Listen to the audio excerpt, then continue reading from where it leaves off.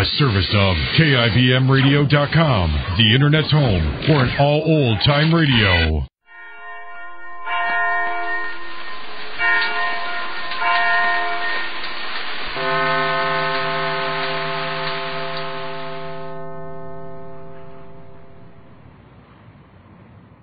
Well, in spite of Jane's protest that Marge is not out with Baxter Fredericks this evening, Mrs. Fredericks is on her way to catch red-handed Baxter and the woman she believes to be Marge. In reality, the woman is an important customer with whom Baxter is having dinner and discussing business. This episode takes place in the Ace's bungalow a few moments after Ethel dashed out with her chauffeur. Jane is frantic. Mr. Ace tries to calm her. Listen. If Marge had only come home with you, then we wouldn't have anything to worry about now. I told you why she didn't come home with me. She didn't want to face Ethel and explain it was all a gag. Not tonight, anyhow. She wanted to wait till Ethel cooled off. Oh, if she'd only come home then we'd know she isn't out with Baxter tonight. Well, I know she isn't. She told me she wasn't going out with him. That's good enough for me. Don't tell me you're going back on your best friend after the way you stood up for her in front of Ethel. Don't tell me you think she's out with Baxter tonight. Me? My best friend? How can you say that? Well, didn't she tell me her date with Baxter was off? Yes. Her word's good enough for me. But if she were here now, I could be sure. Jane, now that's no way to talk. I was proud of you the way you spoke up to Ethel a little while ago when she started berating Marge. You were? Sure I was. I really let her have it, didn't I? Yes, indeed. Especially when you said, says you. And did you like that? Mm-hmm. Well, I was mad. I didn't care what I said. I wasn't going to take any of her backlip as if Marge was the skin of the earth. If Marge says she wasn't going out with Baxter, that settles it as far as I'm concerned. And I hope Marge tells her a thing when Ethel comes busting in there tonight. In where? When Ethel finds her in back... Oh, there, I said it. You see, that's what I'm really thinking. Well, that's a fine thing to think. Oh, if she were only here now, we'd be sure, wouldn't we? Well, I am sure. Oh, I am too, Oh, sir. sure. You certainly sound like it. Look, if you're not so sure, why don't you call Marge up at the office? She said she's going back there to work this evening after she eats. You mean spy on her? It's not spying. It's just easing your own mind. You're so in doubt. Oh, no, I'm not. I only said if she were here, it would prove it. Yeah, that's what I mean. You better go ahead and call her up. Oh, I see. You're beginning to believe she's not there. No, I'm not. Yes, you are, dear. Well, all right. Just to prove it to you, I will. Oh, thanks. You're welcome. You don't have to prove it to me, though. Oh, 4, oh, 4, oh. The idea of you thinking she wouldn't be there. Me? I'm not the one that... If she says she's working, she is. Well, if you turn this whole thing around, you're the one that said... Hello? Orphan Big Service, Mr. Jackson speaking. Oh, hello, Mr. Jackson. This is Jane. Oh, how do you do? It's an ages. What? I say I haven't seen you or heard you in ages. How've you been, old girl? Oh, all right. How are you, Mr. Jackson? Get to the point. What are you doing? Is she there or isn't she? Of course she is. Mr. Jackson, let me speak to Marge, please. Marge? Mm-hmm. She's gone, old girl. She left at 6. Said she was off for dinner. Oh. What is it, Jane? Thank you. Then you call. I'll wait. All right, No. I think she left at 6. Said she was off for some dinner. Oh, hello, Marge? No. Can't you hear me? How are you? Well, I'm quite fit, but I say Marge isn't here. That's good. Are you working hard? Well, of course I'm working hard. I haven't worked this hard all day. Can't you hear me? Marge is not here. How late are you going to work, Marge? Well, I should say I'll be here this... Look, this is not Marge. Do I sound like Marge? Oh, that late? Mrs. Ace, if you're trying to pull my leg, if you think that... you see, I mustn't lose my temper. There, I'm quite calm again. What did you say, Marge? I said this was not Marge. Well, come home as early as you will, Marge, please. Well, Mrs. Ace, if this is some ghastly joke you're perpetrating, I fail to see the humor of it. Not too late now, Marge. We'll be waiting up for you. Bye then, Marge. Now, don't forget, be home early. But... There.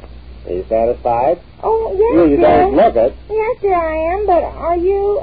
now you don't think Marge is out with him, do you? I didn't all along. I told you that she told me she was going to eat downtown and go back to the... Is that somebody at the door? Who is it? It's I. Marge. It's Marge. Well, who were you just talking to? Oh, hello, this is Service. You got home earlier than you Hey, said. what was the idea of that conversation you just had? Oh, I was talking to Mr. Jackson. I didn't want you to think that she wasn't fair. You didn't want me to say that. Oh, Marge, am I glad to see you. Why, Jane, honey, what's the matter? Hello, Marge. Well, hello, Jane. Oh, how happy I am to hear those words. Just those 3 little words. Hello, Jane. Marge, you're a sight with sore eyes. Now, Jane, what's this all It's about? about nothing, Marge. She's upset. She had a run-in with Ethel. Oh, that's something, too. Ethel's on her way now to catch Baxter having dinner with some woman. What? Baxter? Yeah. Who's the woman? Hello, Marge. You're really here, aren't you? Of course I'm here. What is all this? Listen, Ethel just barged out of here, threatening to catch you and Baxter, only it's not you. Me and Baxter? Yeah. Well, of course it's not. Of course it's not. Now, the question is, who is it? Oh, what do we care? Just so it's not Marge. Oh, Marge, I'm so glad you're here. Jane, you didn't think it was I. Me, I should say not. Think that about my best friend. Let me tell you a You thing. don't have to tell Marge anything. I've heard about enough for tonight. Now, we're out of this mess from here on out. We started it as a joke, but it's getting serious now. We're washing our hands of everything. You understand that, Jane? Hello, Marge. Oh, will you? No. How long is that going to keep on? Oh, it's just that I'm so happy you're Oh, here, now, Marge. who is this? If this phone call is more trouble... All right, Jed. Hello? Is that you, Mr. Vale? No, this is Marge. Well, I just wanted to... Oh, please, don't start that again. What? I said Marge is not here. But this is Marge. Is that you, Mr. Jackson? Yes, but I wanted... who did you say this was? Marge, what's the matter with you? I don't know. It's Mrs. A, sir. Yes, you want to talk to her? No. Now, look, did she or did she not just call me and ask for Marge? Well, I don't know. I'll ask her. Jane, did you call and ask for me? Oh, yes. Yes, you did, Mr. Jackson. Just a minute. Just a minute. Did I hear her talking to you over this phone? No, I haven't been there. I just got here. I knew it. I must lie down now. But I'll send for some tea. Oh, Mr. Jackson. Tip, old girl. Well, what is the matter with him? Hello, Mr. Jackson. Well, what happened? Well, I don't know what's gotten into him. He sounds so queer. Oh, that's some more of Jane's doing. She was trying to find out if you were at the office, and when you didn't answer, she... Oh, I'll answer it this time, Marge. No, it's the door. Sit down, Jane. You've done enough damage for one evening. Now, we're going to sit down to dinner and try to forget this whole thing. Hello, Marge. Good evening, Mr. Baxter. It's Baxter. Well, what's this all about? Come on in here, you. Yes, dear, I'm coming. And make it snappy. You're holding my arm, Baxter. Oh, I am. Isn't that just too bad? Hello, Jane. Hello, Marge. Hello. Hello, Baxter. And I hope a certain person notices I didn't say hello to her. Yes, indeed she does. And I don't blame you. But that certain person has some apologizing to do. Oh, no, I don't think that's going to be necessary, Baxter. It certainly is. You wouldn't deprive me of the happiest moment of my life, would you? I've been saving for this for 8 years. And not until tonight. Until my wife broke into Miss Henderson's apartment and spoiled one of the biggest deals I ever contracted, did I realize what I've been up against. Well, she and that stupid detective of hers just cost me a cool $10,000 a year income, that's all. If Miss Henderson hadn't been the lady she is, she would have had her and me thrown in the jail. But she didn't. She just politely asked me to pick up my contracts and clear out. Why, the scandal this could have been. And her going to be married this week. That's what I've been up against all these years. Only it took tonight to prove it to me. Now, you speak your little piece. Well, yes, dear. And speak it loud. Yes, well, I'm sorry I caused anybody. Louder. I'm sorry I caused anybody any inconvenience, and I'm sorry I suspected you, Marge. I think nothing of it. It was my fault to let myself... Quiet. She's not finished. Now to Jane. What? She has a little piece for you, too, Jane. Oh, all right. Well, I'm sorry, Jane. And it won't happen again? No, dear. Well, tell her. It won't happen again. Louder, Ethel. Quiet. She's not finished. Yes, dear. I'm sorry I troubled you about your friend, and I'll try to make it up some way. How? Jane, will you please now? Well, that's that. Now, is everybody satisfied? If you feel you want some more apologies, just say the word and I'll turn on some more. No, Baxter. I think she's made it quite clear. Well, congratulations, Baxter. Glad to see you've come into your own. And I'm going to stay there, too. Add up, boy. I'm tired, Baxter. Let's go home. Yes, sir. Baxter! Oh, okay. Come on. And you can get me my dinner now. Yes, dear. That's another thing you spoiled. Not only a big contract, but I haven't had my dinner yet. I've had to get up cooking back. We'll see that you do. So long. I can.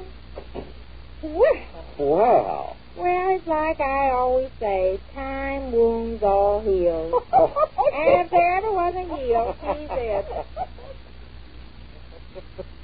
The Aces finally did manage to straighten out the Fredericks. But a new problem presents itself when next we meet the easy... Colgate Dental Cream to clean your breath while you clean your teeth and help stop tooth decay, and Palmolive Shave Creams for a smoother, more comfortable way to shave, bring you Our Miss Brooks, starring Eve Arden.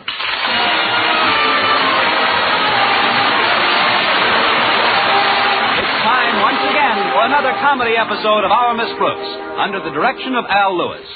Well, the nation's teachers took advantage of their Easter vacation in various ways. Some just lolled around the house, others played tennis or golf, and still others took the opportunity to go hunting or fishing. Our Miss Brooks, who teaches English at Madison High School, spent most of her time trapping. But no matter what kind of bait I used, Mr. Boynton refused to fall into the trap. I was discussing the bashful biologist with my landlady at breakfast last Friday morning. It's not that Mr. Boynton isn't fond of me, Mrs. Davis. This past week has proven that he is. In what way, Connie? Well, during the regular school term, Mr. Boynton has asked me for exactly one date a week, right? Right. And where did he take me on each and every one of those dates? To the zoo, right? Right. But in the past 4 days alone, he's taken me out on 3 dates. And where did he take you? If I see one more hyena, I'll laugh in his face. Of course, you can't really blame a scientist for being so interested in animal life, but there must be some way we can get him conditioned to people. There's still only one foolproof way to attract a mate, Connie, and that's the old-fashioned, down-to-earth method, practiced by women throughout the ages. Mrs. Davis, you mean... Exactly. Cook him a good hot meal. That'll make him perk up his ears and eyes. He'll either perk up his ears or turn up his toes. You know what kind of a cook I am, Mrs. Davis. I'll do the actual cooking, Connie. All you have to do is invite him. Well, he said he'd phone me this morning. Maybe I can ask him over for lunch. Splendid. What time did he say he'd call? At 9:30. And you know how punctual he is. Yes, indeed. You can set your watch by Mr. Boynton. What time is it now, Connie? Let's see. Well, that's funny. It's just 9:30 now. I guess Mr. Boynton overslept. I'll get it. Hello? Sorry I'm late, Miss Brooks. Oh, you're not very late, Mr. Boynton. Well, I'm afraid it's past 9:31, and I said I'd call at 9:30. Well, that's all right. I whiled away the time by whipping up a pot roast. Miss Brooks, in all the years we've known each other, we've never shared in any one big venture together. Aren't you forgetting your gasoline bill?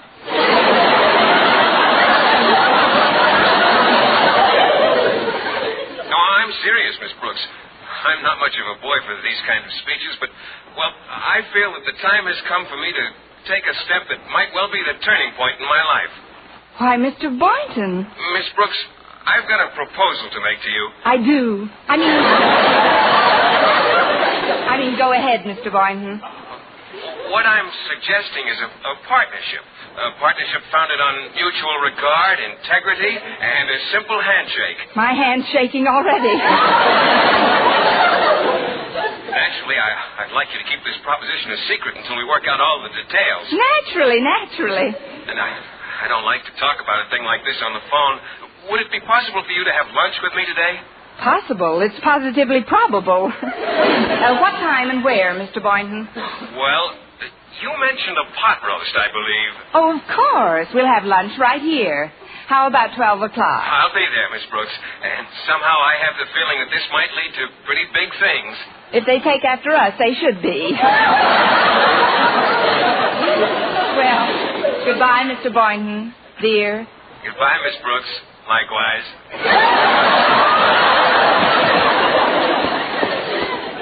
Mrs. Mrs. Davis, it was Mr. Boynton, and he's coming over to lunch. Good. We still have most of that pot roast you made for last night's dinner, haven't we? Certainly, dear. All you'll have to figure out is what to put around the roast. How about Mr. Boynton and me? Oh, you mean like vegetables and things? Yes. And you'll want a nice dessert, too.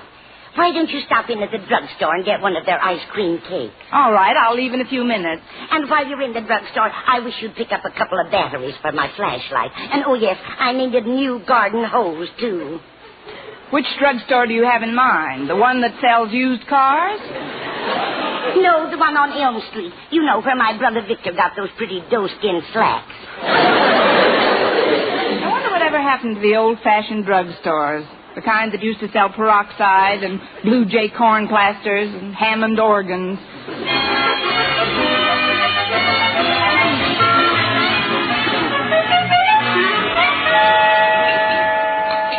There.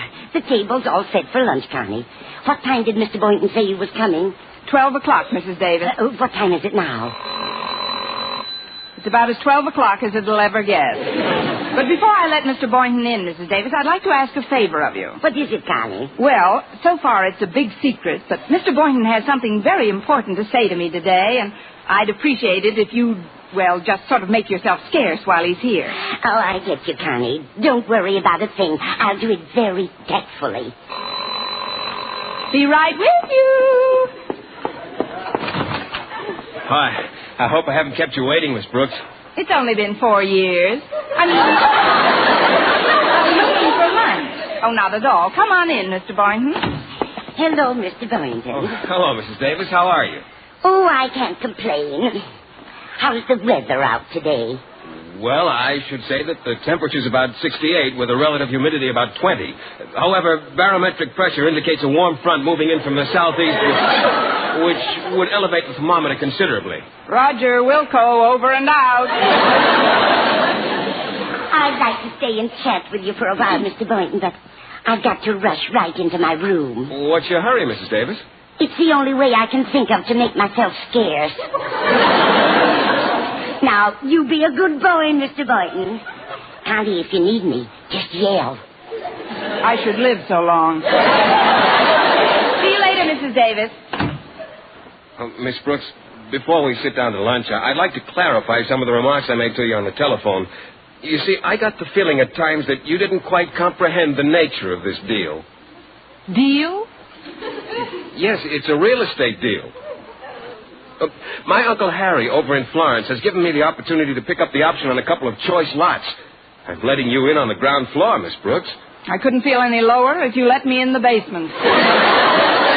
I mean, what am I supposed to do with a couple of lots? Oh, they're not just any lots, Miss Brooks. They're a wonderful buy. My uncle says they should triple in value in a few months, and he ought to know. He's Justice of the Peace in Florence. Knows everybody in town. Your uncle is Justice of the Peace? Well, yes, he has been for years. Oh, it's a good thing he doesn't depend on you to throw business his way. But how come you never mentioned your Uncle Harry before? Oh, I don't know. I never thought of it, I guess. He's always been after me to get married and settle down. Peculiar old codger. Careful, Mr. Boynton. You're speaking of the uncle I love. Well, the nicest part of this option is we won't have to put up much cash to secure it. When can we take a look at these prospective oil fields? Well, I thought we'd drive out right after lunch. It's not very far. Oh, fine. Now let's sit down, Mr. Boynton. We'll have a nice, cozy lunch. Just you and me. And the doorbell makes 3. Excuse me. Well, it's Walter Denton. Greetings, most revered and hallowed instructor. Well, thanks, Walter, but what brings you to your ivy-covered old teacher during vacation? Well, I was just cruising around the neighborhood, and I thought you might want to lift somewhere. Oh, that was very thoughtful, but I've got company, Walter. Company? Who? Oh, it's Mr. Boynton. Hiya, Mr. Boynton. Hi, Walter. We were about to have our lunch. Lunch? Oh, gee, that's embarrassing, Miss Brooks. My barging in on you like this, I mean. I hardly know what to say. Have you thought of goodbye, Miss Brooks? Gosh, something smells awfully good. Haven't you eaten your lunch yet? No, I haven't, Miss Brooks. Then don't let me keep you. Now I know what that delicious smell is. It's pot roast. Miss Brooks, would you mind terribly if I... Well, that is, could I... Of course, Walter. Go right ahead and take another sniff before you leave. Oh, well, I'll just say goodbye to Mr. Boynton first. Guess I'll be running along now, Mr. Boynton. Oh, what's your hurry, Walter? Oh, Walter has any number of pressing things to do, haven't you? No, ma'am. No, I haven't got a thing to do. Smell that gravy. I'm starved. Well, as long as Walter's so hungry, Miss Brooks, maybe you ought to give him a bite. I'll be glad to. Stick out your arm, Walter. I mean, let's all sit down.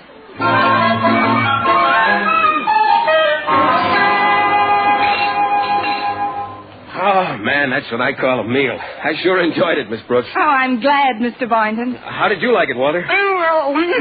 He's still liking it. You said a mouthful that time. Well, we'd better get going, Mr. Boynton. If you'll excuse me a moment, I'll say goodbye to Mrs. Davis. Certainly. Come in. I just wanted to say goodbye, Mrs. Davis. Oh, yeah, have a nice time, dear. Oh, before you go, I forgot to tell you that while you were shopping, Mr. Conklin called. He said he wanted to talk to you about something this afternoon. This afternoon? But I'm going to be busy. I'm going over to Florence with Mr. Boynton. I tell you what, Connie, just leave a phone number where I can reach you. And if Mr. Conklin sounds too terribly urgent the next time he calls, I'll let you know. All right, Mrs. Davis. And when you go into the dinette, don't be alarmed if you see a tall boy with a slightly purple face. It's Walter Denton. Walter Denton? What's he doing here? The last time I saw him, he was eating the string around the pot roast.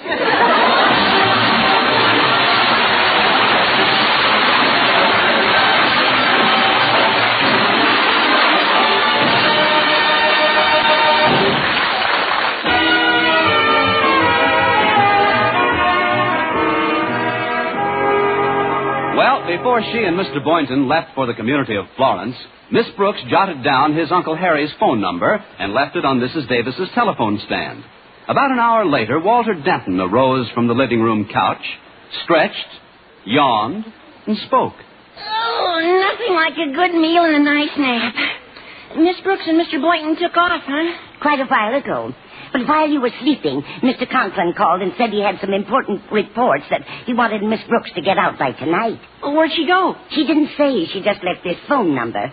But I've misplaced my glasses again. Will you dial it for me? Oh, sure, Mrs. Davis. Abbott. Funny, I can never remember the rest of those words.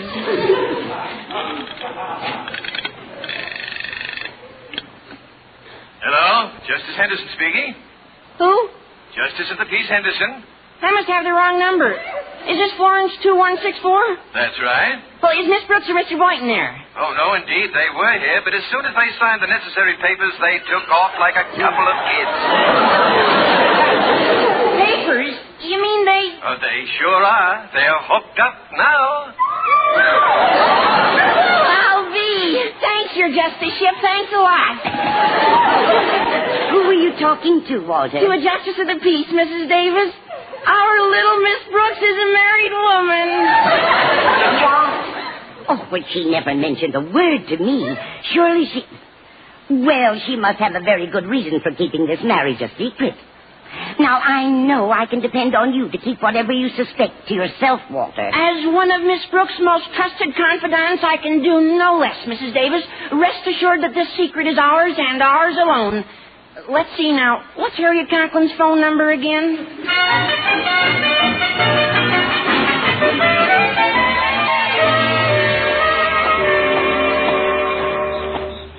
Hmm, 76, 77. Here we are, 78 and 79. These are the lots we've optioned, Miss Brooks. How do you like them? I can't see them under all that mud. Must have rained out here last night. This property's going to be very valuable someday. All it needs is a few improvements. You mean like replacing the swamp with a dirt road? I know you're jesting, Miss Brooks. Oh, it's beautiful out here. Just take a breath of that air. It's enough to make a person burst into song. I know just how you feel. Bum, bum, bum, bum, bum, bum, bum, bum, Chloe! Please, Miss Brooks.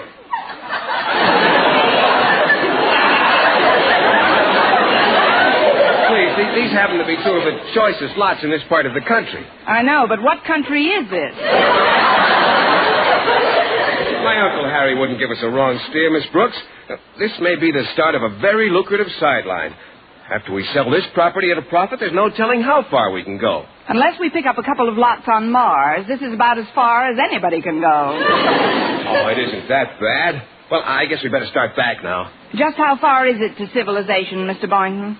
I don't know the exact mileage, but we're not too far from home. Now, don't worry, I'll get you back all right. Oh, I'm not worried, Mr. Boynton. But just to be on the safe side, let's get some directions from that bear over there.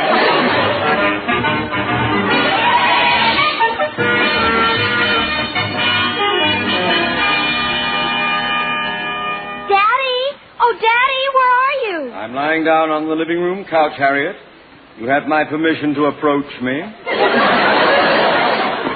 There was a phone call while you were napping, Daddy. Yes, I heard it vaguely, but I dozed off again while you were speaking. Was it Miss Brooks answering the previous call? No, Daddy, it was Walter. Golly, I don't like to violate a confidence, but you are my father, and you also happen to be the principal of my high school. Of course... Harriet, this is vacation time for me. When your dear mother left the house this morning to visit your dear granny, I rather looked forward to this as a day which would be singularly free from yatata.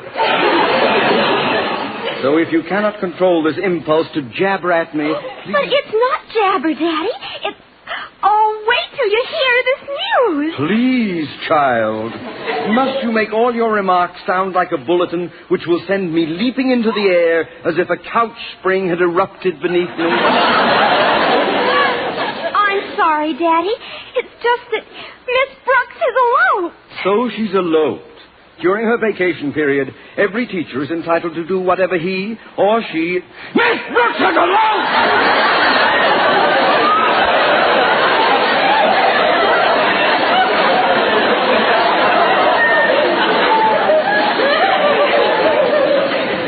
I must be calm. I must remember my blood pressure. So she's done it. The one woman on the entire faculty I could have sworn was elope-proof. Oh, Daddy, you shouldn't be so upset. After all, it isn't a tragedy. Oh, it isn't, eh? Do you think you find capable English teachers on trees? No, Daddy. Although at the moment I wouldn't mind seeing this one dangling from a tree. Well, don't stand there gaping, girl. It's almost 5:30. We've got to go over to Mrs. Davis's place and get to the bottom of this. But what can we do, Daddy? By now they're probably on their honeymoon. That's where you're wrong, Harriet. Mr. Boynton couldn't possibly start on his honeymoon today. Why not? The zoo closes at 5 sharp.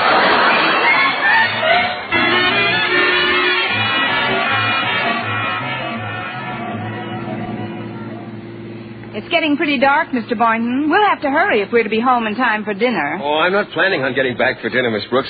After the splendid lunch you prepared for me at noon, I thought it only fair to reciprocate. You mean we're going to a restaurant? Not exactly. I thought we'd eat on the road. Aren't you afraid of being hit by passing cars? There are lots of nice little roadside places, Miss Brooks. After all, it isn't the food that's important. It's the fun of having it together. You're so right, Mr. Boynton. And being treated to dinner is even more fun. Of course, after that lunch we had, it'll be difficult to eat very much more. Oh, I don't know. I could find room.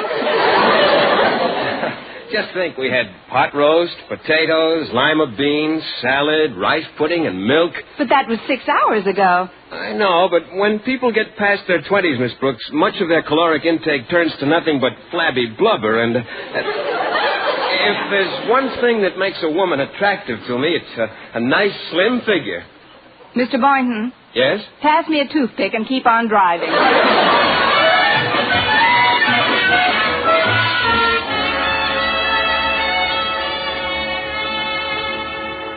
Almost 7 o'clock, and still no word from Connie. It isn't like her to do things like this. Get married, you mean? Please, Walter, this is no laughing matter. Just think, Mr. Conklin. Only 6 hours ago I had lunch with them. What? Then you must have been the last person to see them alive. Single. Of course, outside of that alleged justice of the peace you spoke to, there's no real proof that they're married. Oh, Oh, golly, Daddy, what more proof do you want? Tell me, Denton, when you saw them at lunch, how did they act? How did they look? The same way they always do. Miss Brooks didn't take her eyes off Mr. Boynton's face, and Mr. Boynton didn't take his eyes off his plate. Oh, that's the front door. I'll go. Oh, and me too. So will I. Harriet, stand where you are. We'll wait in here. Connie. And Mr. Boynton, come on in. Hi, folks. Connie, you bad girl. You should have let me know. At least I could have had some rice ready to toss at you. Well, thanks just the same, Mrs. Davis. But when you get past 20, rice just turns to blubber. Congratulations, Mr. Boynton. And you too, Miss Brooks. Miss Brooks. Oh, gosh, I guess I'll always think of you as Miss Brooks. You don't mind, do you? Mine? What should you think of me as? Casey Stengel? Still in there pitching. But what you've done has made most of us very. I, for one, am looking forward to the day when you invite me out to your new place. Well, you can come out any time, Walter. Sure, we'll sit around and make mud pies. You've got more company in the living room, Connie. Come on in. Oh? Well, Mr. Conklin and Harriet. Best of everything, folks. Thanks, Harriet. I cannot share my daughter's enthusiasm for this affair. I'm deeply chagrined at not being notified. Well, you see, sir, my uncle didn't want too many people to know about it. Your uncle? What has he got to do with anything? Oh, he was responsible for the whole deal. He's the justice of the peace in Florence. But as principal of Madison High, I am entitled If I may say so, Mr. Conklin, I don't think it should concern anyone at school if I want to go out and pick up a piece of property.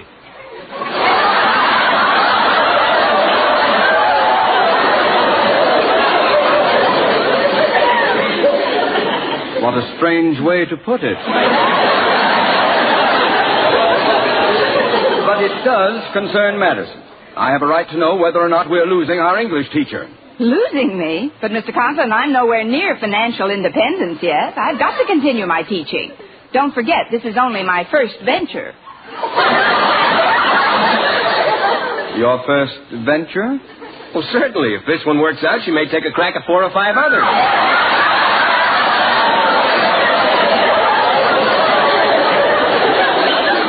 What? Well, why not? After all, Mr. Boynton's uncle can probably put me next to plenty of good things. Well, I'm nervous. Harriet, Walter, leave the room at once. You're too young for this sort of conversation. You've aged considerably in the last few minutes. I can't understand you, Connie, taking your marriage so lightly. My marriage? Her marriage? Didn't you two get married this afternoon? Miss Brooks and me get married this afternoon? What? Heavens, no. Can you imagine anything like that, Miss Brooks?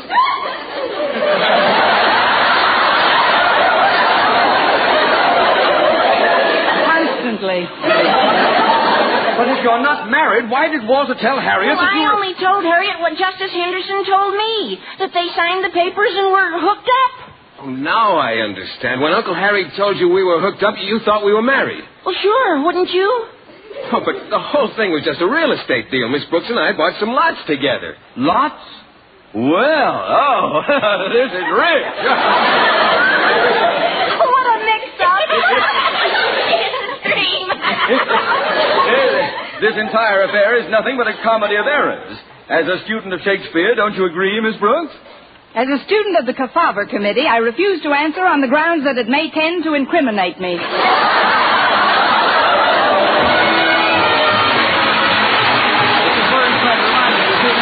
Another Our Miss Brooks show, brought to you by Palmolive Shave Cream for a smoother, more comfortable way to shave, and Colgate Dental Cream to clean your breath while you clean your teeth and help stop tooth decay. Our Miss Brooks, starring Eve Arden, is produced by Larry Burns, written by Al Lewis and Arthur Alsberg, with the music of Wilbur Hatch.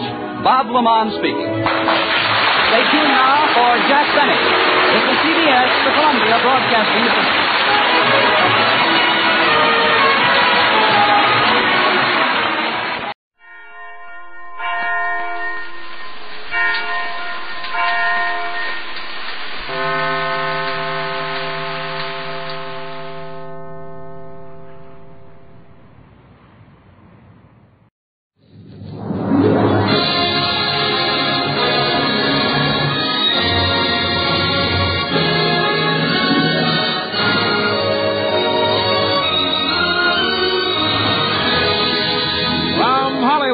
Procter & Gamble brings you the Red Skelton Show, starring Red Skelton, Dave Rose and his orchestra, our singing stars, the Four Knights, Verna Felton, Lorene Tuttle, Pat McGeehan, and yours truly, Rod O'Connor.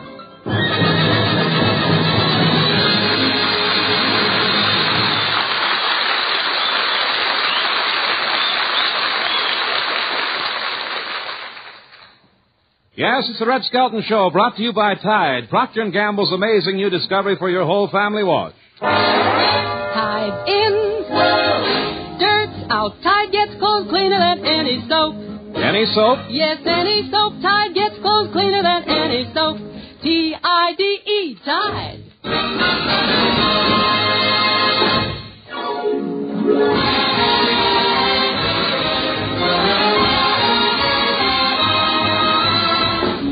And now from Metro-Goldwyn-Mayer, the star of our show, Red Skelton.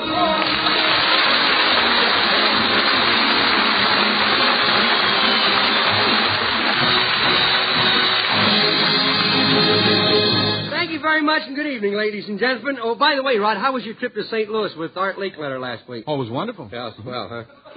But you get tired flying around the country all the time? Oh, no, those DC-6s and Constellations are wonderful. Yeah, but you got to lose weight. What do you mean? One of the stewardesses told me that they strapped you in your berth, and during the night you turned over in your sleep, and they flew 90 miles upside down.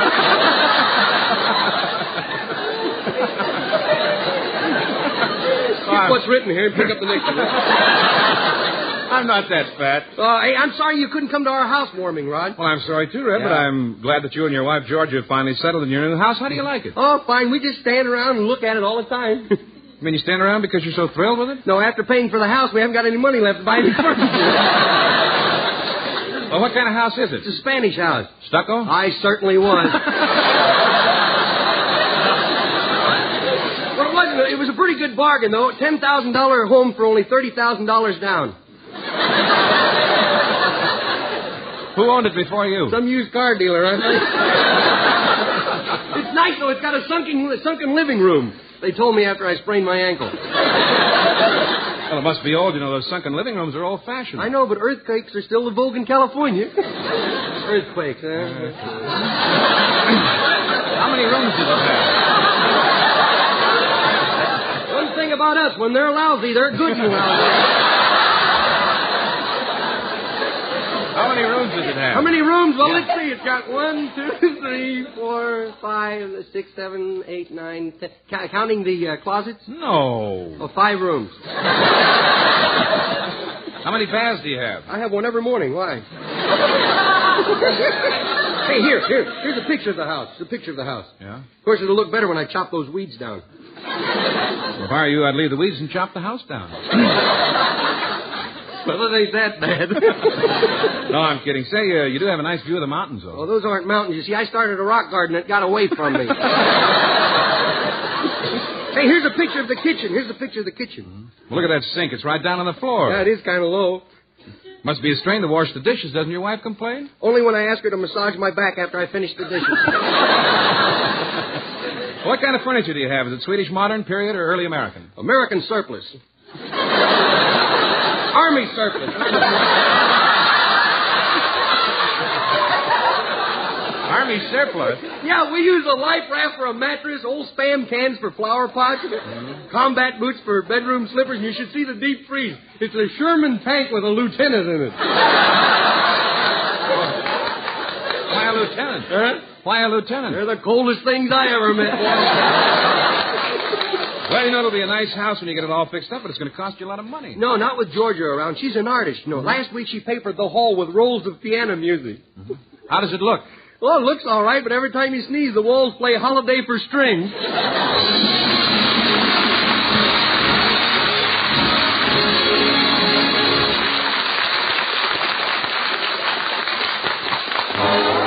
Tide's in, dirt's out. Tide gets clothes cleaner than any soap. Any soap? Yes, any soap. Hold on there, gal. You're talking about the product I love. And saying it's the best soap for just getting things clean is only telling half the yarn. Well, leaving out the commercial. You didn't let her finish, did I? She was going to say Tide gets clothes cleaner than any soap and cleaner than any other suds. Mm-hmm. Any other washing product known.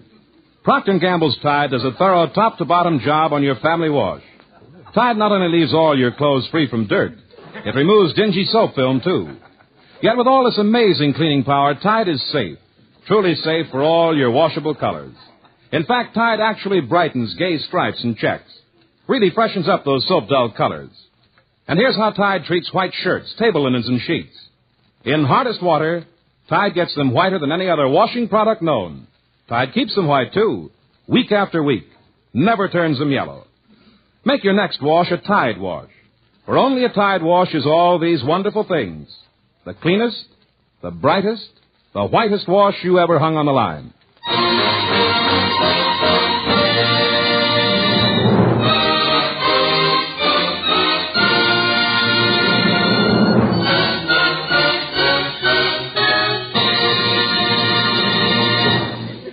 And now, ladies and gentlemen, the four knights will sing Casey Jones. Sing it like you do at the cricket club, boys. Come on, you rounder. Now, if you want to hear the story of a brave engineer, fellow who never knew the meaning of fear, Casey Jones was the rounder's name. On a 6-8-wheeler, boy, he won his fame. The caller called Casey at 4:30, kissed his wife at the station door. Then he mounted to the cabin with his orders in his hand, and he took his farewell trip to the promised land. Casey Jones mounted to the cabin. Well, Casey Jones with his orders in his hand. Casey Jones mounted to the cabin. Oh, well, he took a farewell trip into the promised land. Now put in your water shovel in your coat. Stick your head out so when to watch them drivers roll. I'll run her till she leaves the rail, 'cause I'm 8 hours late with the Western Mail. Looked at his watch and his watch was slow. Looked at the water was low. Then he turned to the fireman and he said, "Hey, we're gonna reach Frisco, but we all'll be dead." Then Casey rounded up that Reno hill, and he tooted for the cross and with an awful thrill. Richmond knew by the engine's moan that the man at the throttle was Casey Jones. He pulled up within 2 miles of the place, and old number 4 stared him right in the face. He turned to the fireman and said, "Boy, you better jump, 'cause there's 2 locomotives and they're going to pump. Hey, look out, Casey. Do the locomotive. Casey, look out. Boy, you better jump." Casey Jones, he never left the cabin on his farewell trip to the promised land.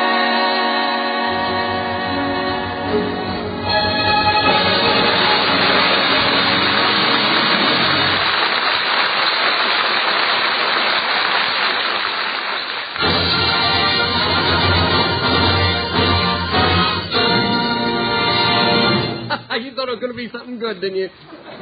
Me back again. This is a story about 2 people who impress only themselves when they try to impress other people.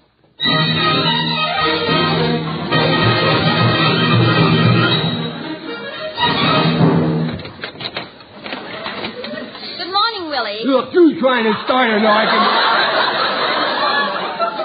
Why'd you wake me up for? It's time for you to go to work. You mean you woke me up just to tell me that? Willie, if you don't hurry up, you'll be late for work. Remember, you've got 3 mouths to feed. Yeah, when did I grow 2 more mouths? I was referring to myself and the other responsibility we acquired a year or 2 after we were married. Oh, yeah. Well, you tell your mother I'm tired of supporting her.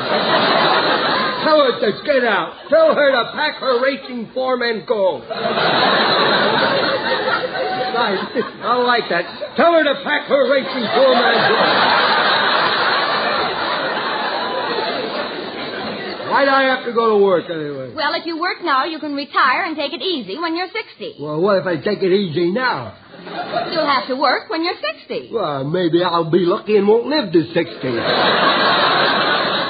Answer that one, wise girl. Oh, Willie, you provoke me. Yeah, you provoke me, too. Tell her to pack her racing foreman. Here's your orange juice.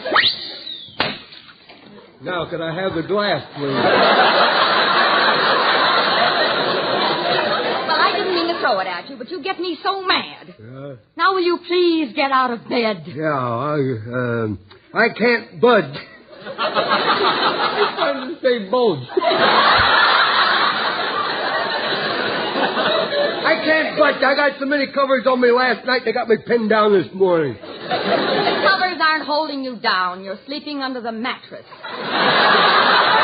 Oh, yeah, I remember now. I wanted my pants to have a nice crease in them, so I put them under the mattress, and I was too tired to take them off. Oh, get dressed, and I'll make some breakfast. Yeah, let's not have biscuits again. We didn't have biscuits last week. That's what I mean. Let's not have them again this week. Here's some clean socks. Yeah, I'm glad you gave me some cleaning. Those others were hitchhiking around the room last night. Willie, will you be home early tonight? I'll be home 20 minutes after. 20 minutes after what? After they throw me out of Joe's place. That reminds me, I'm thirsty. Oh, I'll get you some water. I said thirsty, not dirty.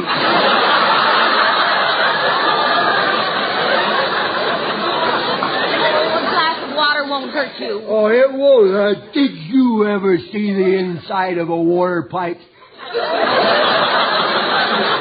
And did you ever see the inside of a fermented keg? Well, I'd rather be moldy than rusty. Why do you want me to come home early tonight for? Because we're invited out to a party. Good. Anybody we know? Yes. Why do you ask? Well, the people that know us don't usually invite us back the second time. Who is it? The Norm Thalens? Those natural sports? Huh? Oh, and by the way, Willie, the party is formal. Yeah? Well, in that case, you better sew some tails on my sweatshirt. On second thought, I will wear my Mickey Mouse sweatshirt, and then you won't have to bother sewing on the tail. Willie, Sorry, I thought of that. Willie, I need a new dress. A new dress? Well, may I ask what's wrong with the last dress I bought you? It's out of style. What do you mean it's out of style? Already? You just got it for Dewey's speech, and as I recall, the Admiral complimented you on it.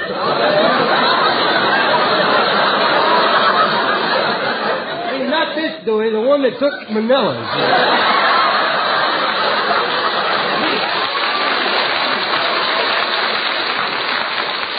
I looked in the audience and I saw somebody explaining it, so I thought I'd...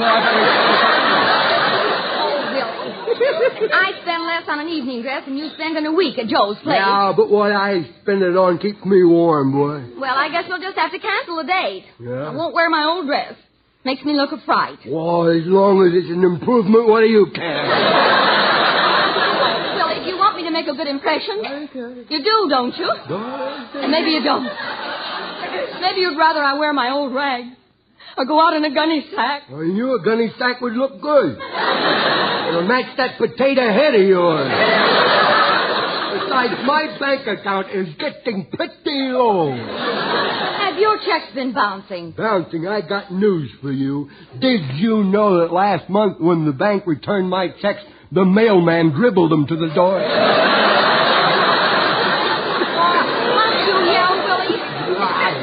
All of the neighbors to hear you. I don't care. I don't have to impress the neighbors. I don't have to impress anybody. You said that twice. Said what? You don't have to impress people. I just said that. You and your big mouth, you're the... What did you say? I said I don't have to impress people. That's what I said. You're right, Willie. You don't have to impress people. One dead-end street here, isn't it? When I noticed that last night at our party you tried to impress your boss with one of your fancy mixtures. Well, what do you mean by that? What was wrong with being neighborly? Well, I suppose you know your boss is in the hospital. No. What happened? Well, you fixed him one of your Willie Lump Lump specials. Then he opened the window on the second floor and said, "Well, I think I'll fly around the block."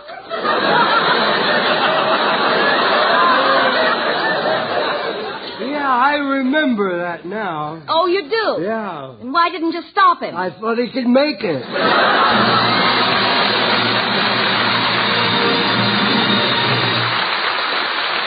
And now, David Rose and the Procter & Gamble Orchestra will play Liza, and this week they will be in New Orleans at the Roosevelt Hotel.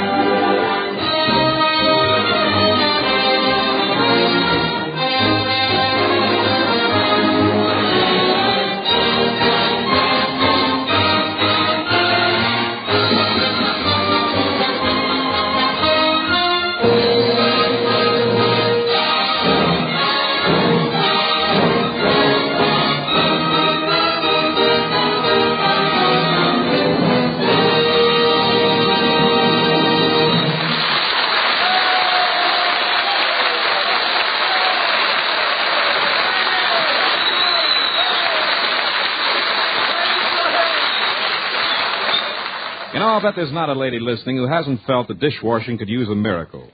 And I'm here to say that Tide is that miracle. Procter & Gamble's Tide washes dishes cleaner than any soap in the world. Tide cuts grease better than any soap, too. Cuts it right out of the picture. So there's no scum in the dishwater. No greasy ring round the pan. And when your dishes and glasses rinse and dry, they're really clear and sparkling. Because with Tide, there's no cloudy film to dim their brightness. Those Tide suds are in the miracle class, too. In even the hardest water, they billow up instantly. Oceans of them. In hardest water, too, those Tide suds last and last. And all the while, they're so kind to your hands. Sure, it's a miracle. Sure, you'd better try it. Tide for dishes.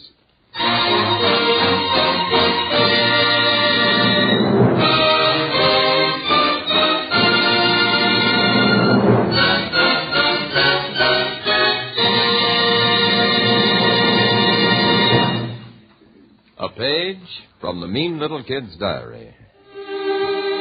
Have you ever noticed how children are constantly being called stupid because they pick up a knife or a box of matches that Mom and Pop have left lying around?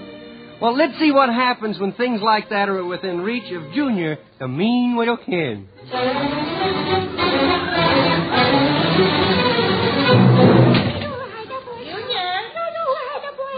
what are you doing? Junior, why don't you answer me? I thought I'd wait till I'm 21 and I'll be too old for a spanking. Now, whatever gave you the idea I was going to spank you? Junior, what are you doing with my good blanket? Well, I'm pretending I was on a camping trip. See, and this is me tent. This is me tent. And this is the flap where I go in. Oh, I'll slap you, young man. My good blanket. Oh, phew. How can you stand the smell of all those mothballs? Mothballs? Is that what them little things is? I thought they were skunk eggs. Hey, Emma, come on, climb in the tent with me. Get in out of the rain. Come on, get in out of the rain. I wish I had your imagination, dear. But I just can't pretend it's raining in my own living room. Yeah, well, it'll be easier for you when the tub upstairs starts to run over you. Oh, Junior, you're kidding me. You keep laughing, kiddo, that's all. But in the meantime, while you're doing it, you better put on some water wings, I'm telling you. Junior, you deserve a good whipping. You mean right now? Well, why not right now? I thought you'd like to check over all the stuff I got here in my tent, and then you may be able to kill 2 hairbrushes with one Junior. That's an excellent idea. Yeah. Wait, what's that pile of wood for? That's for me campfire if it gets cold. Junior, you wouldn't build a campfire in the living room. What are you thinking of? Toasted marshmallows. Junior, do you have any matches? No, I thought I'd rub 2 those bottles that Grandpa's together. They seem to light him up, you know. Well, at least you're not playing with matches. No. You know better than that, don't you? Yeah, because they don't do half a good a job as this blowtorch does. Give me that blowtorch. Somebody with a silhouette leg or hot foot with that thing. Junior, give me that blowtorch. I think I'd better take a look and see what else you have in your tent. Well, now, don't mess with it. Oh! A can of inflammable cleaning fluid. A hatchet. Ant paste. Ice pick. Oh! My meat cleaver. Junior, what on earth are you thinking of? I'm thinking of getting out of here while I still all in one piece. Don't you realize that these things are dangerous? Oh? You mustn't play with sharp objects. Why? Why, you might cut yourself. Oh? And Band-Aids are expensive. Yeah. Well, Nosy, while you're out snooping around, maybe you would like to see the rest of me buried treasure, too. Yes, I would. Where are your buried treasures? Over there. Do you see the part of the rug that's been cut in a square there? Oh, no. Oh, you didn't cut a square in the rug. No. Only on 3 sides so it would open like a trap door. My good hook rug. Well, it don't look like you're going to have to hook another one. I've got a good mind to tan you. It won't do you any good. I'm not the type that tans. I just turn red. Let's see what you've buried under there. Here, only this thing. Here. Your father's shotgun. Put it down! You scared me, too. Don't get so excited. I looked down the barrel. It ain't loaded. If anything came out, I could shoot it before it got out. Put that gun down. It ain't loaded. Look, I pulled the trigger and show you. No! Are you all right, child? Oh, the backfire knocked you clean across the room. Oh, You're a good boy not to cry. I didn't know I could cry. I thought I was dead.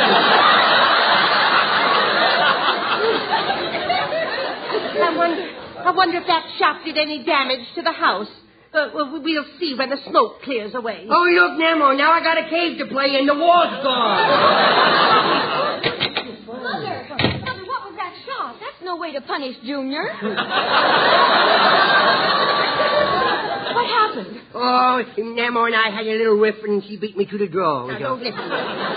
Don't you listen to him. That stupid husband of yours left his gun where Junior could get a hold of it. Junior, come here to me. No, don't, please. No, I didn't know you was loaded. Junior, don't you realize that you might have been injured? Yes, I might have been injured. Are you all right? Yes, I'm all right. Now, maybe this will teach you to leave that gun. Wait, mummies are so unpredictable, you know. You hit me. It's your fault. You should get the whipping for being too careless. You grown up leave things around for us little kids. We don't know any difference. Never mind the lecture. I know. Now, get yourself up to your room. No, I'm going next door and play with Phil Harris. Mother, I hate to spank him so much. I do, too. It's getting so lately I see the back of him more than his face. Now, Lorraine, in this case, the child is right. It's our fault for leaving things within his reach. Oh, just wait until his father comes home. Am I going to let him have it for leaving that gun loaded? Oh, why did I marry him anyway? Well, you're just like your father. You'd marry anything.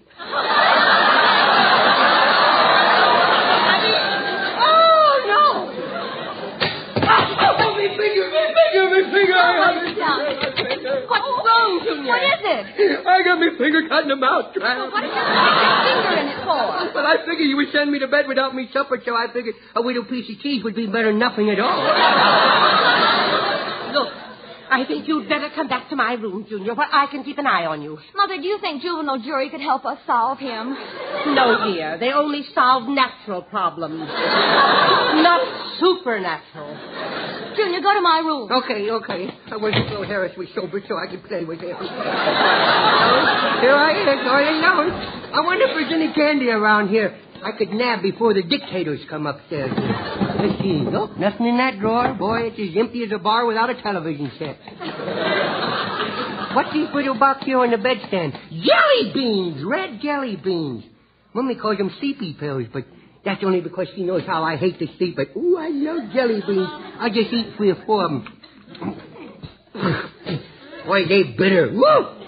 I better get a drink of water to get that taste out of my mouth. Well, let's see now if I can reach that glass up there. I'll stand on my tippy toes and maybe I can reach it. Nope. I could have made it if Namo hadn't trimmed me toenails. I jumped for it. Oh, broke the glass. Well, I got to remember to tell Mummy about the broken glass. She might cut her feet when she takes a bath. I just crawl in the bathtub and get a drink from the spigot, boy. There's nothing like crawling into a bathtub, especially when there's no water in it, you know. Oh, no, Mummy! What on earth? What are you doing in that bathtub? I turned the shower on by mistake and tricked myself into taking a bath. Well, get out of the bathtub. Be careful, you might slip, hit your head, and crack the enamel. Yeah. Hey, Mummy, can I take a nap? I get no sleep. You actually asked to take a nap? Yeah. Tell me, are you running a temperature? Sure, no, I just feel sleepy. You think the Sandman made an early delivery today? Look what's on the floor. Oh! My sleeping pills. Junior, did you eat any of these pills? He did. I'll get them. Oh, open your eyes, Junior, and talk to me. My eyes is open. I just got long lids all of a sudden. Junior, answer me. Did you eat any of those sleeping pills? Well, I ate them things in the box. Why didn't you tell me they were Halloween trick jelly beans? Oh, you poor little darling. Oh, what shall I do? Don't let him go to sleep. Don't. The emergency squad is on the way. Keep him talking. Talk to Mummy, darling. Say something. Anything. Who won the 4th at Hollywood Park? Can you hear me? Can you hear me, baby? No, but you sound like you're talking long distance. Oh, Mother. Oh, it's all my fault for being so careless. Oh, my stomach's growling. My stomach's growling. Stop leaving things around that are dangerous. Come in. Up here. Quick, Bring the stomach up, boys. Here he is, Doctor. Get to work on him, boys. Okay, Doctor. Oh, you've got to save him, Doctor. Well, we'll do all we can. It's all my fault. It's all my fault. Well, getting hysterical isn't going to help. He'll be okay now, Doc. Oh, thank heaven. Stop crying, Louise. Let her alone. Maybe the scare will make her realize that death is sometimes caused by careless parents. Well, last week alone, we had 32 accidents that should have been called deliberate. And all because of the carelessness of the parents who leave dangerous objects within the reach of children. Oh, I feel faint. I think I'll go lie down. He's okay now, Doc.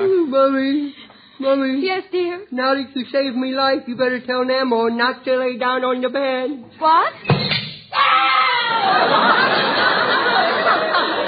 And it's an imaginary hunting pit.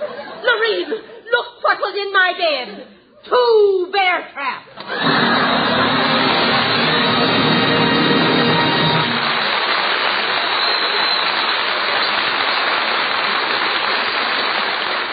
Thanks for being with us tonight, and we hope you liked our program well enough to be with us next week. So until next Friday... This is Red Skelton saying goodbye now. Thanks for listening, and thanks for buying more and more of that Wash Day miracle, Tide. Tide in, dirt out. Tide gets clothes cleaner than any soap. Tide, Tide.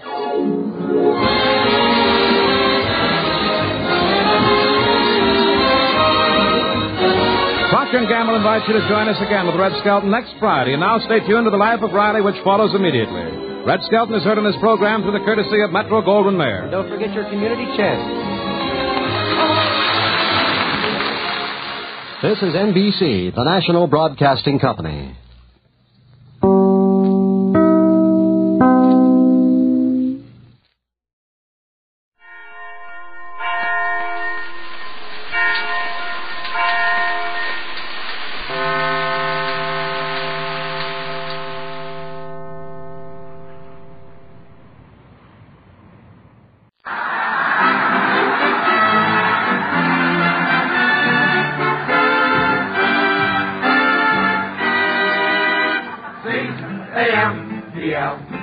The Abbott and Costello program, brought to you by Camel, the cigarette that's first in the service.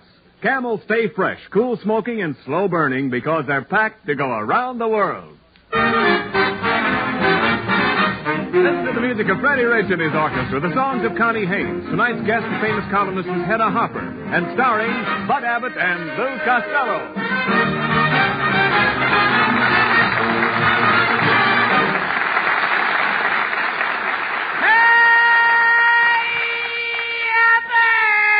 Oh, there you are, Costello. Oh, boy, Abbott, boy, something terrible just happened. What happened? Here, read this telegram. Now, let's see it. It says, your uncle's will has just been read, and you have inherited $3 million. Why, Costello, that's great.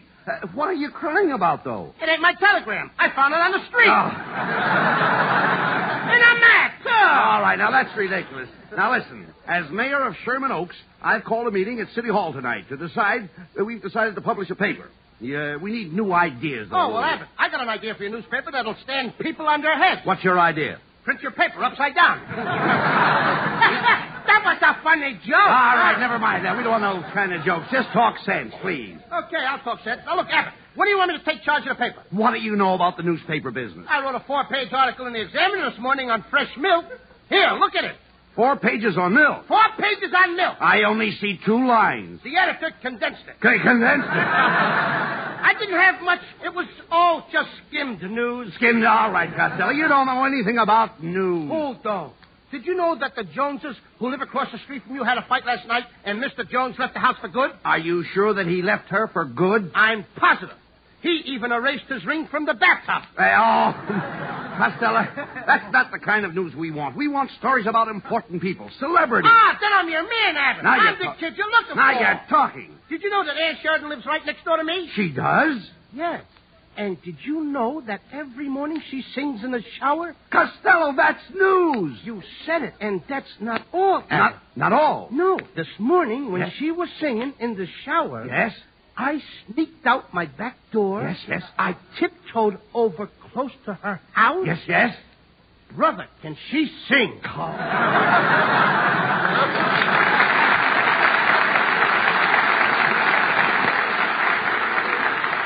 Costello, will you please be serious? Oh, here's Ken Niles. Good evening, Costello. Hello, Mayor Abbott.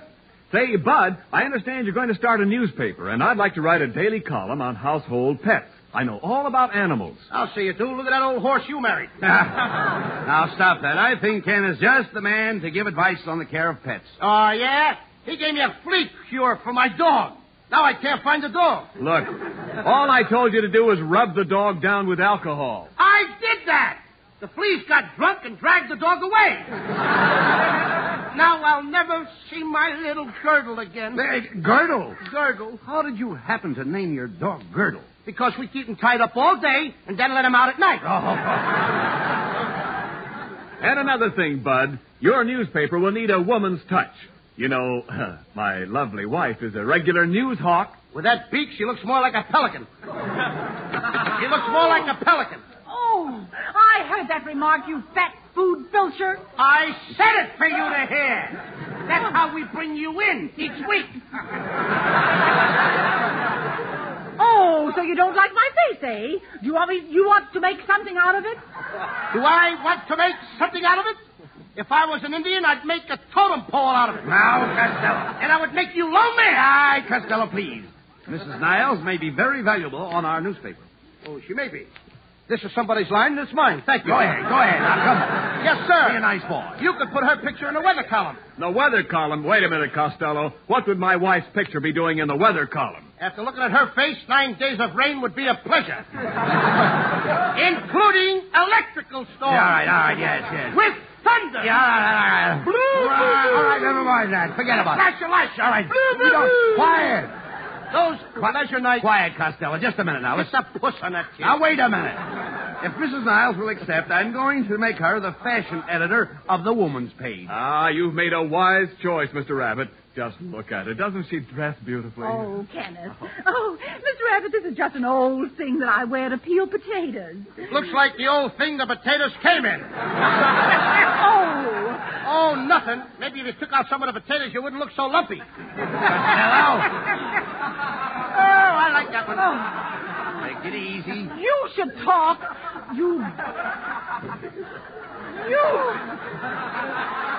Yes, I should talk. Continue. You bargain basement blubberhead. What's the matter? Don't you like the suit I'm wearing? You call that a suit, huh? It looks like a mistake with sleeves. I'll say, just look at him. The drape in his coat doesn't even cover the droop in his pants. Oh, darling, you certainly dusted him off. Oh, no, sweetheart. You're the one that dusted him off. Oh, my footsie, you really dusted him off. If Fibber McGee is listening, I'll trade him 2 old dust mops for a can of wax.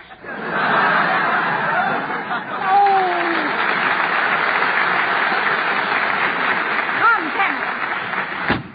Costello, you've got to stop insulting people. You'll never make a newspaper man. Abbott, I'll be the best reporter you ever saw. I've got some hot news right now. Yes? What is it? I just saw Shirley Temple in the drugstore eating a sundae. You call that hot news? Certainly. It was a hot fudge sundae. Oh, don't be silly. I want headline news. News of worldwide importance. Well, why didn't you say so? Hand me that telephone. What are you going to do? Hello, operator. Give me Adolf Hitler in Berlin. Adolf Hitler? Yes, he gives me all the news. No. Yes. Hallo, was ist los? Wo sprachen Sie? Alte der Herr. Hello, Adolf. What's new? Meine Freunde und Schweine und Huten, alles und Arbeit. Is that so? Im Recht ist gewohnt und halten Huten, Schweine und Huten, Titten. Oh, die machen die Arbeit. So was ich. Und im Recht und Weile Kleinigkeit. Oh, die machen die Arbeit.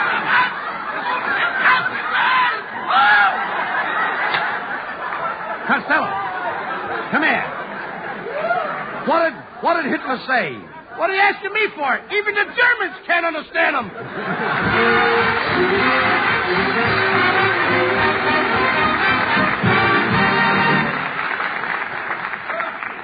Past the Yukon, deep into Alaska, is Big Delta, last major stop before Fairbanks on the Alcan Highway.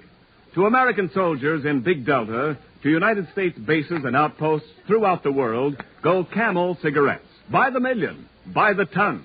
For Camels are first with men in all the services according to actual sales records. And wherever Camel cigarettes go, to Alaska or to you, they stay fresh, cool smoking and slow burning because Camels are packed to go around the world. Yes, today, more people want Camels, the fresh cigarette, the cigarette with more flavor. More people want Camels now, both at home and overseas. If your store is sold out, remember, Camel cigarettes are worth asking for again. C-A-M-E-L-S. Camel cigarettes.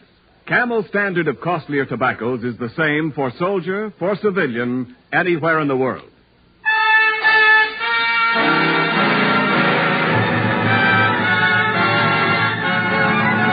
Freddie Rich and the orchestra play a new Cole Porter tune, I Love You.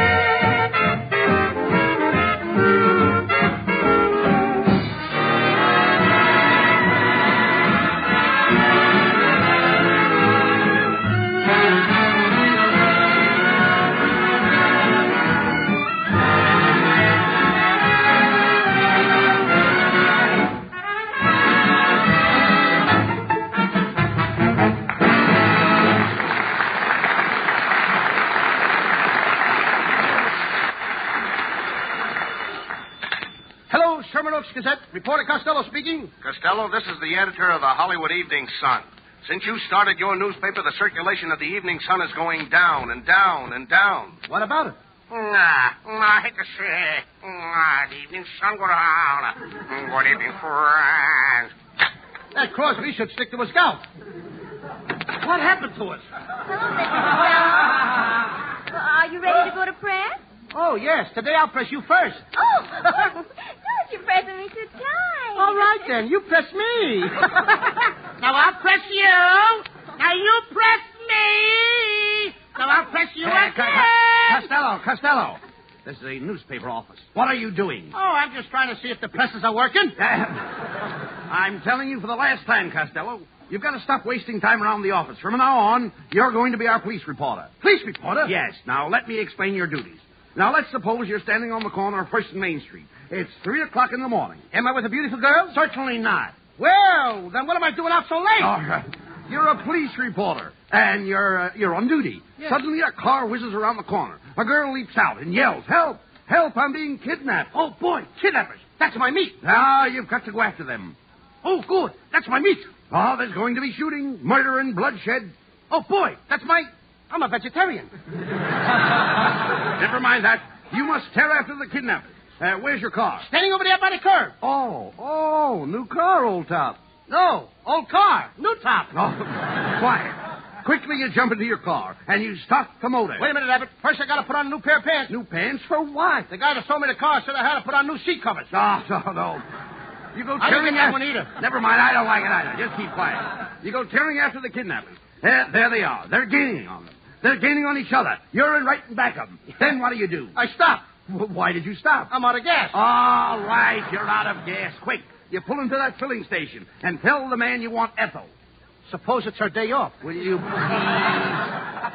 stop that? Just tell the man to put Ethel in your car. Why should he put Ethel in my car? I don't even know the girl. Look, Costello, all I want you to do is to get tanked up with Ethel. Tanked up with Ethel? Yes. I never even touched the stuff. Oh, forget it. You get your gas, and away you go again. Suddenly you see the gangster's car. You pull up alongside of them and put on your handbrake. Put on what? What do you put on in case of an emergency? My bathrobe. Oh, come on. Forget your bathrobe.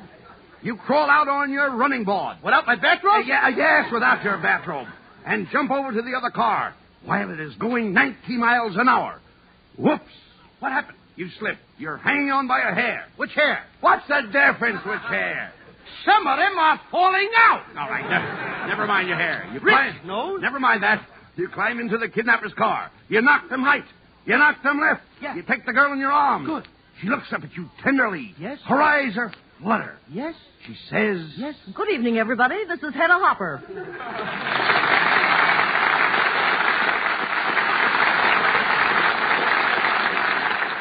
Hello, boys. What's cooking? A couple of hams. Hey, Abbott, get this dame out of here. Now, come on. Tell me some more about the girl that I'm saving. Quiet, Costello. This lady really is Hedda Hopper, the famous columnist.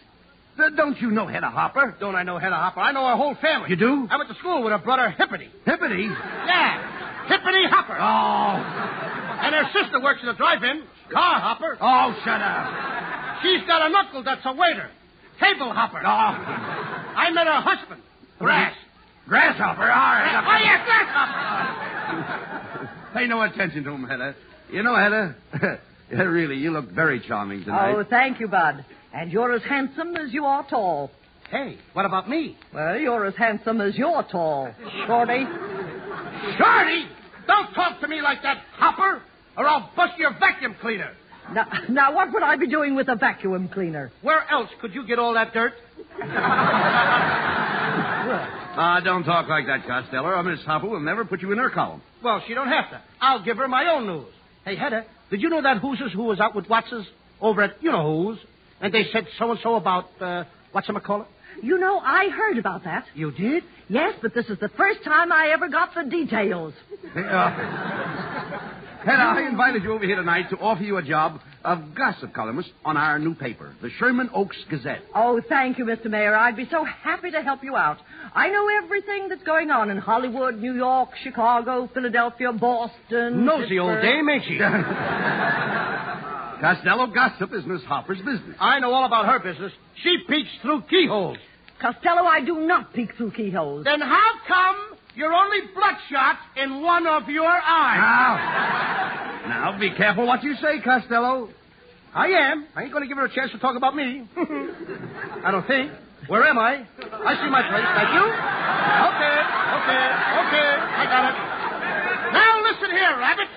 If Hedda Hopper goes out to work in a Sherman Oaks Gazette, I quiet. I quit. That's better. I should make it bigger print. You can't see. She's got to prove to me that she can write a gossip column. Costello, Hedda has wonderful contacts. She has a host of friends. That's right. I know Cary Grant from the RKO lot, Hedy Lamarr from the Metro lot, Bing Crosby from the Paramount lot. Yes, but do you know Cockeyed Louie? Where's he from? From the parking lot. Oh, Costello, shut up.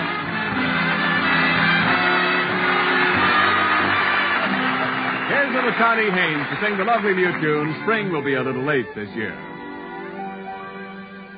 Spring will be a little late this year, a little late arriving in my lonely world over here. For you have left me, and where is that April bold? You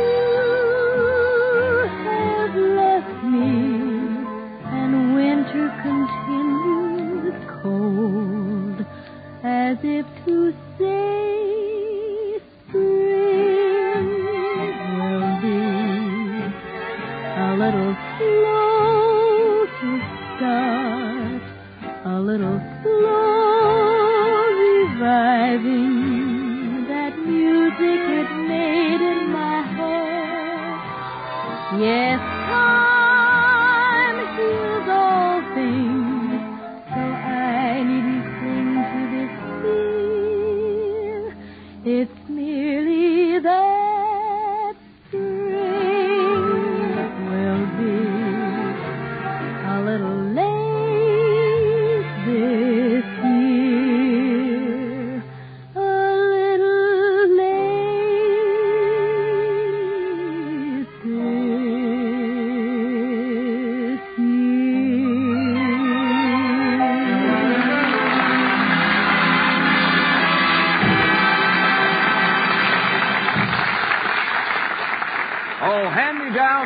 Walking cane.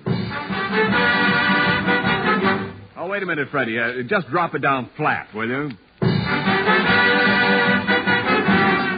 Yes, that's flat, all right. And it can be worse than your cigarette. Has wartime flatness hit your cigarette? Are you looking for a cigarette that won't go flat no matter how many you smoke? Well, then get Camels for more flavor. More flavor that helps Camel cigarettes hold up, keep from going flat, no matter how many you smoke. Yes, Camels do have more flavor because they're expertly, matchlessly blended of costlier tobaccos. And we invite you to prove that for yourself in your own taste and throat, your T-zone. Your own taste will tell you that Camel cigarettes have more flavor, and your throat will give you the last word on Camel's smooth extra mildness. And remember, Camel cigarettes stay fresh, cool smoking, and slow burning because they're packed to go around the world. C-A-M-E-L-S. Camel cigarettes, they're first in the service. They've got what it takes.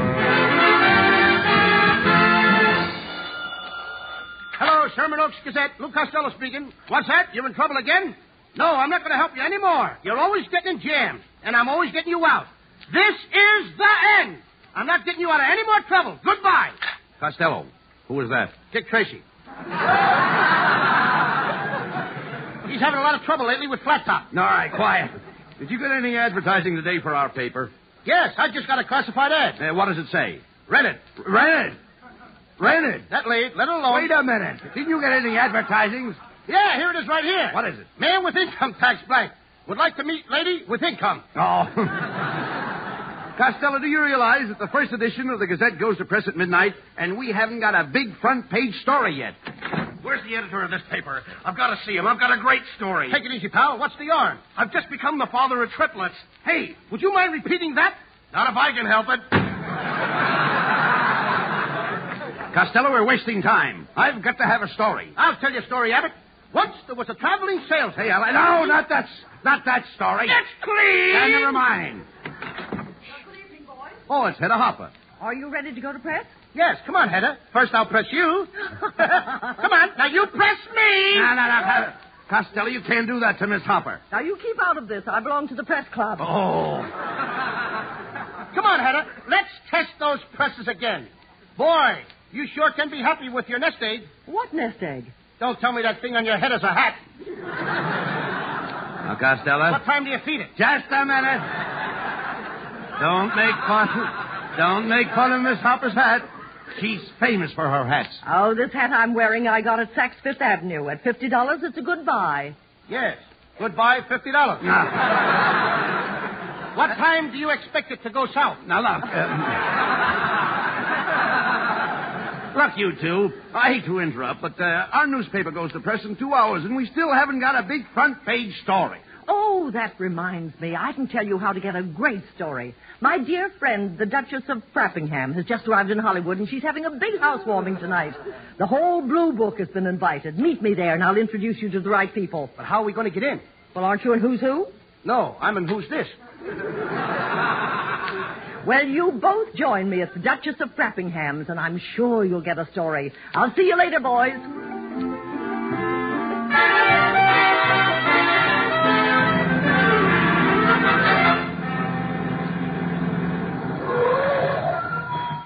Well, here we are, Costello. The Duchess of Frappingham's. Now, remember, mind your manners.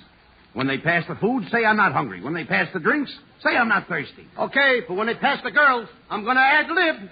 Now, quiet. Now, be careful how you act, Costello. We must get a story for our paper from the Duchess. Now, let's go on in. Okay. Boy. Hey, Abbott, this is some party. Yes, it's very classy. Look, here's the butler announcing the guests. Listen. Presenting Lord and Lady Fotheringay from Stratford-on-the-Avon, the Duke of Lockenbridge from Terrington-on-the-Thames, Luke Costello from Dribbling on the Bib, egg on the chin, and gravy on the vest. Sloppy, ain't I? Oh, shut up, Costello. Gentlemen, may I have your cards, please? In John. The Honorable Bud Abbott, Mayor of Sherman Oaks. And here's my card.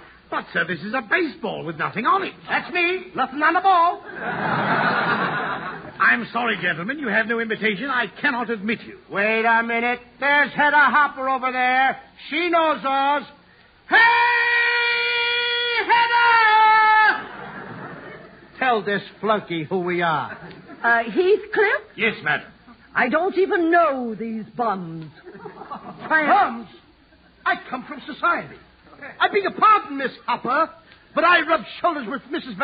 Vanderbilt, and I rub shoulders with Mrs. Oster, and I rub shoulders with Mrs. Whitney. You rubbed shoulders with them? Yes, and when my back stopped itching, I walked away. Heathcliff? Heathcliff, what a name. Heathcliff. Oh, Heathcliff. Rebecca.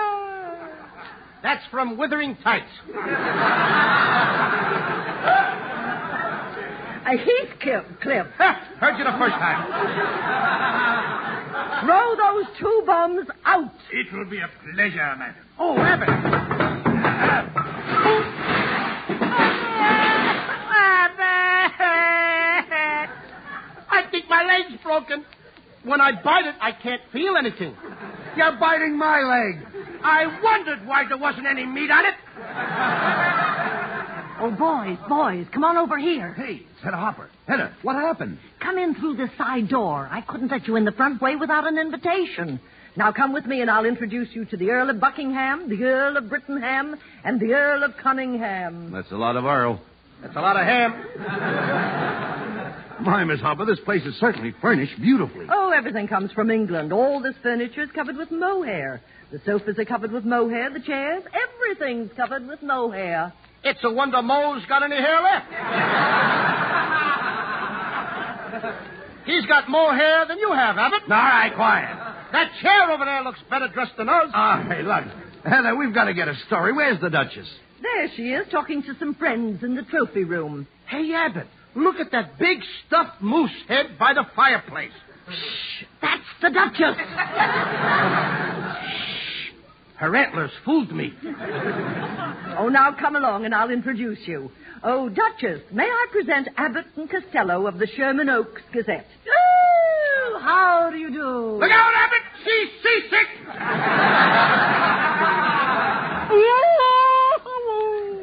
She must have had a rough trip coming over here from pinball on the tilt. Hello, Duchy. Listen, I got to get a story. I'm going to press. Going to press? Oh, I love that one. You press me, and I'll press you, and you press me. Here we go again, Abbott. Cut it out, Costello. Get the story. Oh, I think journalism is too divine. It's too divine. It's too divine. Yes, it's too. Train leaving on track 5. Woo! Woo! Woo! Woo! And now let the Duchess tell you.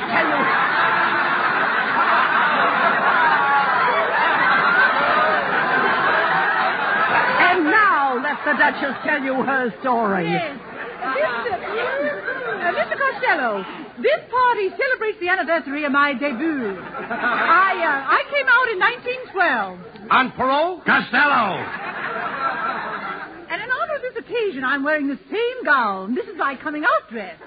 Oh, it is. If I had a shoehorn, I'd shove you back in again. Oh, what an insult. Heathcliff, rule these bounders out. That will be a pleasure, madam. Come on now, out with you. Hey, get out! Cut it out! Cut it out!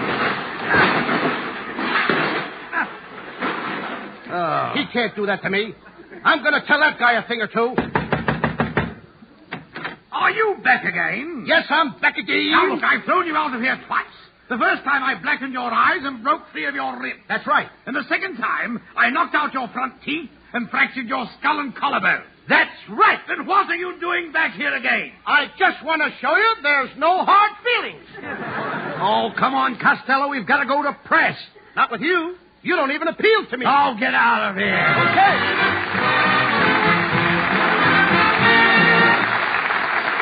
Abbott and Costello will be back in just a moment.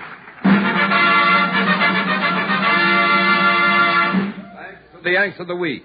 Tonight we salute Navy Lieutenant Nathan G. Gordon of Morrilton, Arkansas, pilot of the Catalina patrol plane Black Cat.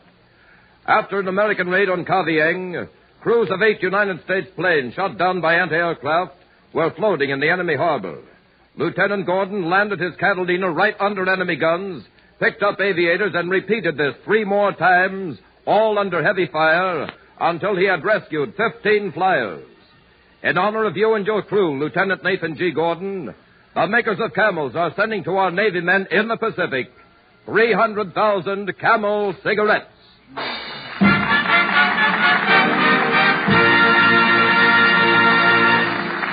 Each of the 4 Camel shows honors a Yank of the Week, sends 300,000 Camel cigarettes overseas, a total of more than 1 million Camels sent free each week. In this country, the traveling Camel caravans have thanked audiences of more than 3.5 million Yanks, with free shows and free Camels. Camel broadcasts go out to the United States 4 times a week, a shortwave to our men overseas and to South America. Listen tomorrow to Gary Moore and Jimmy Durante. Saturday to Bob Hawke in Thanks to the Yanks. Monday to Blondie. And next Thursday to Abbott and Costello, who will have Blondie and Dagwood Bumstead as their guests. And now here's Bud Abbott with the final word. Thanks, Ken. Well, Costello, don't forget our guests next week will be Blondie and Dagwood Bumstead. Oh, I know that Dagwood very well. He gets in a lot of trouble, don't he, Abbott? What do you mean? I went to grammar school with him.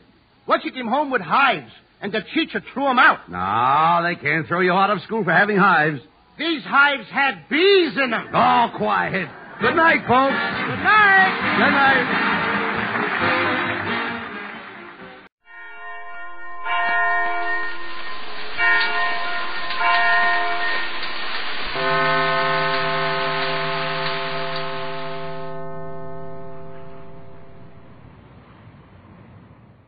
Ladies and gentlemen, the secret word tonight is tree. T-R-E-E. Really? You bet your life.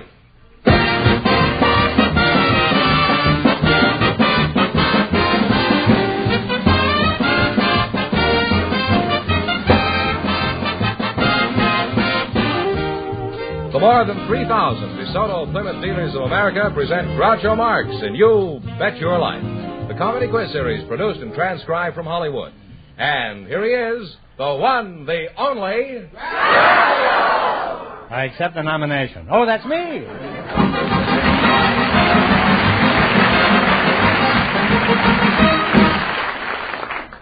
Well, here I am again with $1,500 for one of our couples. Don't even say the secret word. The duck will come down and pay him $100. The word tonight is tree. We asked for people with interesting occupations to volunteer tonight, and just before we went on the air, these are the 2 that were selected. Laura B. Winner and William Thomas. Meet Groucho Marx. Welcome to the DeSoto Plymouth dealers. Say the secret word and divide $100. It's a common word, something you see every day. Miss Laura B. Winner, eh? That's right. Where are you from, Laura? I was born in Tazewell County, state of Illinois, near Peoria, Illinois.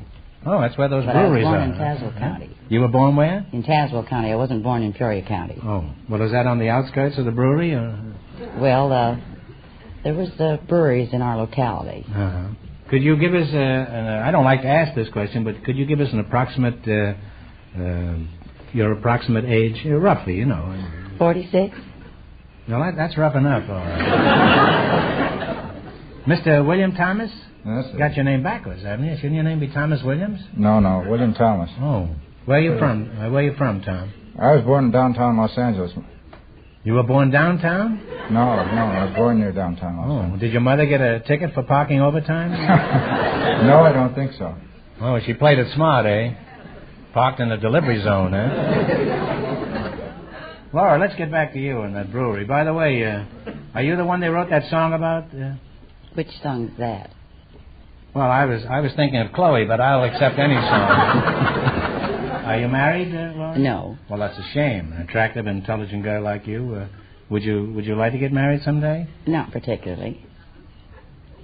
Well, that's a very shifty answer, Laura. What do you mean, not particularly? Well, I'm not looking for a husband. No.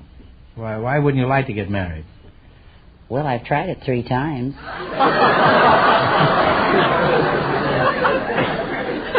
Well, so what? The Republicans have tried it 4 times.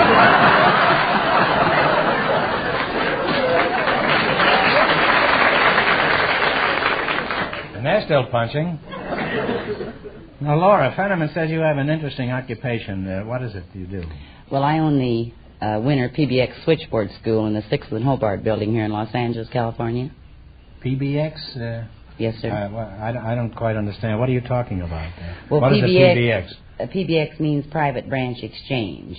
That is the operator that handles the calls in the companies where they have a necessity for many phones, many calls coming in. And the PBX operator is the one that receives the calls first. Do you think there's a good future in it for me? Well, the PBX work as operators is very good for elderly gentlemen that are not they're not physically able to do manual labor any longer, but they have a great deal of gray matter and they're not ready for the shelf yet. So it really is a good occupation. How would you like it if I came down to your place and pulled all the wires out of your PBX? Tom, that's you, Bill. What kind of work do you do? I'm a postman. Oh, really? Well, it's nice to have you here. A little later, we can all play post office, huh? You're a postman, eh? Yes. Postman. I can't think of any postman jokes. Oh, yes. Did you hear about the woman who sued the doctor for operating on her husband? Was that the one that opened her mail? Yes, I heard that one.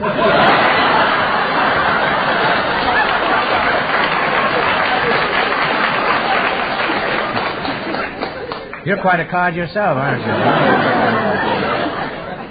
Now, you stay right here and see if you can't win some money. It's been very, very educational talking to you two. I don't know if your name is Tom or Willie now. Which is it? Bill. Bill, that's good. And I hope you win lots of our money here tonight. See, in just 1 minute, you're going to play You Bet Your Life for a chance at the $1,500 question. Right now, I want you to pay attention to something of great importance. Friends, the car you should own is a DeSoto. DeSoto, designed and built to give you extra comfort, extra safety, and extra performance. Consider these famous DeSoto features. For extra performance, there's the mighty 160-horsepower DeSoto Fire Dome V8 engine, the sensational new engine that gives you all the power you can use while burning regular fuel, not costly premium fuel. You get extra performance, too, from DeSoto Full Power Steering. Full Power Steering, which lets you turn the wheels with just one finger, even when your car is standing still. DeSoto Full Power Steering works for you all the time, not some of the time. In your DeSoto, you also get the extra comfort of Oriflow shock absorbers, which turn even the roughest roads into boulevards. Of course, you also get famous DeSoto chair-high seats. Talk about extra safety. Huge DeSoto 12-inch brakes give you a safe, sure stop every time. No car in America has bigger brakes. And thanks to DeSoto Power Braking System, these huge brakes are completely effective with just half the pedal pressure. There are DeSoto safety rim wheels, the wheels which materially reduce the danger of loss of control after blowout. Truly, DeSoto is the finest car value on the road. Tomorrow, go to your DeSoto Plymouth dealers and take the 5-mile trial in either the mighty DeSoto Fire Dome V8 or the brilliant Powermaster 6. Convince yourself your next car should be a DeSoto. And remember, all dealers who sell DeSoto also sell Plymouth, the low-priced car most like high-priced cars.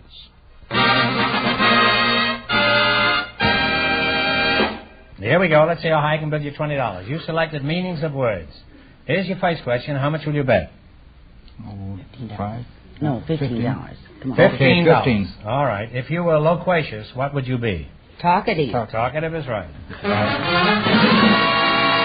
And you're off to a good start. You have $35. Remember, you're going for $1,500 tonight. Now, how much of the $35 are you going to try this time? 20, 30. Talk up. $34.01. $34.03. 2 cents. All right. We'll settle halfway between. $24.02. $34.02. All right. If you were emaciated, what would you be? Thin. That's right. Thin is right. Don't go any further. You now have $69.02. Here you go. Here's your third question. How much are you going to go for?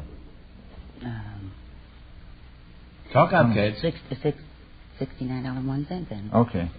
How much? $69.01. If you were irate, what would you be? Angry, man. Angry is right. You've now climbed to $138.03. How much you going to bet? Fast now, come on. All of it. All of it. Here's your lay. All right, you're going to bet all of it. If you were obese, what would you be? Fat is right. Good boy, Laura. Kiss. Oh, no. No? You wouldn't kiss each other? Well, with all that money? And you wind up with $276.06. Thanks and good luck from the DeSoto Plymouth dealer.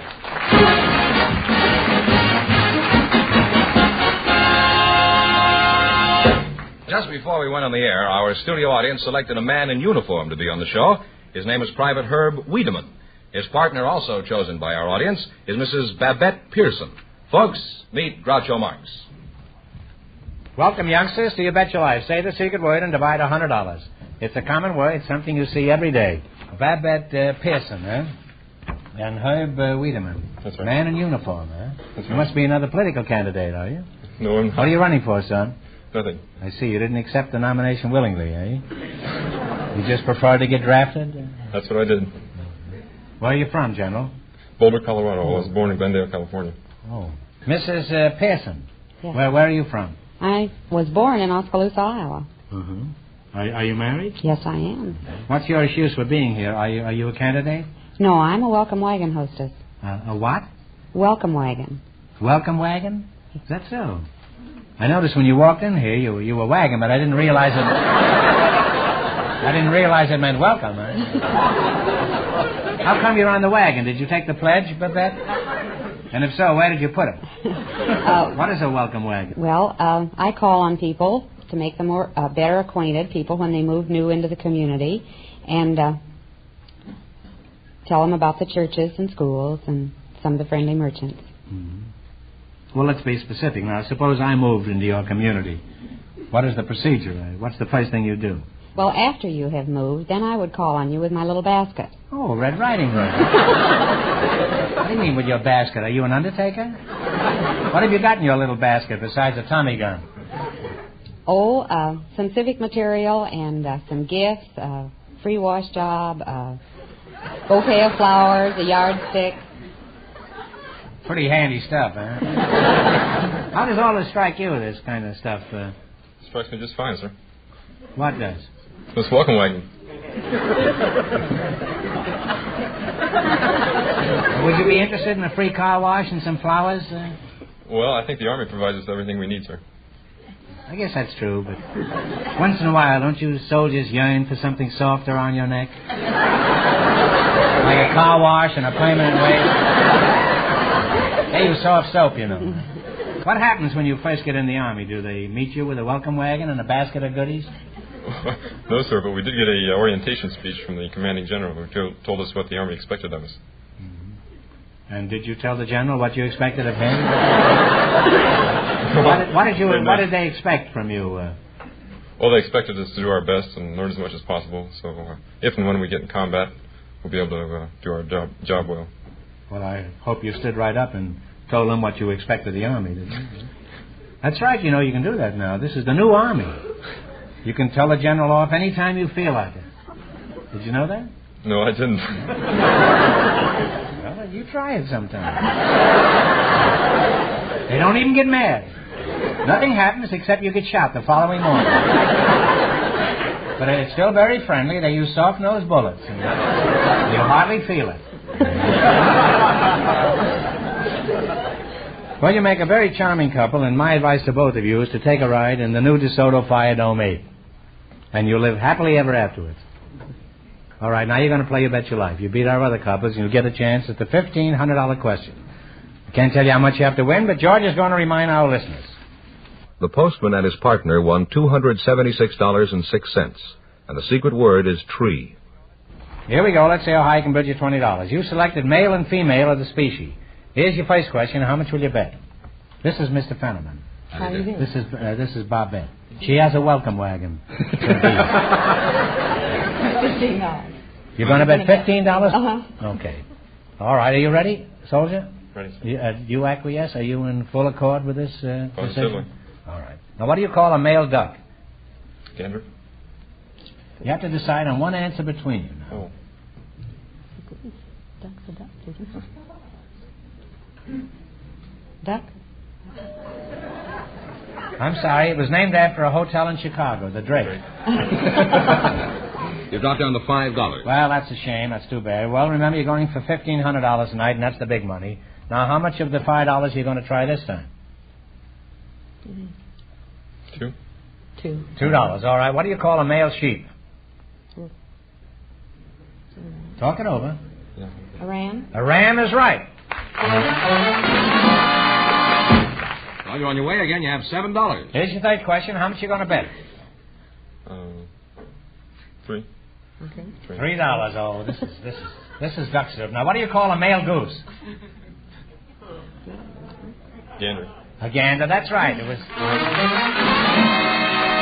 was named after a hotel in Chicago. A gander. You now have $10. Now you have $10, and it's your last chance to beat the other couples. How much are you going to bet? Talk it out. $10. $10 you're going to bet. What do you call a female rabbit? Doe. That's right. It was named after the Treasury in Washington. The doe is right. And you wind up with $20, but I don't think that's enough, is it, Groucho? No, I don't think so. I think we ought to give him a chance to win some real money here. I'm going to give you one more question. You get this right, and it'll bring your winnings up to $25. No coaching, please. Who is buried in Grant's tomb? Colonel Grant is right.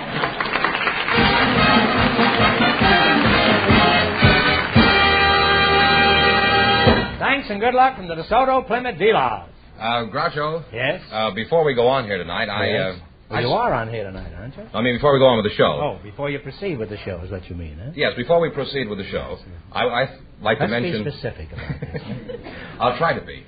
I wanted to mention that I bought one of your record albums. You did? Well, I appreciate it. And it's very charming, really. Well, I'm astonished that you're so surprised, George. Huh? Yes, I guess I shouldn't be that surprised, should I? I was sort of hoping maybe you'd tell the people here about you. Very nice of you, George. That's the Decker album that I made with Victor Young's orchestra. We did 6 songs by Calman Ruby, and songs like Captain Spaulding and Omaha, Nebraska, and Dr. Hackenbush, and they're on sale at all the record stores, and I understand they're going very well, and I hope you'll all drop in and buy one of these recordings before they're all gone, because they're going like hotcakes. And some of the songs sound like hotcakes. But I trust you'll all go out and purchase one of these records, otherwise I will be a public charge. Now, who is next on the agenda? That's what they always say at the American Legion, the Shrine, places like that. Well, we have some... What do you know what that means, agenda? I don't know what it means, and I don't want to embarrass you. List, I think. Is that what it means? I'm not sure. I mean, a boat can have a list without having an agenda, can't it? We invited Well, look it up after the show, will you? We have some newlyweds for you, Groucho. Really? Yeah. I'll take half of them. I'll take the distaff side. They were selected by our studio audience just before we went on the air, and I'd like to have you meet them now. Well, how nice. Mr. and Mrs. Robert Donnelly, meet Groucho Marx. Well, look at this. Newlyweds, eh? Well, welcome for the DeSoto Plymouth dealers, and for me, too. Say the secret word and take home $100. It's a common word, something you see every day. Bob, where are you from? Patterson, New Jersey. Well, how old are you? 30. 30? Mm-hmm. And Mrs. Donnelly, I presume that's you. What is your front name? Iya. Beg your pardon, what was that again? Iya. I thought that's what you said. My ears aren't what they used to be. Old MacDonald had a farm, E-I-E-I-O. Is that named after you? I don't think so. Mrs. Donnelly, how do you spell your name? E-A. Oh. You write a letter, you certainly can get through fast, can't you? How old are you? 25. Where are you from, here? It's from Kansas City originally, but I came out here several years ago. Uh-huh. I live in California now. Well, that's life. Here today and gone tomorrow. What made you decide to come to Los Angeles? Was it Ia? No, I was out here for a while during the war, Groucho, and decided to come out again. Oh, you were in the service then? Yeah. How did you happen to meet Ia? Well, I was driving along one of the Los Angeles streets, and she was standing on a corner waiting for the traffic light to change in a halter and shorts. And I was watching her. She sounds like a horse. I was watching her instead of watching where I was driving, and I smashed into the car in front of me. So a lot of people came around, and I asked her for her phone number, and just in case I needed a witness. What kind of an impression did Hot Rod Charlie make on you at this first meeting? I know what kind of an impression he made on the car in front of him. Well, I was very impressed Well, with him, yes. Was it a whirlwind courtship? Did you get married on the corner there? No. Well, tell us about it. Was it exciting? Well, it was pretty exciting. What took place? While I was courting her, she had her appendix out. And, was this on the corner? Well, what happened? Well, we both like movies. We went to a lot of movies together, about 12 a week. And our cat gave birth to 7 kittens in an old tree in the backyard.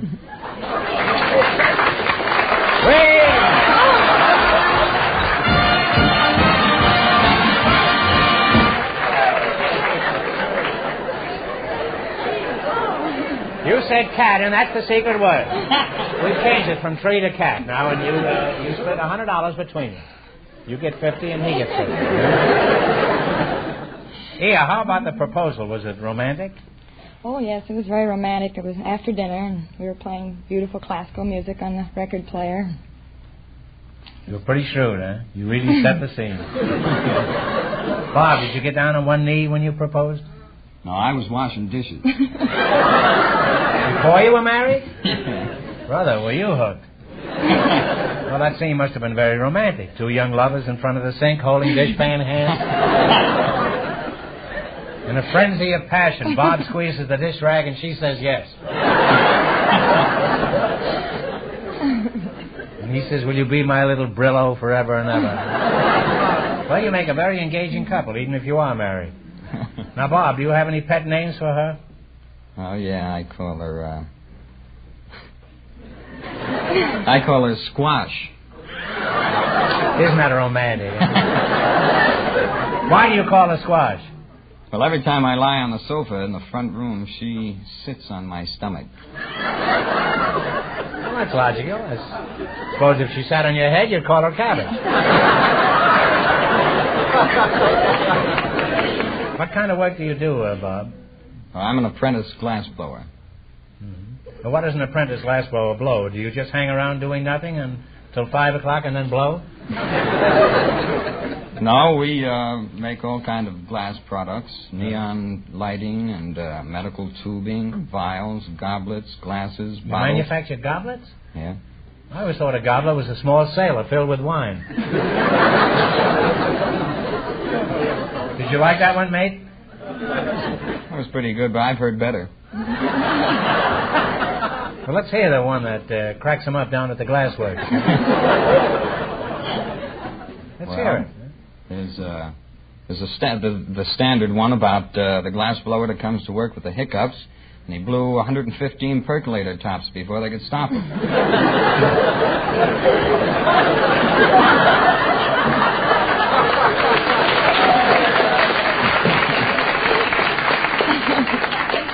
Well, let's go back to where your wife was sitting on your stomach. Well, you're a very nice young couple, and I hope you win lots of money here tonight. Now, what would you do if you won $1,500? Oh, I think I'd put it in an account for Deborah. Deborah? Well, that's very nice. Who's she? Some dish down at the glass factory? No, Deborah is the name we've decided to give to our first child. Well, that's a very pretty name, but won't he feel sort of embarrassed on his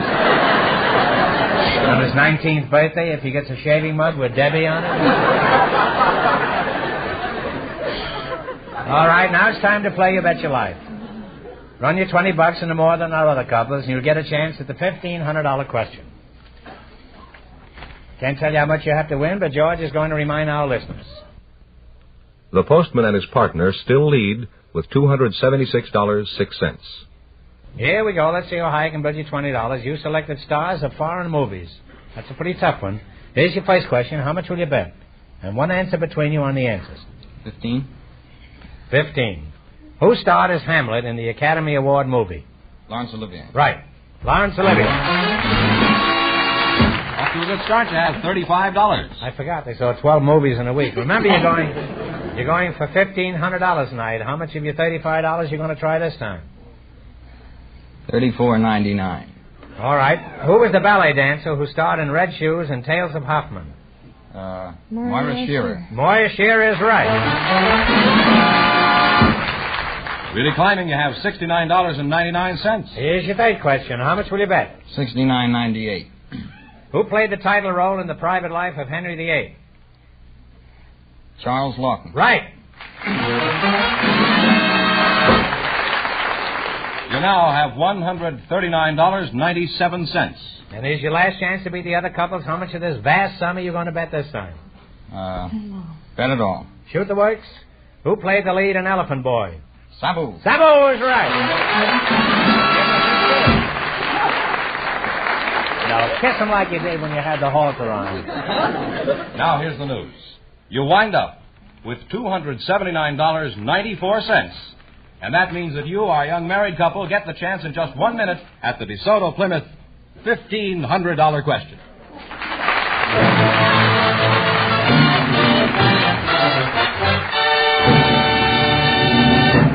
Friends, I'd like to remind you about getting your car ready for colder weather. Be sure to tell them, George, there's a lot more to it than just getting antifreeze and having your oil changed. Well, that's right. If you expect your car to start on the coldest winter mornings, to shift smoothly, to operate efficiently, then the place for you to take it right away is to a DeSoto Plymouth dealers. First, for easier shifting on even the coldest days, your transmission will get the proper lubricants. For quicker winter starting, your battery will be checked. To handle the increased electrical load of winter driving, the DeSoto Plymouth dealer mechanics will step up the generator and check your spark plugs. The brakes of your car are especially vital in bad weather, so they'll be carefully serviced for safer winter stopping. The master technicians at your DeSoto Plymouth dealers will tune the engine of your car, too, to make sure it will give you economical operation mile after mile. And, of course, you'll get the proper oil, your radiator will be cleaned and flushed, you'll get a good antifreeze, all the things your car needs to give you worry-free operation even in the coldest weather. And believe me, you'll be amazed how little you pay for all this expert service for your car. So drive in for that cold weather checkup tomorrow, wherever you see the famous sign of better service, the friendly sign of a DeSoto Plymouth dealer.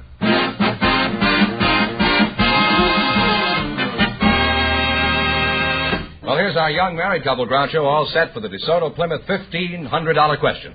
All right, now, nice and quiet. Here we go for $1,500. Give you 15 seconds to decide on a single answer between you. So think carefully, and please, no help from the audience. Here it is. I'm sure everyone is familiar with the perennially popular poem which begins with the line, "'Twas the night before Christmas." For $1,500, tell me the name of this children's classic. You got 15 seconds.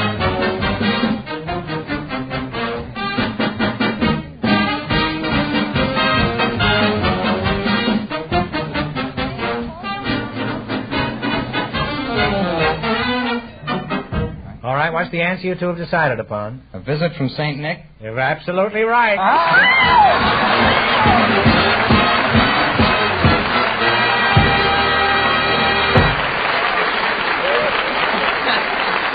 You notice how her attitude has changed since they won the big money. Well, that's right. You win $1,500. You wouldn't kiss him that much on the $169. You won $100 in for the secret word? And $279. Figure the whole thing up, Fenneman, and shove it under my door. How much? Come on, how fast? I got it right here. $1,879.94.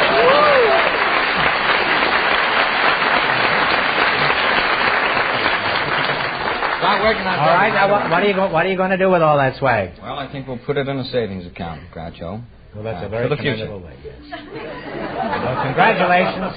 From the more than 3,000 DeSoto Plymouth dealers from coast to coast, you bet your life.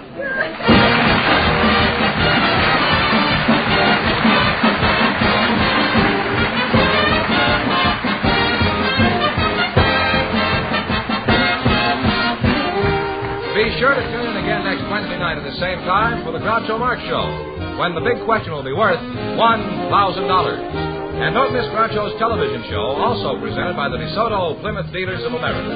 And remember, all dealers who sell DeSoto also sell Plymouth. 2 great cars, both products of the Chrysler Corporation. And when you drive in, tell them Groucho sent you. Good night, folks, and remember, see DeSoto, fire don't make tomorrow.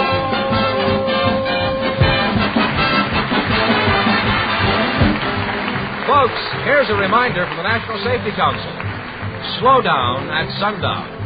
You Bet Your Life, transcribed from Hollywood, is produced by John Goodell.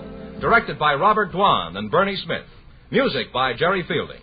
This is George Fenneman signing off for the more than 3,000 DeSoto Plymouth dealers from coast to coast.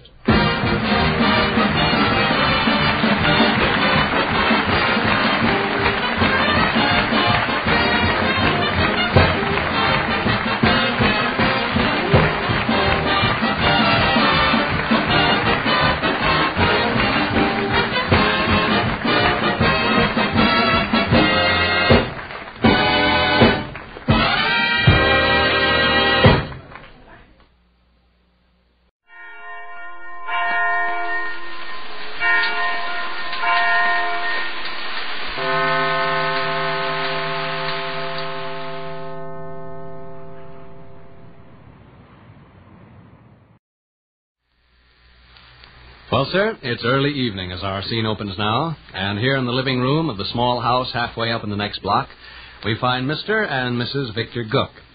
Vic is established at the library table, playing himself a sluggish game of solitaire. Sade occupies her husband's easy chair and listlessly turns the pages of the newspaper.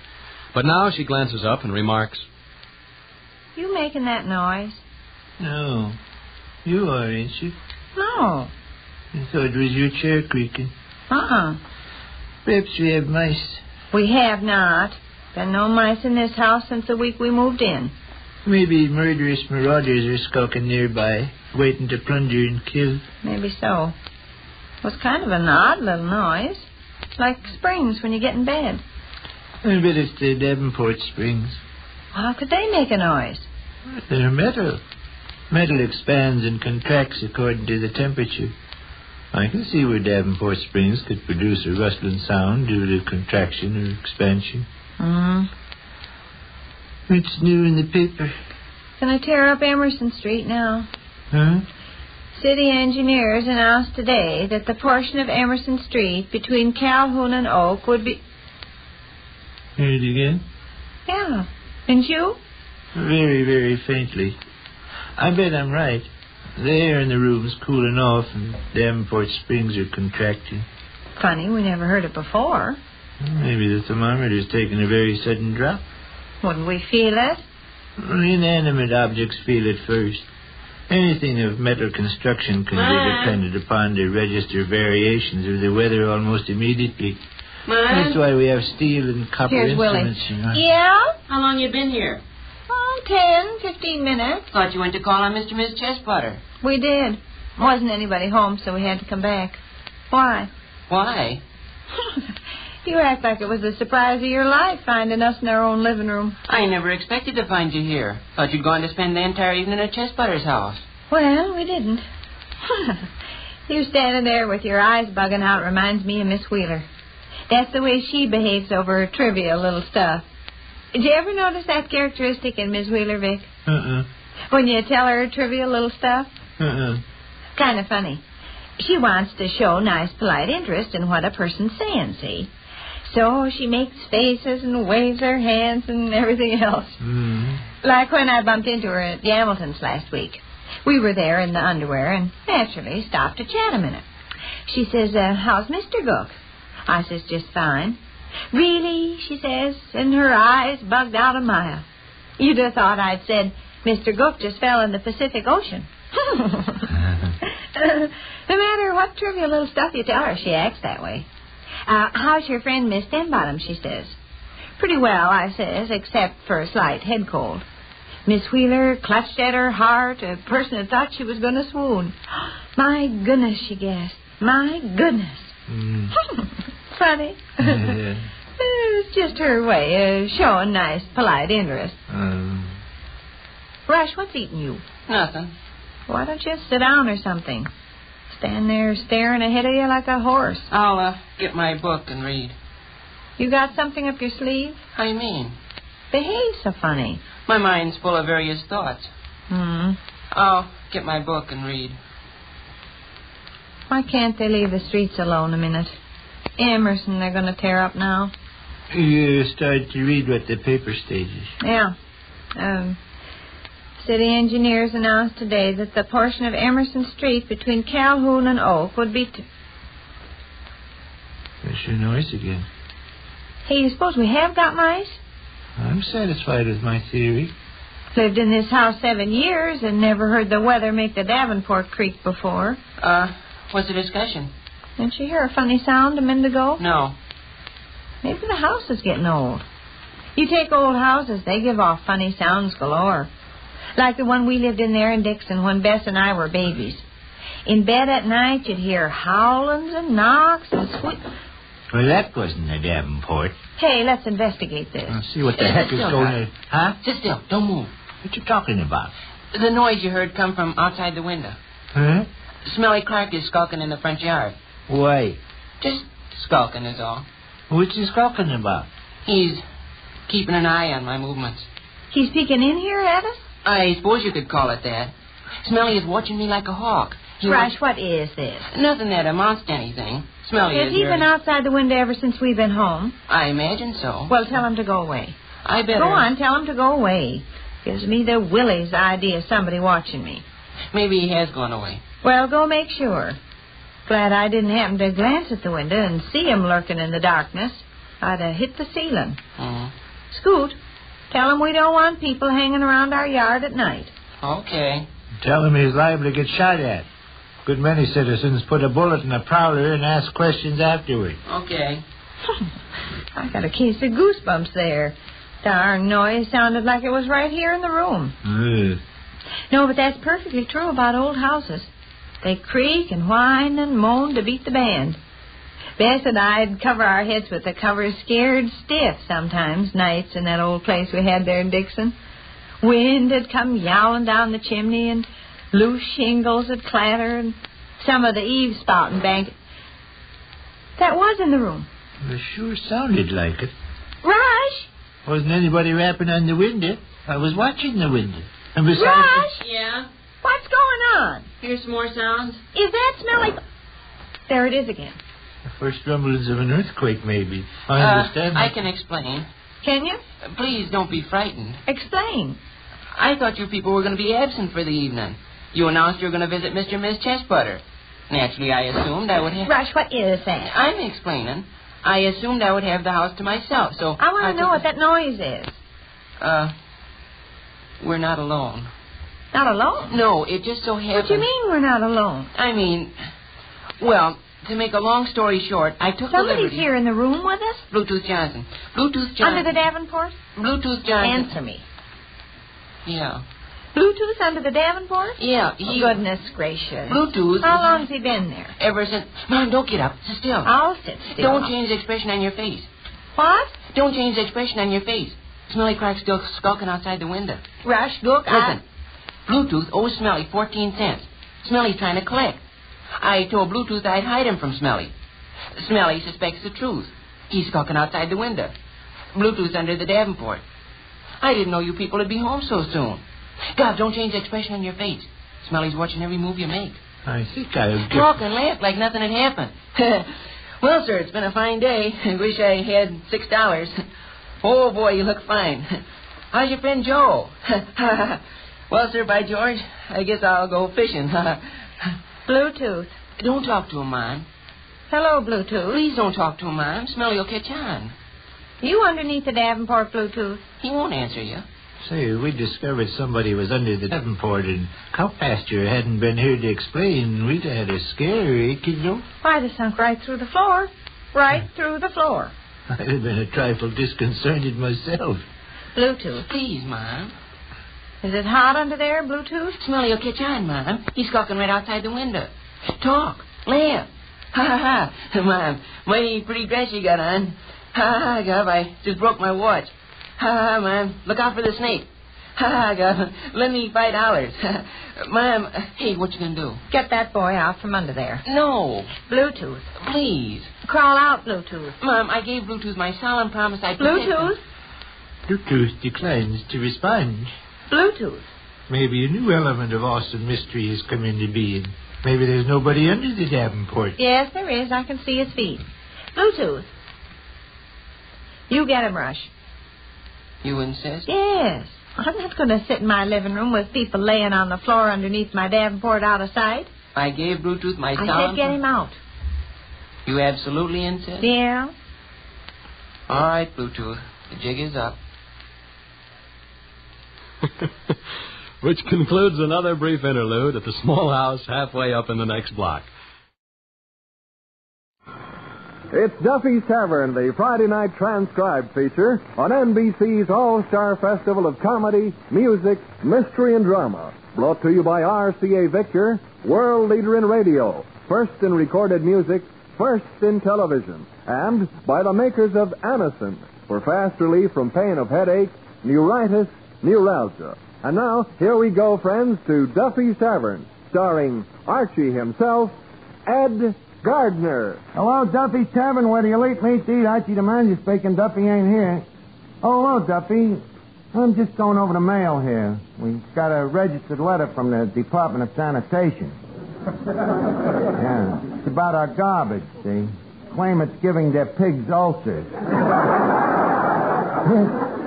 Yeah, what a nerve they got, implying that their pigs is better than our customers. Well, I know they are, but I don't like to hear it from strangers. Also, we're in touch with the health inspector. Well, yesterday he put a rat trap in the kitchen, and when he comes back today, the rat has eaten the trap. And he's sitting there with a hungry look in his eye, waiting for the inspector. Well, it hasn't all been good news today, though, Duffy. The sad news is that Peaches Latour, the striptease, gave me back my engagement ring. Well, it'll save her a lot of embarrassment, of course. Now she won't have the finance company hollering, take it off.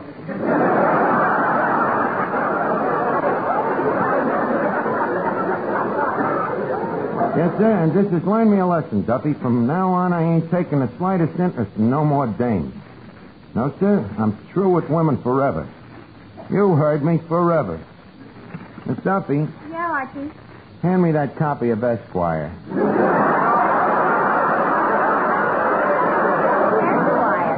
Some way to forget women. Miss Duffy, for your information, Esquire has articles, too. Then how come you're reading it with a pair of scissors?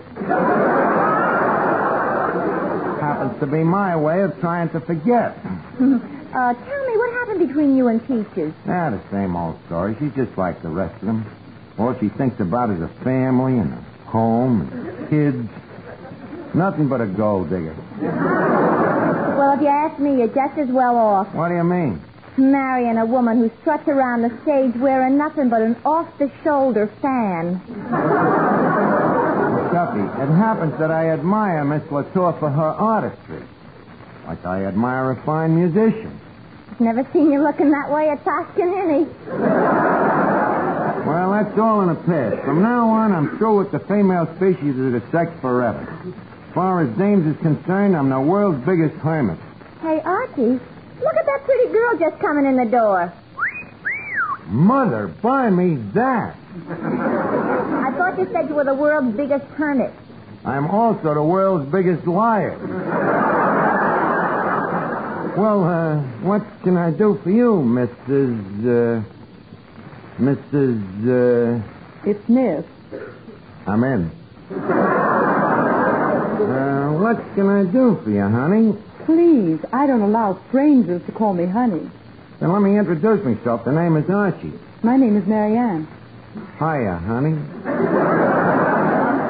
Well, what you doing here? I'm looking for a man named Paul Papapopoulos.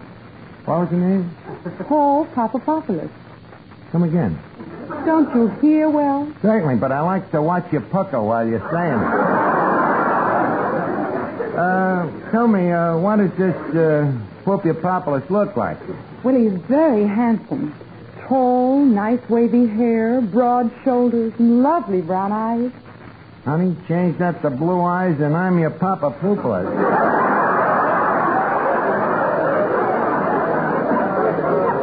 Please, we're wasting time. We're wasting time? Okay, in that case, leave us get married.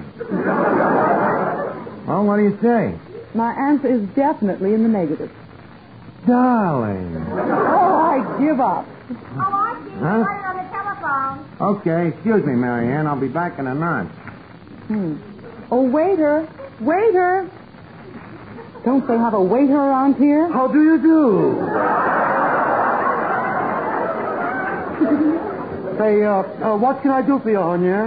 I'm hungry. What's fresh in the kitchen? What's fresh in the kitchen? The cook, she just pinched me.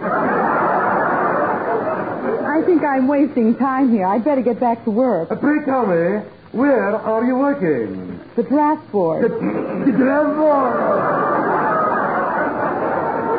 Yes. By the way, what's your name? My name? Yakub Slavnik, age 103. Sorry to have kept you waiting, Mary Ann. Say, boss, what was that telephone call? Oh, that was the community chest. They wanted to know how much we needed this year.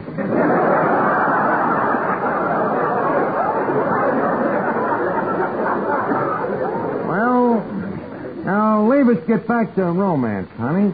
Romance? But the difference in our ages. How old are you? 20. How old are you? Oh, a little older than that. I'm going on 24. 24? Yes, I'm prematurely young. Yep, honey, I'm single, 24, happy. But not for long. Say, boss. Huh? I have news for you. What? This girl is working at the... So what? Suppose she does work. I ain't too proud to marry a working girl. But what I'm trying to tell you is... Yes, you get back in the kitchen, will you? When I want any information, I'll get in touch with you. Just send me a card from Camp Dix.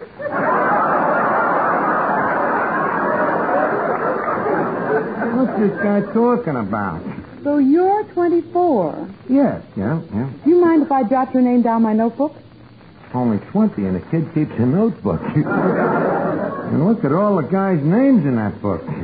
Mary Ann, it's lucky I ain't the jealous type. Of course, I got to admit I got a little book, too, but it's different from yours.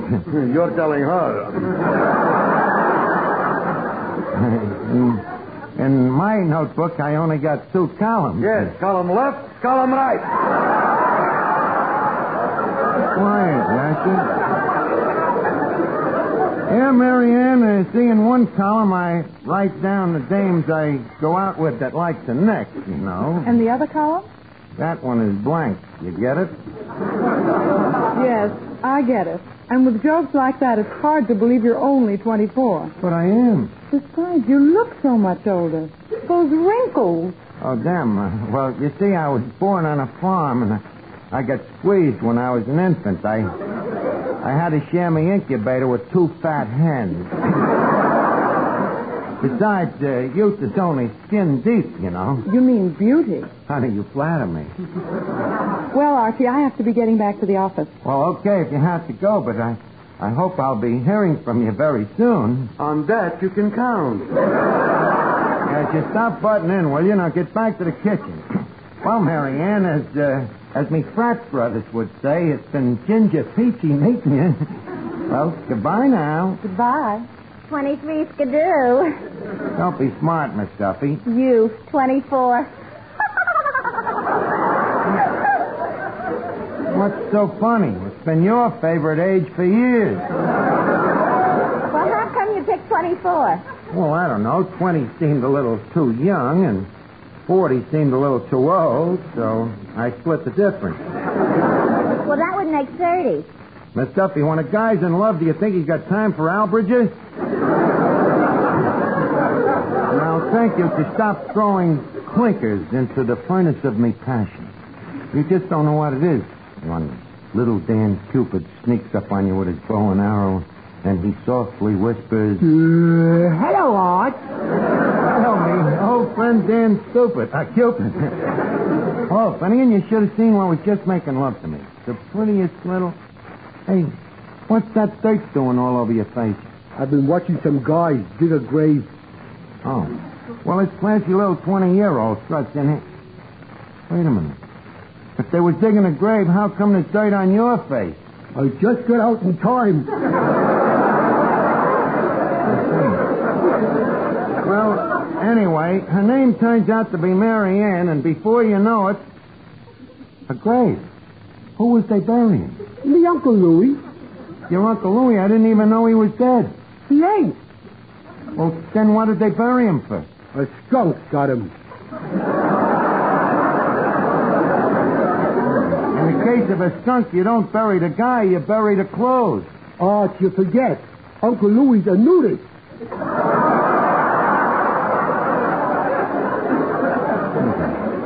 Tell me, ain't there nobody in your family that's normal? Well, you've met me father. Yes?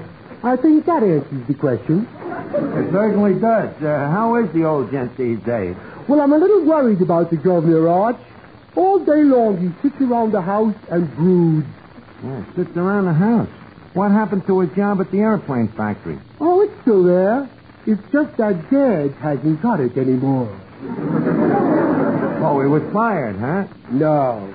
It seems that Dad and the foreman at the airplane factory couldn't see eye to eye on a production problem. So what happened? Oh, Dad quit. And they're still putting the wings on B-29. The story of Billy Mitchell all over again. Now, leave me be, Finnegan. I want to be alone with me thoughts of Mary Ann. Oh, for goodness sakes, Archie, act your age. Okay, so I ain't 24, but by the same token, I ain't pushing 40 neither. Maybe not, but you're sure leaning on it. Well, I can see certain people just don't understand young love. Now, turn on that jukebox, and if anybody wants me, I'll be in the back room. Doing what? Practicing the Charleston.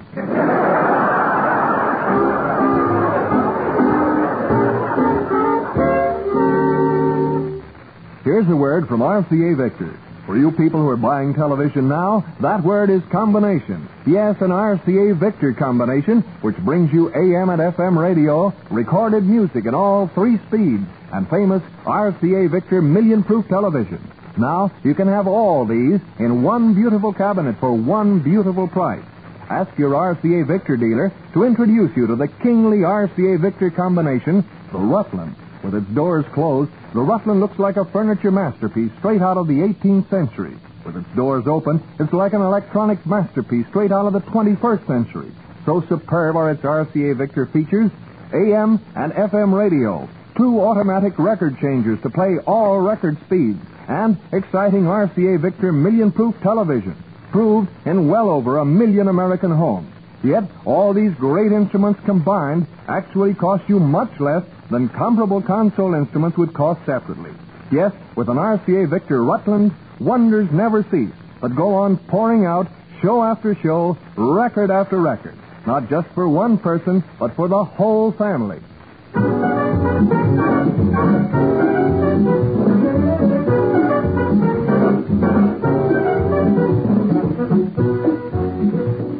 While Archie's in the back room practicing the Charleston, let's listen to Cesar Concepcion, his orchestra, and the story of Old San Juan.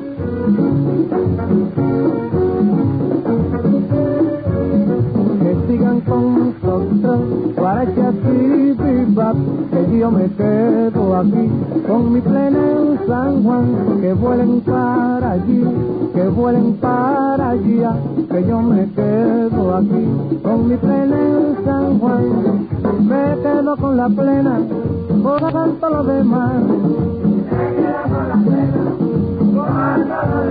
Mujeres como aquí, más dulces no las hay, y yo me quedo aquí con mi plena en San Juan. Bombas atómicas, aquí eso no lo hay, por como estoy aquí con mi plena en San Juan.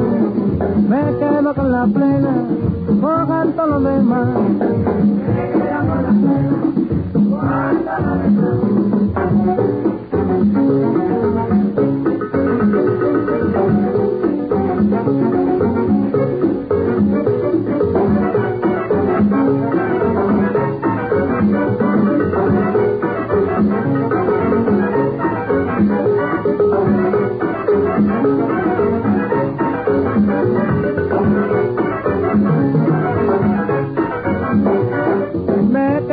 la plena, cojan todo lo demás.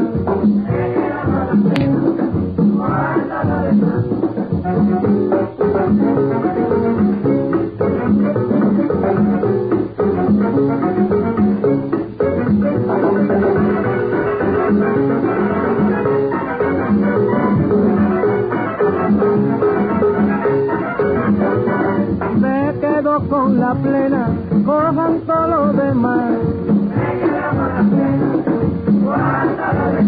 Pero cojan todo lo demás, cojan todo lo demás.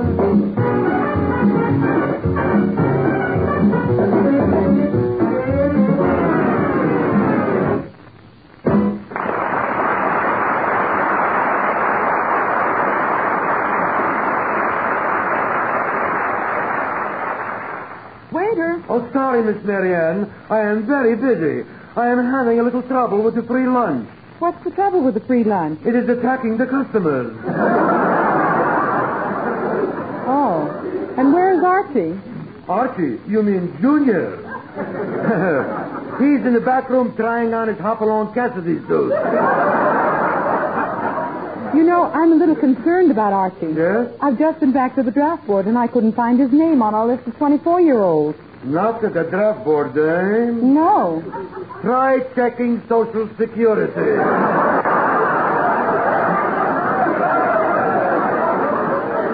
Well, Marianne. Yes, I told you she'd come back. The dame really goes for me. Yes, and if you don't watch your P's and Q's, she is going to get you. Archie, I'd like to ask you a few questions. Okay, Marianne, I got nothing to hide. Now, you say you're 24 years old. Yep. I see. And where were you born? Right here in the good old USA. Which at that time was known as the 13 Colonies.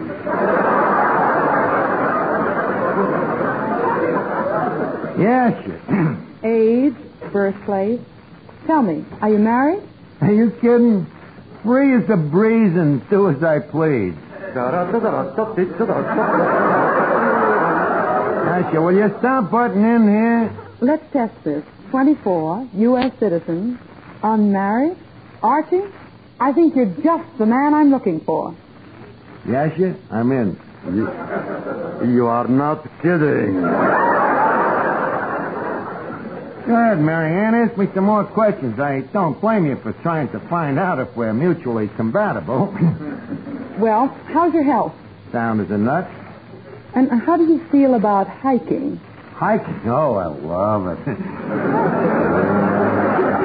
Nothing I'd rather do than get up at the crack of dawn and go out for one of them real long walks, you know. I got terrific lung power. Oh, yes. Very long-winded. Thank you, Yasha. Well, you do look fit. Now, what are your shoulder measurements? 27? Make it 52. And what about vision? 20/20? 40/40. Yep, Marianne, I'm a perfect specimen of youthhood. And someday in the future, when the two of us is all alone... Alone? Archie, remember, there'll be others. Oh, ain't that sweet?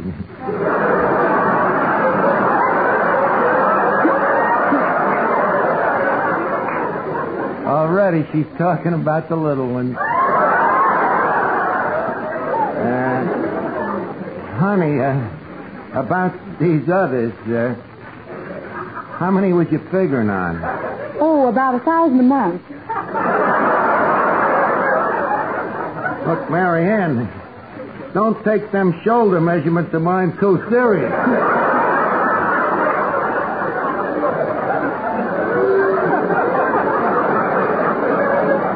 Well, got any more questions? No. I have all the information I need. Goodbye, Archie. Wait a minute. Can I expect to hear from you real soon? Oh, yes. Real soon.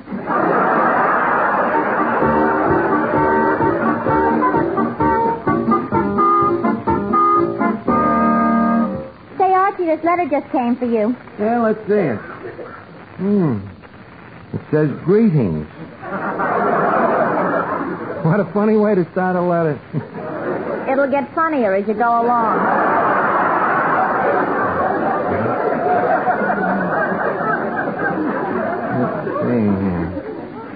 have been selected by a committee of your neighbors. Holy cat, a draft notice. Miss Duffy, the Army must have got the wrong man. If they got you, they have. But where did they get me name? How about Mary Ann? What? My little dove, a stool pigeon? That innocent little cherub with them long curls and cute little dimples? Yes, but take away those curls and dimples, and what have you got left? What? General Hershey himself. Archie, I have been trying to tell you Mary Ann works at the draft board. The draft board? That traitress in civilian clothing. That Matza Harris.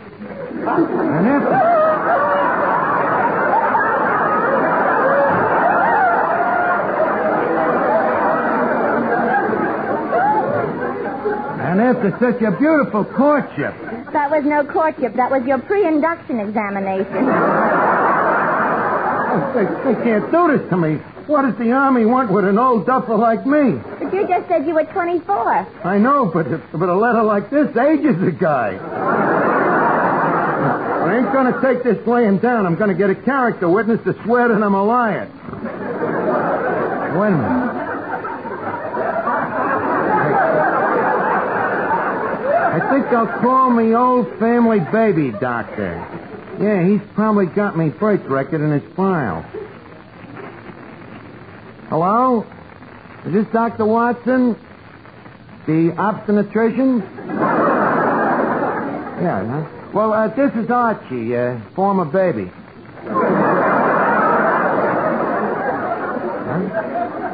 Well, you remember me, Doctor? No hair, one tooth, and a blue ribbon? You don't, huh? Well, it was quite a while ago. Don't you remember holding up a tiny infant and slapping life into it? Huh?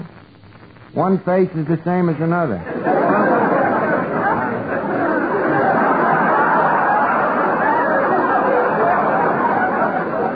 Okay, forget about it.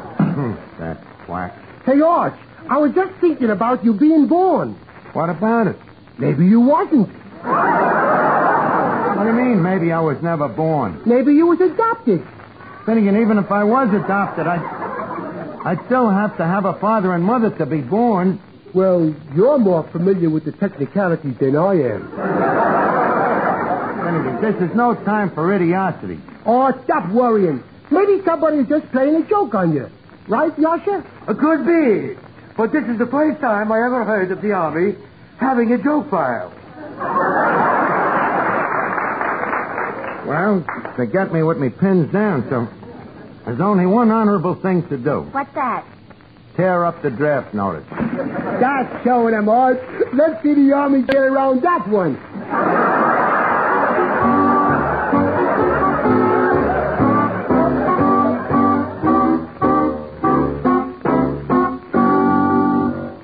Here's something you should know if you ever suffer from the sudden pain of headaches, neuritis, or neuralgia. It's a way to ease the pain, often within a few minutes. A way that's incredibly fast and effective. It's Anacin. Anacin is like a doctor's prescription. That is, Anacin contains not just one, but a combination of medically proven, active ingredients in easy-to-take tablet form.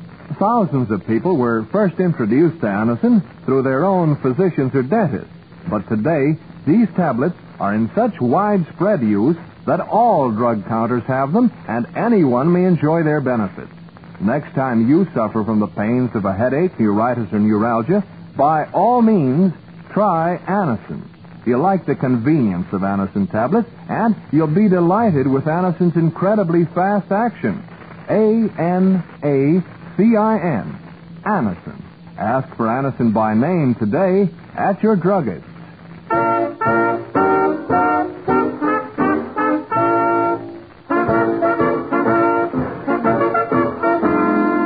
Oh, Archie. Yes, Miss Duffy? Another draft notice came for you.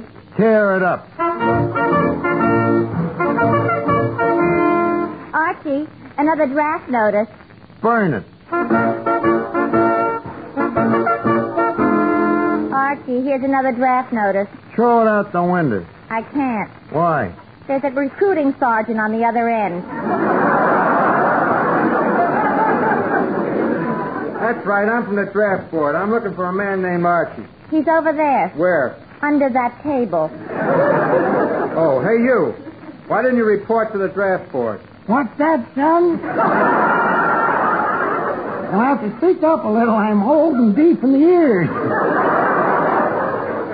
Didn't you get a notice to join the Army? What? Join up again? Son, I served my country back in 62. The Civil War? Yes, sirree, by cracky. Seems like only yesterday I was in there fighting for the blue and the gray.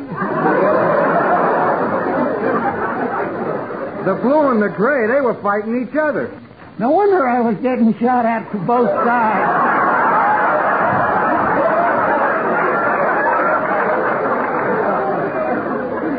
So you served in the Civil War, huh? Yes, sir. Ever hear of Hippopotamus? I was there with General Sherman. Never forget the day Sherman said them immortal words. War is... Yeah, war is... Just then some darn fool shot off a cannon. Never did hear that last word. Yes, sir, son, done a heap of fighting today. Never forget that famous ride. Me and Paul Revere. Galloping from door to door, hollering, "Tom, Tom, the red caps are coming." You rode with Paul Revere? Care to see me saddle burn, son? Well, you can't draft me. You're 4 wars too late. Besides, I ain't even single. You married? Yep, dead blast the luck I am. I tell you, son, before you be going, I'd like you to meet the kinsfolk. Oh, more. What is it, Pa? Oh, we got company. Soldier boy, this is more. Likewise, I'm sure. This is your wife? Yep, never was much of a picker.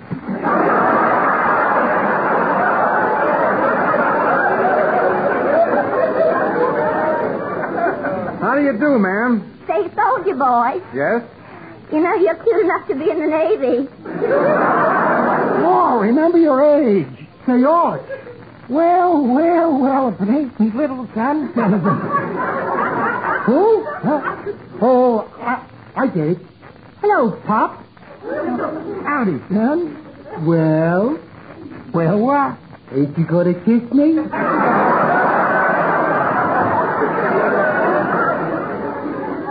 Rather go in the Army.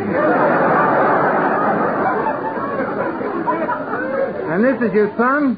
Yes, as you see, soldier boy, ours was a childless marriage. Say, son, how old is your father? 75. And how about you? You look like you might be at draft age. How old are you? Going on 86.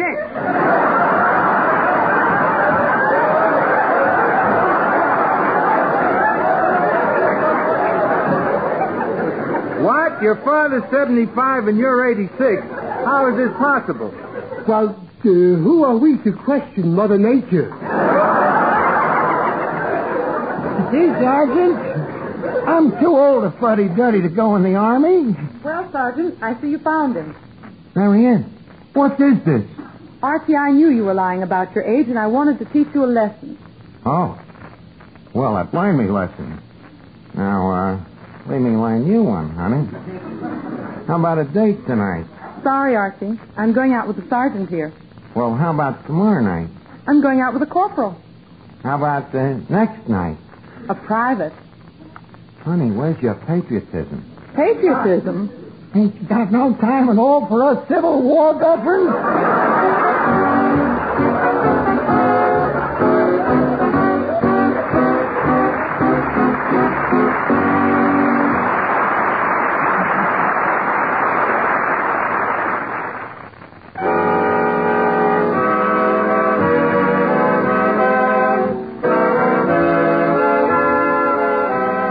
Listen again next week, friends, to Duffy's Tavern, the Friday night transcribed feature on NBC's All-Star Festival of Comedy, Music, Mystery, and Drama. Brought to you by RCA Victor, world leader in radio, first in recorded music, first in television. And by the makers of Anacin, for fast relief from pain of headache, neuritis, New Alta. Listen tomorrow evening for The Man Called X, starring Herbert Marshall, the Saturday night feature of the All-Star Festival.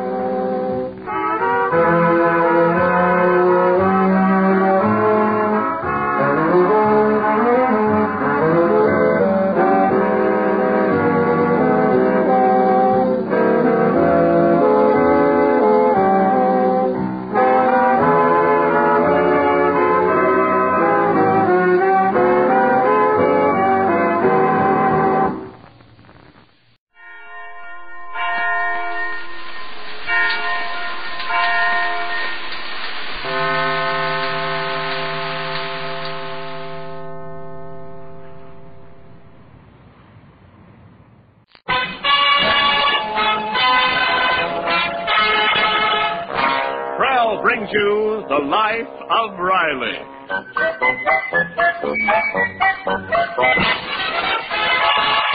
Prell, the shampoo that removes unsightly dandruff, leaves hair radiantly lovely, presents The Life of Riley with William Bendix as Riley and a surprise visit by Burt Lancaster.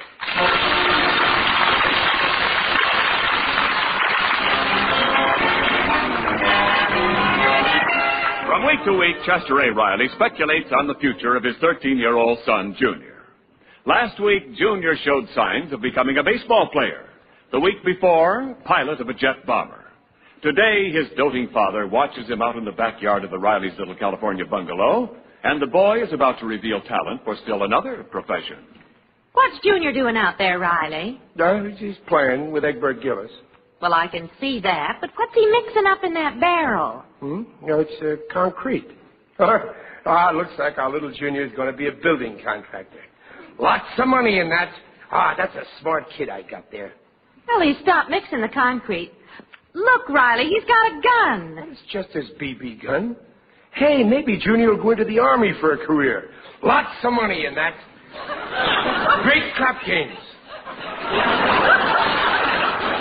Well, I don't like him playing with a gun. It gives boys crazy ideas. Oh, don't worry about Junior. He's okay. My son wouldn't do nothing wrong. He's probably... Riley, he's pointing the gun at Egbert. He's making him stand in that barrel of concrete. No, he's pouring more in.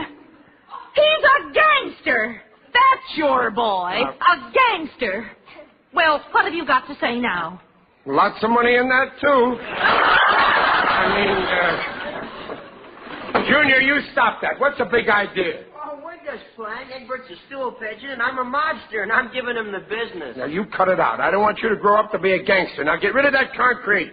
Oh, no, Pop. It took me all afternoon to make it. If you want to play with the concrete, play something sensible, like housing. Egbert can be a war veteran, and you can be a contractor, and... never mind, be a gangster.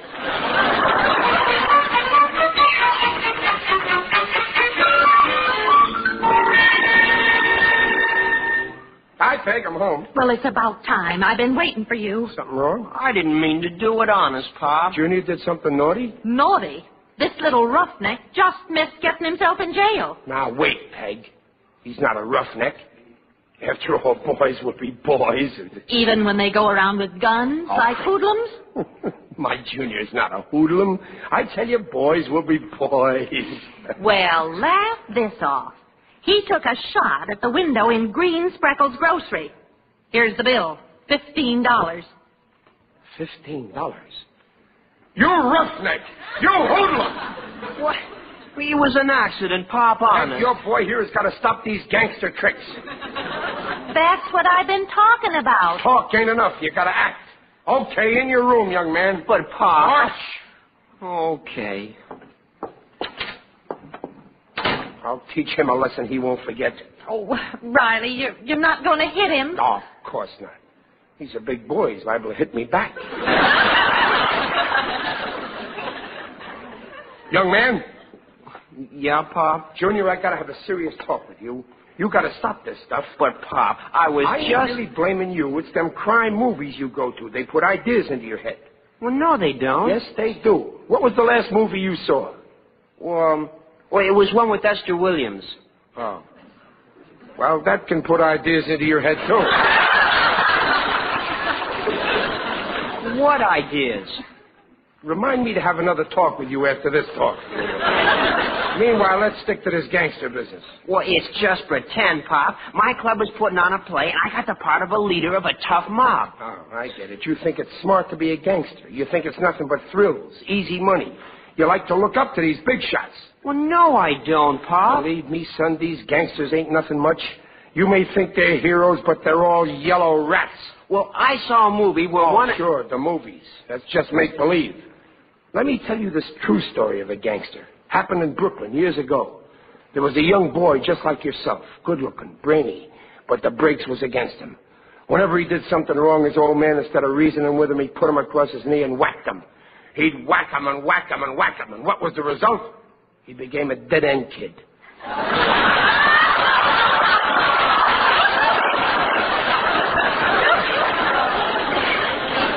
He began to steal. First, it was just little things like apples off of push carts, and then bigger things, watermelons. Soon he was holding up banks. One crime led to another. Pretty soon he was the king of the rackets. Everybody was scared of him.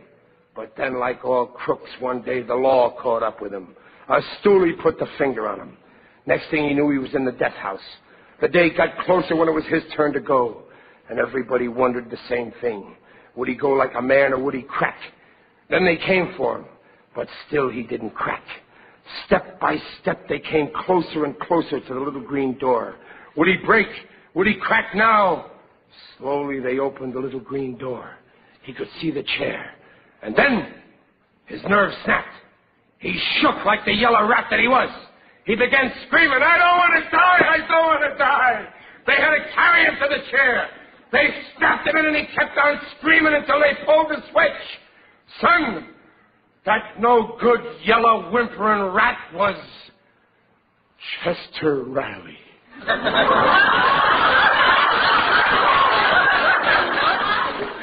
Pop, what are you trying to hand me? If they pull the switch on you, how come you're still alive?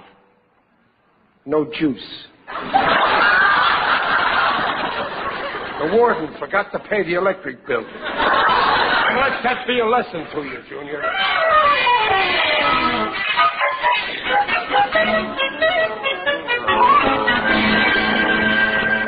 Well, so much for Riley's views on gangsters. Brave words indeed. But as they say in the daytime serials, little does our hero know that before another 24 hours have elapsed, he will come face to face with a real gangster. And now, let's take a look at this ruthless killer. Observe him closely.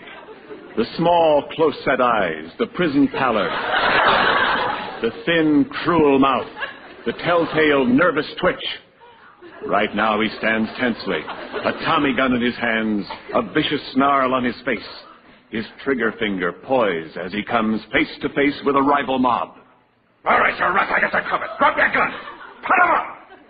So, you thought you'd pull a fast one, huh? Well, I'm going to let you have it. I'm going to rub you out, one by one. Ooh. They got me. Who done it? Louie! Louie didn't drop his gun. Oh. Okay, we'll print that. We're through shooting for today, Bert. Whew. Okay, Norman. Boy, I'll sure be glad when this picture's finished. I'm getting shell-shocked from the noise. Oh, Bert. Bert Lancaster. Here I am, Harold.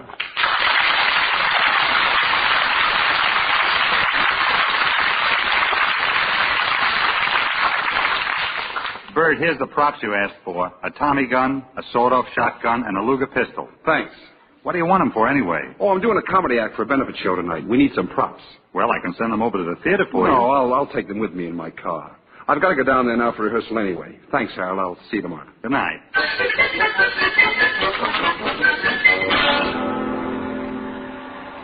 Sit down, Riley. The next bus won't be for 20 minutes. Yeah, well, I ain't waiting that long. I'm getting a lift. Come on, Gillis. Oh, no, not me.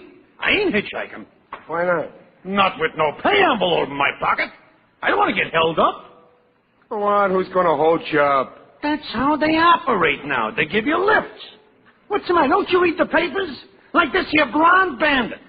You mean a dame? Yeah. And what a dame. Gorgeous. A face like an angel and a figure like... It should only happen to my wife. Well, what does this dame do? What, you're waiting for a lift, see? Yeah. Along comes this here beautiful blonde in a snazzy convertible. Yeah. She smiles at you, you smile back. She winks at you, you wink back. She opens the door, you get in, and off you go. Then what? First thing you know, you're driving home the long way. Through Mulholland Drive. Why? You find that out when she stops the car in a lonely spot. She snuggles up to you, puts her arms around you, kisses you, and strokes your temple. Yeah. Only she's stroking it with the muzzle of a .45. Goodbye pay envelope. And believe me, it could happen to you. No, not me. I'd never be that lucky. You don't know what you're talking about. I'm going to get a lift. I'm waiting for the next bus. Okay, so long. So long. Hey, lift. Maybe the next one. Hey, lift, mister. Sure, hop in. Oh, thanks, mister. Where are you going? Brookview Terrace. Oh, really? I go right by there. Oh, that's great. My name is Riley. Hi, Riley. You know, your face looks familiar. I've seen you somewhere before. It's possible. What line of work are you in? I'm in the movies. With that face, who are you trying to kid? Look,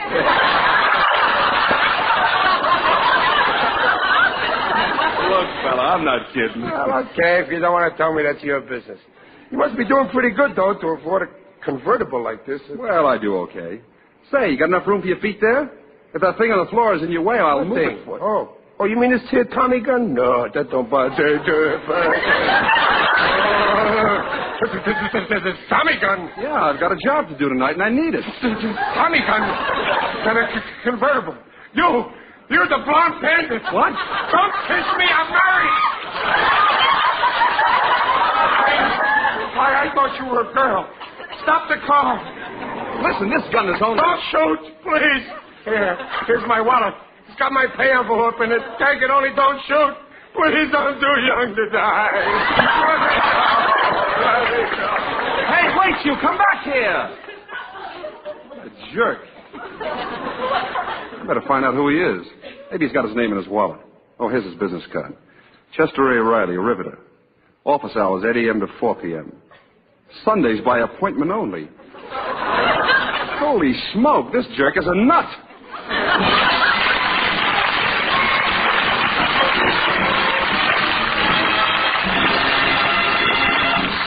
Krell will bring you the second act of The Life of Riley in a moment. For the big movie laugh of the year, try living The Life of Riley, starring William Bendix. The picture is showing right now in New Orleans, Memphis, and Des Moines, and opens next Friday in Detroit. Don't miss it.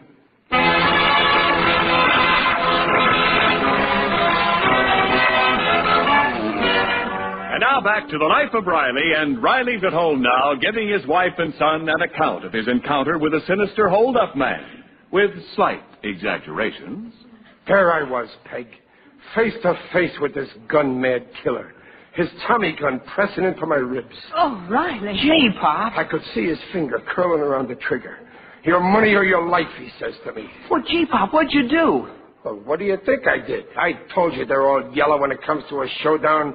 I looked this rat square in the eye and I says, you ain't getting no money from me.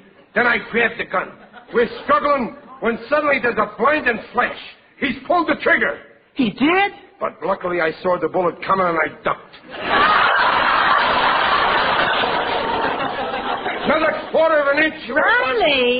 Riley, if you were in a car and the car was going all please, this... Peg, I'm telling this story. Please don't interrupt me. Yeah, go on, Pop. Yeah, well, there I was face to face with this killer. His knife pressing into my ribs. A knife? I thought he had a gun. The gun had a bayonet. Starts pressing it into my ribs. That's when he got under my skin. So I let him have it. With what, Pop? I butted him in the belly with my head. Then I went to work on him with my fists. Crack! Where's your nerve now, I said. Crack! Where's your guts? Crack! Where's your bravery? Where's your pay envelope? Yeah, where's your pay? Well, where is it? Well, the fact is, he got it.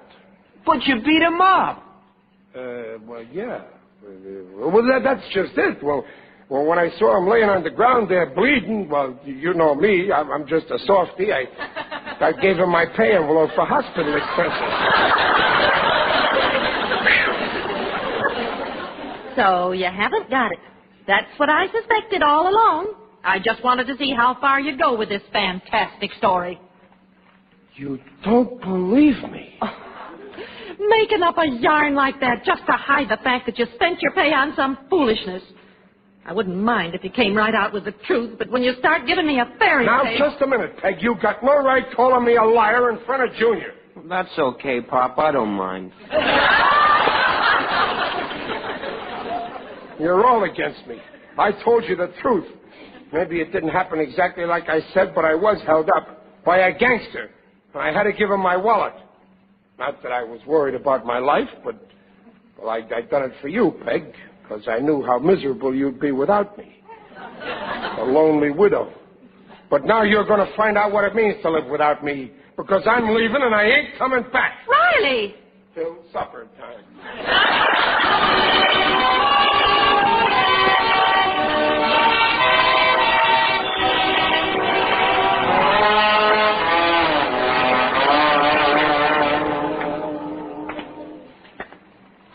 Women. Just can't understand them. I did it for her sake. No gratitude. After all, where would Peg be if she was a widow? The question is, where would you be? Oh, it's you. Yes, it is I indeed. Digby Odell, the friendly undertaker. Greetings, Riley. You look horrible. I don't feel so hot, Digger. Nothing but trouble. Oh, yes, you're not the only one. Only this morning, a gang of hoodlums pilfered a poster from a movie theater and hung it on the door of my business establishment. Ooh, I was mortified. Well, why? What did the poster say? Come in and live the life of Riley. Well, that's nothing compared to what I went through today. Digger, did a gangster ever hold you up? No, but 6 of us once held up a gangster. That was in my pallbearer days. Carry on, Riley. No, it was awful. He had this Tommy gun, see? And he made me give him my pay envelope. When I saw that gun, I thought sure he was going to give me the business. You mean give me the business? Well, on top of that, I had a fight with Peg. She wouldn't believe me. She thought I spent the money. Oh, it was a terrible scrap. I ran out of the house. I think we're through, Digger. Oh, nonsense, Riley. Patch things up. Go home. And say to her, darling, let's live and let live. If you'll excuse the expression. Yeah, you're right, Digger. I guess I acted kind of foolish. I shall accompany you as a peacemaker. Come along. Oh, Digger, you're the best friend I got. You always help me. Well, I try to. But you're so impulsive, Riley. Beware lest you end up like an ex-client of mine, Mac the Lumberjack, whose epitaph now reads, "Here lies Mac the Lumberjack, who went out on a limb to hack it. But alas for our friend, he chopped the wrong end. Now he's wearing a lumber jacket." Well, come along. We'd better be shoveling off.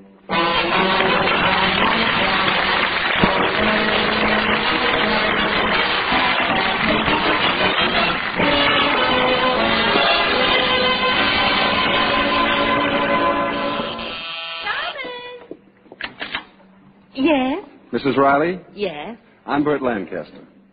Oh, Bert Lancaster. Oh.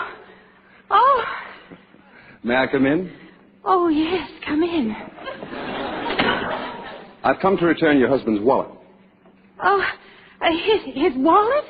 Well, I don't understand. How did you Well, didn't he say anything about being held up? Well, yes, he did, but I thought he was just kidding me. I'm afraid that I was the bandit. You see, I gave him a lift in my car, and I had a prop gun, and, well, somehow he got the idea I was holding him up, so he handed me his wallet, and he ran away. Oh, you mean he just handed you his wallet? Huh? I better get a gun for paydays. Oh, that husband of mine. Sometimes he acts like a... Well, he's really all right. I'm going nuts, I tell you. Stir crazy. I'll blow my top. Whoa! Your husband? No, my son. Sounds a lot like his father. Junior, you stop that noise. Well, I gotta rehearse my play, Mom. If I don't... Hey, it's Bert Lancaster. Gee. Hello, Junior. Gee. Junior's acting in a play. He wrote it himself. Oh, is he? Well, let's hear some of it, Sonny. Oh, no. Go on, Junior. He's pretty good at it. Come on, fella, let's hear it. Well, there's this part with the fella and the girl, and he says, come on, babe, we're blowing town, you and me. Come on, what do you say? Well, that's not bad. But I think you can give it a little more. Here, look, I'll show you. Come on, baby. We're blowing town. You and me. Come on, what do you say?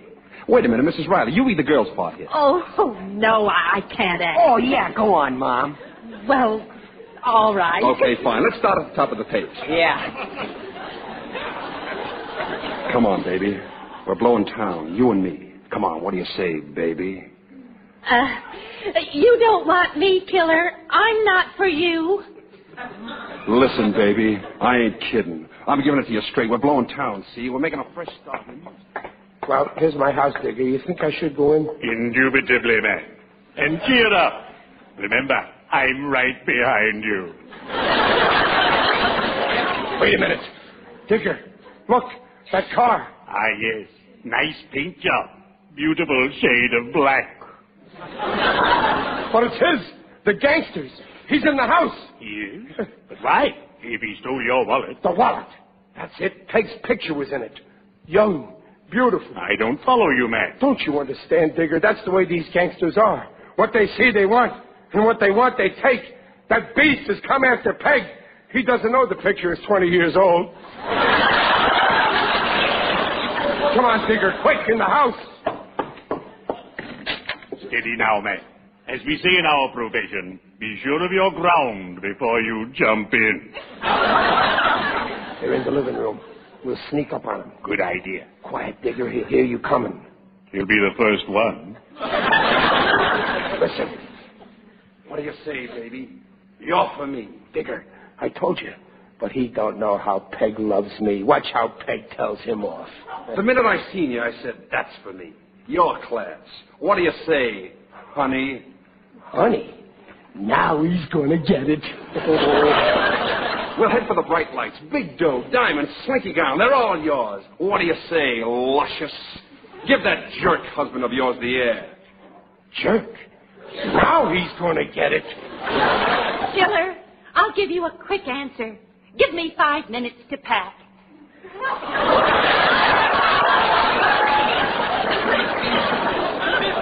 Looks like I'm gonna get it. The plane leaves at midnight. Just you and me, baby. I got 2 tickets to Honolulu. Oh, yeah? Well, you better get free. Nobody can run away with my wife unless I go along. Riley, what are you doing? Stay out of this, Peg. I'll settle this man to man. Put him up. I'm coming at you. Now, wait, Riley. Don't. Riley, get up. I didn't hit him. He ran into the door.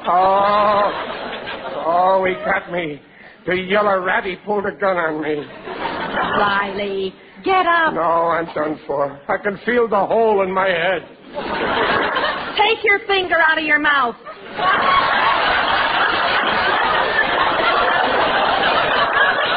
Get up.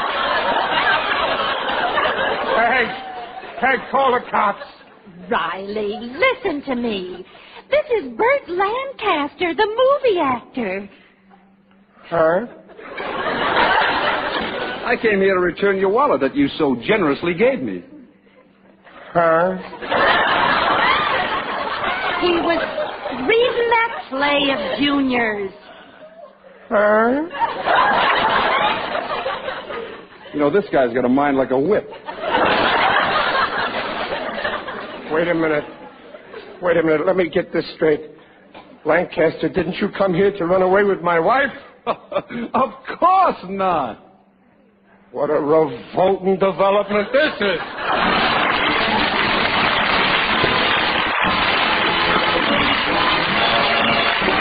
Pop, I was only rehearsing that play. I don't care. No more of this play acting.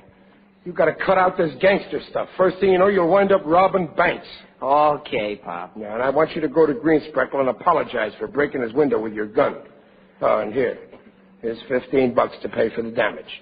And believe me, I can use this money for myself, but I'm letting you have it. Oh, thanks, Pop. You're swell. But you didn't have to do it. I was going to pay for the window with the dough in my piggy bank. That's all right, son. Where do you think this came from?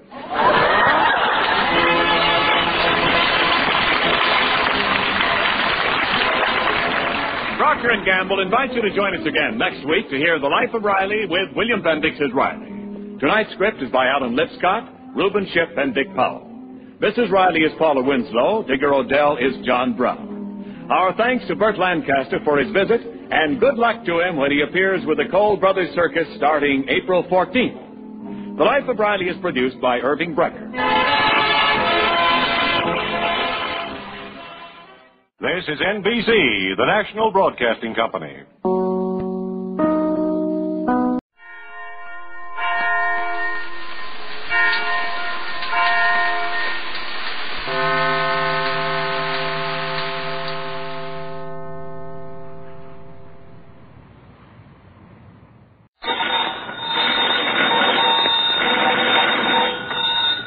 Granny's, Abner. I believe that's our ring. I dog is Lum. I believe you're right. I'll see. Hello, jot 'em down, store. This is Lum and Abner.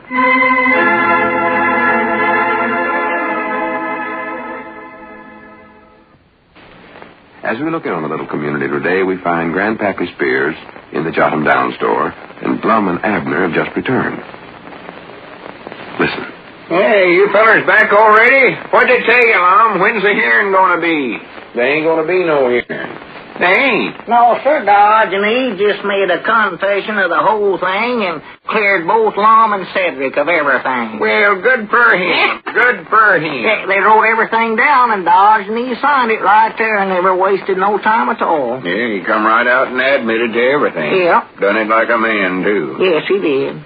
I reckon there ain't no getting around the fact that he's a crook, but you have to give him credit for the way he's taken all this.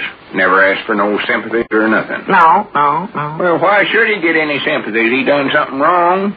Violated the law by making the counterfeit money. Yeah, he done that all right. And he got you and Cedric in a heap of trouble. Abner was just lucky he never got into it, too. Yeah, I made that counterfeit money myself. Of course, I never knew it was unlegal money, though. Of course, on the other hand, Grandpap, you got to admit Dodge and he's done some good for Pine Ridge. Them first pamphlets he's handing out for incidents, them was as good a set of rules for right living as I've ever saw. Yeah, and then that honesty contest he started here, that done good. Yeah, but that contest was just a fake. Just done that to fool everybody. He said he was going to put up $10,000 for the most honest and kind citizen in Pine Ridge. Now, where's that $10,000 at now? Well, you're right, Grandpap. That was just a fake. But still, that contest done a lot of good around here. Oh, yeah. Everybody in town was trying to be honest and kind and helping one another like they never done before. Even fellers like Snake Hogan and Squire Skimp. Yeah, and folks was paying up old bills that they never did aim on paying. Yeah, just the same, the whole thing was a fake. And I ain't got no use for honor-handed schemes or the fellers that thinks them up, neither one. No, sir, I just ain't got no use for 'em. Well, he oughtn't to have did what he done, I know that. Well, what are they going to do with him? Well, them two fellers, Adams and Fremont, they're taking him away summers. Said they was going to let him go over to Sister Simpson's boarding house and get his belongings first, though, before they left. Yeah, it's a good shuttance, I'd say. I hope they take him clean back to... Where else you found him, Lum? St. Louis. Yeah, St. Louis. How in the world did you ever find out where that fellow was hiding out at? Well, I reckon Cedric's the one that ought to get the credit for that. Yeah, he seen the address on them keys. Yeah, them keys of Dodge and he's lost him Cedric's car the day he left in such a hurry. Cedric was sitting there in a jail at the county seat jingling them keys when he just happened to notice a little identification tag on the key ring. And there was a name and an address on it. Yeah, and you know his name really ain't Diogenes Smith, Grandpap. It's Roswell Graham. Roswell Graham? Yeah. And when Cedric seen that, why, he walked out of jail when nobody weren't looking and come back here and told me about it. And then him and me got in his car and drove right to St. Louis. Yeah. Of course, I knowed he was taking an awful chance running off that way, but I figured finding Diogenes was the only thing that would ever get us out of this trouble. Yeah, well, Lum, was Diogenes home when you got there? No. Fact is, some fella told us that there weren't nobody living there by either one of them names. But we sort of hung around, and late that night we seen him coming. And Cedric run out and grabbed him. Well, good for Cedric. Did Diogenes put up much of a fight? No. He looked awful surprised, of course, but he was willing to come with us back to Pine Ridge. Never give us no trouble at all. Well, I do know. Yes, sir, I believe I'll run on home and tell Charity about this. She just dying to know all what happened. Yeah. You fellas won't need me no more, will you? Oh, no. Run along, Grandpap. Yeah, much obliged for watching the store for us, Grandpap. Not at all. We'll see you later. So long. Yeah, so long. All right, doggy Lum. It seems like old times, you back in the store and all. Yeah. You never realize how much something means to you till you're just about to lose it. No. And generally, it's too late to ever get it back. Wait a minute. Look out there, Lum. Huh? Look, there's Adams and Fremont bringing Diogenes up to the store there. Oh, my goodness. You don't suppose they changed their minds and going to take me along, too? Huh? Granny's, I seen him sign that confession. Why, sure. Wait a minute. They're waiting outside and letting Diogenes come on in alone. Doggy, they must trust him awful lot. Yeah, I reckon what in the world he wants. Maybe he wants to get his printing press.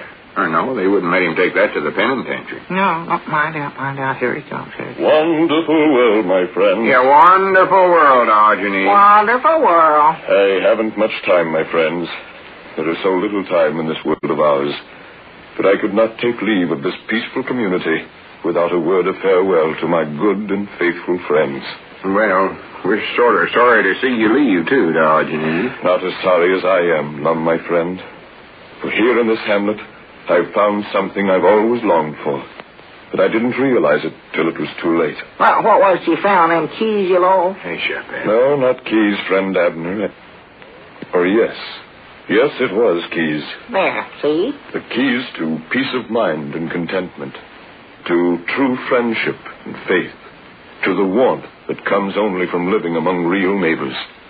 These things I've always desired, and yet I never knew it till after I'd thrown them away.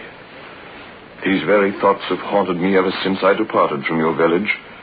That is why I so readily returned here, to attempt to right the wrongs I left in my shady path. Friends, think not too ill of me. Ill of you? Are you sick, Diogenes? Abner. Yes, sick at heart, my good and simple Abner. Sick because I violated the faith of two of the most plain, honest, unsullied, and noble creatures I've ever been privileged to meet. Well, I'd like to meet them fellers myself. Believe me, my friends, my acquaintance with you has served as my turning point. It's made me repent of my past and resolve to turn my remaining years into channels of restitution. It has made me see a light much brighter than that which shone forth from the lantern I used to carry. Would you like to have your lantern back? Yeah, we still got it here for you. No, I must strip myself clean of the vestiges of the old life. Only the principles of truth and honesty shall I carry out into the new life. Well, say, Diogenes, I believe them police fellers out there in front are signaling to you about something they're waving their hands at. Yes. Yes, it is time to go, Abner. I've used up my precious minutes, but I hope they've not been wasted ones. When I depart through yonder door and go to face the fate I justly deserve, think not that you are seeing the exit of the broken villain of the drama. Believe instead that you are seeing the entrance of a new character clothed in the golden words of honesty and fashioned by the faith of my two good friends who stand now beside me. I go willingly to pay my debt to society and look forward eagerly to the day when I may return a free man and be able to sincerely spread the doctrine of truth and kindness, which up to this time I've so shamefully used to further my own selfish gains. For remember, friends, one cannot deal even lightly with these age-old doctrines without becoming absorbed by their dynamic truths. Now I must say farewell. But before I utter the words, here, take this envelope. Examine its contents after I'm gone. And now, farewell. And remember this. Yeah? Wonderful world, friends. Yeah, wonderful world, Argenie. A wonderful world. Granny, Abner. I don't know what to say. I feel sort of funny inside. Yeah, me too, Lum. What was it he said anyway? I couldn't keep up there. Well, I ain't exactly sure myself, but I think he's turned out to be a good man after all. Oh, he sounded like it there. Look in the letter there, Lum. Maybe that tells what he was saying to us. Oh, yeah, I almost forgot about that. Hurry up, get it. Yeah. What does it say? Oh, wait, don't rush me. Well, hurry up, Lum. Let's see. Dear Lum and Abner and citizens of Pine Ridge, I know you all believe now that my offer of $10,000 to your most honest, kind, and generous citizen was merely a hoax. Well. And you are right. That was the original plan. Now, however, that plan has been changed. Naturally, I cannot remain with you to judge the winner, so I am leaving the enclosed check for $10,000 to the entire community of Pine Ridge. Wait a minute. Enclosed check? Is there a check in there? I don't know. But yeah, here it is, still in the envelope. Oh, where? Look at that, Abner. There it is. Well, I do know. Doggies. $10,000 for the land sakes. Well, wait a minute, old Lum. How are we going to divide this up twixt everybody in the whole community here? Maybe the letter tells. I never finished it. Yeah, go ahead. I leave this money in your care, Lum and Abner, to be spent in whatever way you think will do the most good for Pine Ridge. Well, bless his heart. Your faithful servant, Diogenes Smith. Postscript. Let's all try to make this a wonderful world.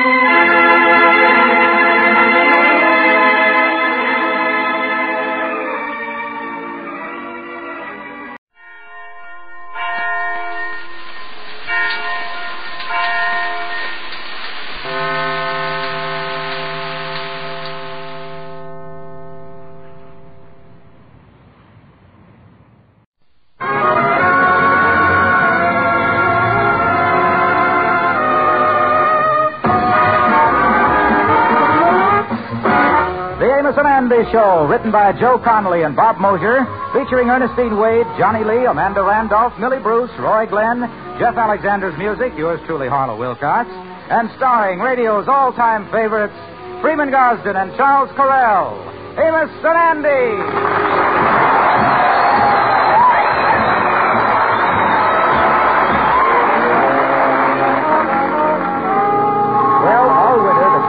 Wife Sapphire and her mother have been saving their money for a vacation at the seashore. Although it's only April, they've decided to take an early vacation and beat the crowd. Right now, Sapphire, her mother, and the Kingfish are having a little family discussion over dinner on where they should go. I think we ought to go to the seashore. Well, I'd be miserable at the seashore. I think we ought to go to the mountains. The seashore is much better. I hate the ocean. I tell you, you can't beat the mountains. Look here, Baldy. We are going to the seashore. And if you mention mountains once again, I'm going to take this rough roast and bounce it off that big head of yours. What do you want to say to that? Just one thing. By the sea, by the sea, by the sea. I know you'd back down, you miserable, sniveling weasel, you. You know, Mama, you really is a sour old lady. Just tell me something. Did the stork bring you, or did you crawl out of a pickle barrel? Now, look, George Stevens, me and Mama is paying for this vacation, and we're going to the seashore. Now, listen, I was always embarrassed to be seen on the beach with you two. Everybody turned around and stares at you. George, they does not. Well, how about last summer when we went to Atlantic City? The fellow that runs the aquarium on the steel pier complained about you two. He claimed you and Mama was taking the play away from the octopus. There's no sense of arguing, George. We is going to the beach, and that's final. Yeah, we is paying the freight on this trip. You just haul your big fat carcass where we tell you.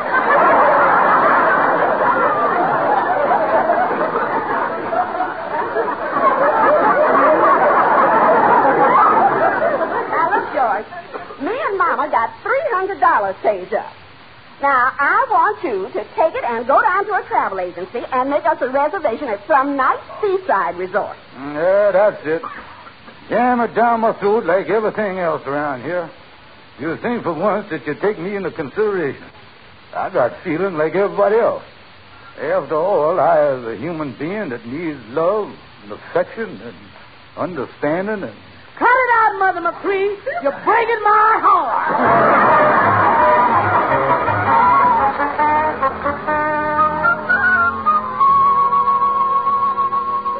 You say, Kingfish, that Sapphire and her mommy insist on going to the seashore this year, huh? Yes, Andy, they calls it a vacation, but, well, the real purpose is to try to hook a man for Mama, you see. Oh, yeah. As soon as they check into the hotel, the nuptialating maneuvers start.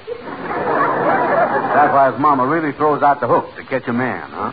Yeah, but I'm afraid at her age, the bait is a little too stale. That old lobster pot ain't had a nibble for the past 18 years. Yeah, I guess she is the kind of a catfish that it's a pleasure to throw back, all right. Well, you know, she did come pretty close last summer. Yeah? Yeah, some old boy seen her rocking on the front porch of the hotel, and he fell for it like a ton of bricks. Yeah, he was the perfect man for Mama. 98 years old, weak eyes, loaded with money, and his next of kin was 4,000 miles away. Well, what done happened? Well, they had a doctor check the old boy to get a Dow Jones report on his blood pressure. And he guaranteed the old codger would last just about long enough to get through the ceremony. Yeah. So she worked fast, you see, and 2 days later, he was walking down the aisle with her. Yeah, well, how come they never went through with the ceremony? Well, one of them strange quirks of fate, Andy, that breaks a son-in-law's heart. Right in the middle of the ceremony, rigor mortis got to the groom. Holy mackerel, that was bad. Yes, Andy, when the preacher got to the part about, do you take this man, the undertaker said, I do. Well,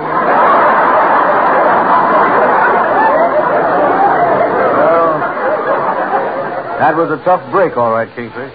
Yeah, I don't know why they want to go to the seashore again. They've been going to the seashores for the past 8 seasons. As far as romance is concerned, the old lady has done smooch with everything around sea level.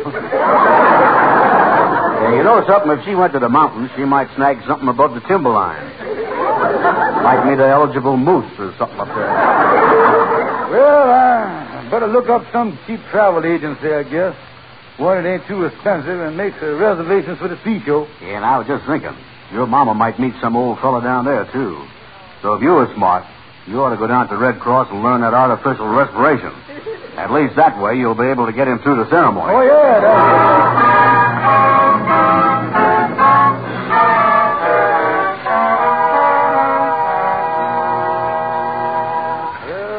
here's the travel agency I see listed in the paper. Don't look like much of a place, but I guess they ought to be cheap. Let me wipe the dust off the window here so I can see what it says on the poster. Sailings booked now on the SS Leviathan. Drinks served beyond the 3-mile limit. Well, this sounds like a big-time outfit. Let me get in here. Yeah, that must be the proprietor coming over here. Well, come right in. What can I do for you, friend? Well, I'd like to arrange for a trip. Oh, a pleasure trip? No, I'll take my wife and mother-in-law. Ain't nothing. I see. Planning a vacation, hey? Well, sit right down in this chair, friend, and let me make you comfortable. Yeah, well, thank you, Mr. But he wants to go to the seashore. The seashore? Why, friend, nobody goes to the seashore anymore, except squares and seagulls. Oh, they don't, huh? Why, certainly not. Now, what you want to do, friend, is go where they're all going this year. No, where is they all going this year? Where they going, my friend? Why, Lake Chipawawa. Lake Chipawawa. Where is that, mister? Where is it? Why, friend, it's high on the sand dunes overlooking beautiful Hackensack. And, friend, if you take advantage, now you can have the winter race. Well, if everybody's going there, it might be all right, I guess, yeah, sir. Well, now, Bud, you tell me this. How long do you plan to stay? 2 weeks. I see. And what did you want to spend? Not over $300. 2 weeks, $300? Friend, you hit it right on the nose. I did? Yes, sir. Have the perfect trip, and that's payable in advance. Yeah, sir. Well, I got the money right here. Perfect trip, huh? Yeah, sir. Well, there you is, right there, $300. Well, that's fine. Now, here you are. Take some circulars on the place, and here's your reservations at the line. Now, all you have to do is just sign right here. Yeah, sir. Naturally, you come under our 3R plan. Thank you, sir. By the way, what is the 3R plan? Very simple, friend. No rebates, refunds, or restitution. Thank you, sir. Thank you. That's a nice plan. I'm glad to get in that. Thank you very much.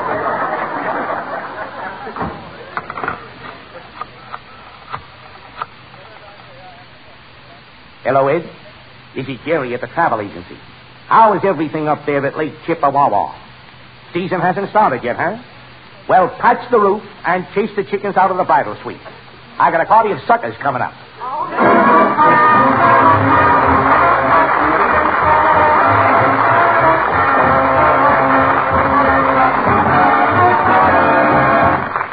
I got the reservation. Now, I guess I'll leave the office and go on home and tell Sapphire and her mama. He'll probably raise a fuss about not going to the seashore, but Well, Calhoun the lawyer, how is you, boy? Howdy, Kingfish. Yeah. Yes, sir. Well, sir, I just dropped over from my office to use your phone. Yeah, well, what's wrong with your phone, Calhoun? Well, I'll explain that to you. You see, last Saturday night I was awful lonely, so I opened up the phone book and see it on the front page where you can just pick up the phone and say, Operator, I want a fireman. I want a policeman, or I want a doctor, and they send you one. Yeah, I see that. Yeah, so I picked up the phone and say, Operator, I want a tall gal with a weak will. Yeah, well, what did you get? A short man with a pair of pliers who took out my phone.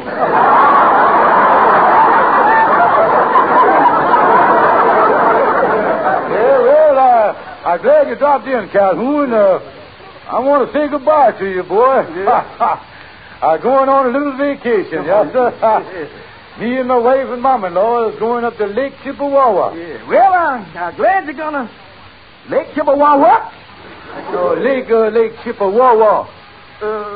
You don't mean Lake Chipawawa up in the hills above Hackensack, does you?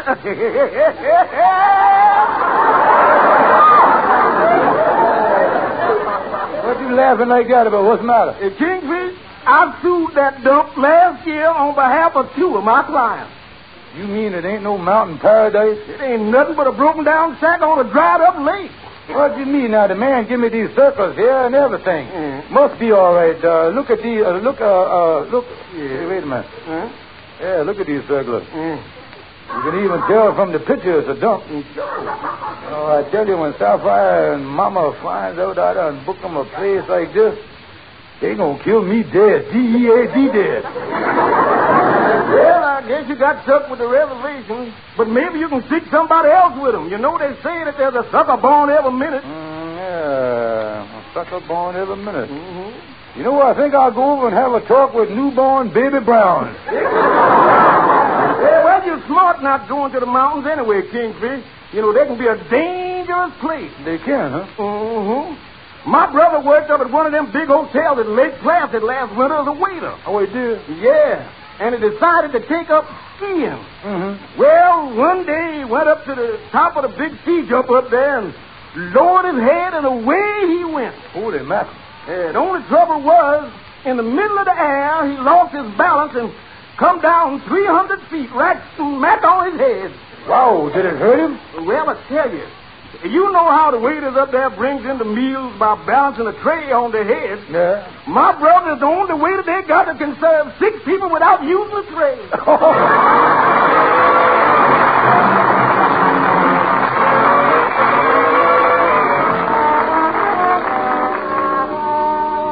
Well, I hear Andy coming down the hall. I hope I can unload this dump on him. Oh, hi, Kingfish. Hi. Well, hi, Brother Andy. You look pretty poorly there. Sit down and unhollow your cheeks there. Let them puff out on you. Is you and Sapphire all ready for your seashore vacation? Yes, Andy, but I feel a little conscience struck about you, boy. About me? Certainly. I'll be laying there on the seashore, breathing in them pure ocean breezes, and you'll be up here in New York inhaling all this polluted air. You say the air here in New York is looted up? What is that? Oh, yeah, Andy, they took a sample of it and they sent it to the Mayo brothers in a milk bottle. And the Mayo brothers analyzed it and found out with all the automobiles in New York, the air is 1 part oxygen and 2 parts carbon peroxide, you see. And that's bad to inhale all that stuff, huh? Oh, yeah, and the science has found out that the only way to live here in New York is to have some relative over in New Jersey do your breathing for you. That's the only way to do it. Yeah, well, that's a mess, all right. How did this come about? Well, the main reason is that there are 6 million people in New York and only air enough for 3 million, you see. Well, if that's the case, how come that half of them don't suffragate? Well, of course, up till now, half the population has been inhaling while the other half exhales, you see what I mean? But who knows, Andy? One of these days something might disturb the beat, and you're liable to take a deep breath and come up shy, you know. You mean that there ain't no fresh air in New York at all? No, Andy, they're getting worse, too, all the time. You've been down to the railroad station and seen all them crowds hanging around the gates, ain't you? Yeah. Well, now, you might think they're down there to meet friends, Andy, but actually, they're there to inhale some fresh air off the commuters. That's what they do. Smoke. Well, I don't like the idea of breathing no second-hand air, so what must I do? Well, Andy, the doctor said that if you spend 2 weeks in the country, you can inhale enough fresh air to tide you over the next season, you see. Yeah, but I wouldn't know where to go or nothing. Well, now, the Pure Food and Air Commission, they made a survey and found that the purest air in the country is at Lake Chipawawa in the beautiful hills of New Jersey. Yeah, that's really pure, huh? Pure. And there's 50% oxygen and 50% vitamins. And on top of that, the whole thing has got a penicillin base, you see. I think that I might be able to pull a few strings and get you in at the lodge up there for a couple of weeks. Oh, that's good. Is it a nice place? Nice place. Look here at the picture there, Anna. Look at that. Yeah. Ain't that nice? Say there, the rustic oak lodge on beautiful Lake Chipawawa. I don't see no oaks. Where is it? The oaks, well, they done cut them down, and they don't want nothing interfering with the air up there. Well, it's rustic, all right. They must have had a lot of rain up there, though. Look at that puddle in the middle of the road. And that is Lake Chipawawa. Oh. The lake bed actually goes for miles and miles, you see. The man just happened to take the picture at low tide. Oh, yeah. Now, I got you the rock-bottom price on this, and it cost you $300 for the 2 weeks. Holy mackerel. I'd like to breathe the penicillin and everything, but $300. Oh, no, Kingfish. I think I'll just stay around New York and gasp for breath. And I forgot to mention something else to you. You know, they didn't call that place Lake Chipawawa for nothing. It happens to be an old Indian name meaning keep big fresh air and girls. Kingfish, did you say girls? Oh, that's right, son. I'll take it. You just hit on something there that's more important than breathing. Yeah, now...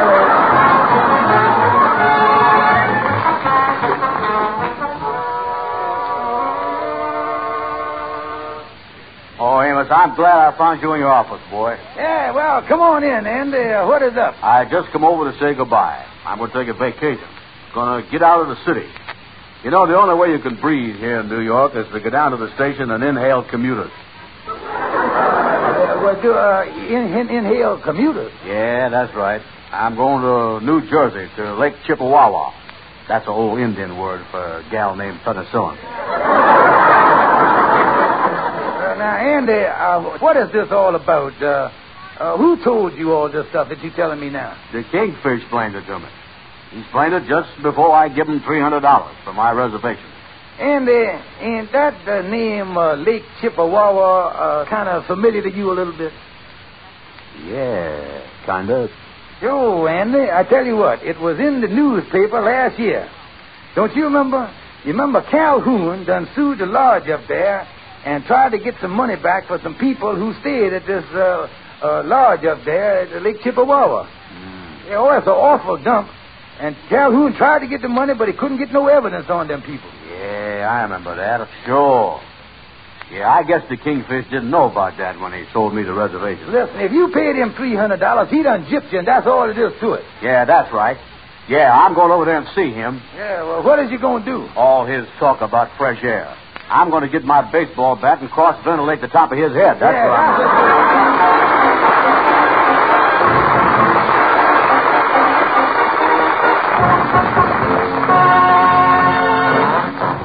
Well, I got my $300 back. I done give the money to Sapphire and Mama. Let them make their own reservation.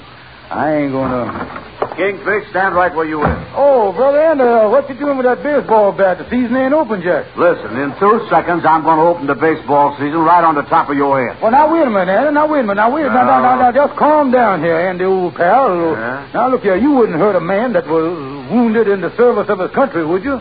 When was you wounded in the service of your country? Down at the draft board when they wanted to induct me. The man asked me to raise my hand, swear to actual had 36 dependents. And I jerked it up right quick and throwed my collarbone out of the joint there. Oh, yeah, that's right. I don't forgot about that. Now, out of the way, slacker, and let a veteran go by. Oh, no, you don't, Kingfish. Wait a minute. Hold on. You ain't going to weasel out of this. That Lake Chipawawa ain't nothing but a dump. I thought that I was going to spend 2 weeks at a nice resort. Well, now, Andy, now, look here. Let me explain this to you. Yeah. When I booked you into that miserable dump, I was actually doing it for your own good. What you mean, my own good? Yeah, suppose I booked you into some high-class place. You would be embarrassed to go there. I would? Oh, cool, sir. Look at you there with them slits in your shoes and that hole in your derby and that patch on the seat of your pants. Yeah. You got more ventilation than you is class, boy. If you wanted to go to a high-class place, it'd cost you at least $300 for a decent wardrobe alone. Yeah, well, I got a couple of suits at home that ain't got no holes in them. Well, it ain't only that, Andy. It's a nice cheap dump like Lake Chipawawa. You don't have the expenses mounting up on you. You don't, huh? No, outside of a bottle of DDT and a couple of rat traps, you practically can go as you is. You see what I mean? Oh, I tell you, Andy, in them high-class places, they get you going and coming. They does, huh? Yeah, and you drives up in a taxi cab at one of these high-class places, and there's a fellow in uniform that opens the cab door. Now, he bows to you, and he hold out his hand. Now, what do? I shake hands with it. I ain't no snob, you know. Oh, no, Andy, you got to slip him a quarter. Grease his palm. Grease his palm? Couldn't I just give him a 10-cent lube job? You ain't give the man no 10 cents. Oh, with all them millionaires and dowagers sitting on the front porch there watching you through their lorgnettes. Lorgnettes? What is them? Them glasses on a stick. What is known in the 400 as combination periscope and social snorkel. That's what it is. Yeah, they really got a bead on me, huh? Oh, yeah, they're watching me every minute. And then you get up on the porch there, and there's another fella in uniform waiting for you there. I got to give him a grease job, too, huh? Well, at least a quarter, Andy, or he won't open the door for you. Well, couldn't I wait for one of them millionaires to go in and sprint through on his backswing? Oh, no, Andy. That kind of sneaky stuff has done been tried since the gay 90s. It ain't, huh? No, Mrs. Harriet Plain Whitney caught a bustle in the revolving door, you see. Well, I don't want no bustle trouble, so I'll slip him a quarter. At least I got to the lobby. It only cost me $50. Yeah, but that's only the beginning, Andy. Sure, when you get up to the desk, the bellboy going to ask you for your bag. Now, he's the fellow with all that gold braid on his shoulder and all them brass buttons and everything. Then you really in trouble. I is, huh? Oh, yeah, Andy. You can't hand him that old canvas bowling bag of yours with that extra suit of underwear in it. No. You got to hand him a pigskin suitcase. Or at the worst, a stimulated alligator. That's what you got to have. Well, now, wait a minute here. I was only planning to be there 2 weeks. I wasn't figuring on taking no suitcase. Oh, suitcase or no suitcase, Andy? I'll tell you. They got you no matter what you do. In addition to the 2 doormen and the bellboy, you got the elevator operator, the floor clerk, the chambermaid. The hotel always makes sure that by the time you get to your room, you can't afford it. Now, that's the way they work. Holy mackerel, I never thought it'd be that bad. Oh, I tell you, Andy, you don't know how lucky you is that you was going to a broken-down, miserable dump like Lake Chipawawa. Yeah, I guess I is pretty lucky that I ain't going to no high-class place. Yeah, well, I'm glad to see it my way, Andy, and I guarantee you, you'll never be embarrassed at Lake Chipawawa. From what I hear, the help is crummier than you is. Now, that's what...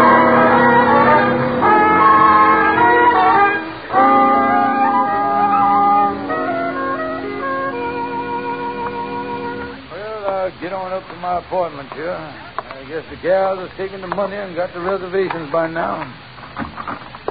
Well, Mama Starfire, is we all ready for our glorious vacation? Oh, yes, George. We'll pack our bags tonight and be ready to leave first thing in the morning. Oh, that's fine. What seashore resort is it going to, honey? Well, son-in-law, you said we never considered you and we were selfish.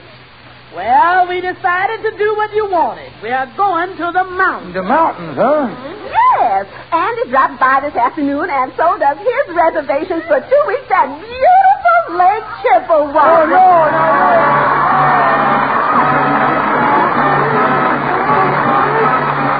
Be sure to be with us next week at the same time when we will again present radio's all-time favorites, Amos and Andy. Till next week, then, good night. This is the United States Armed Forces Radio Service.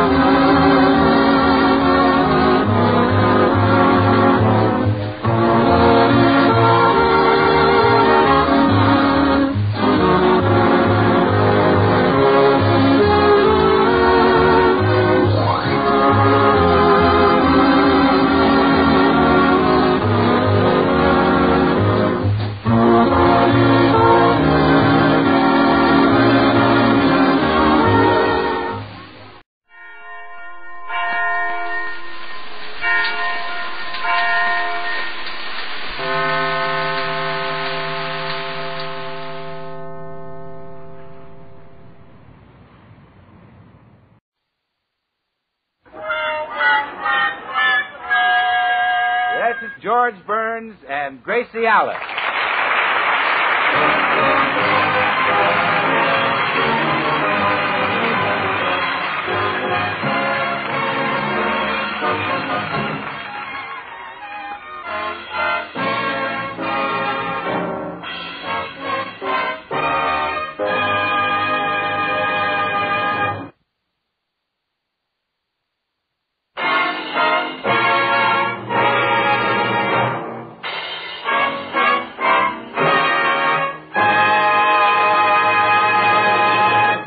Last week, the Burnses left for Palm Springs.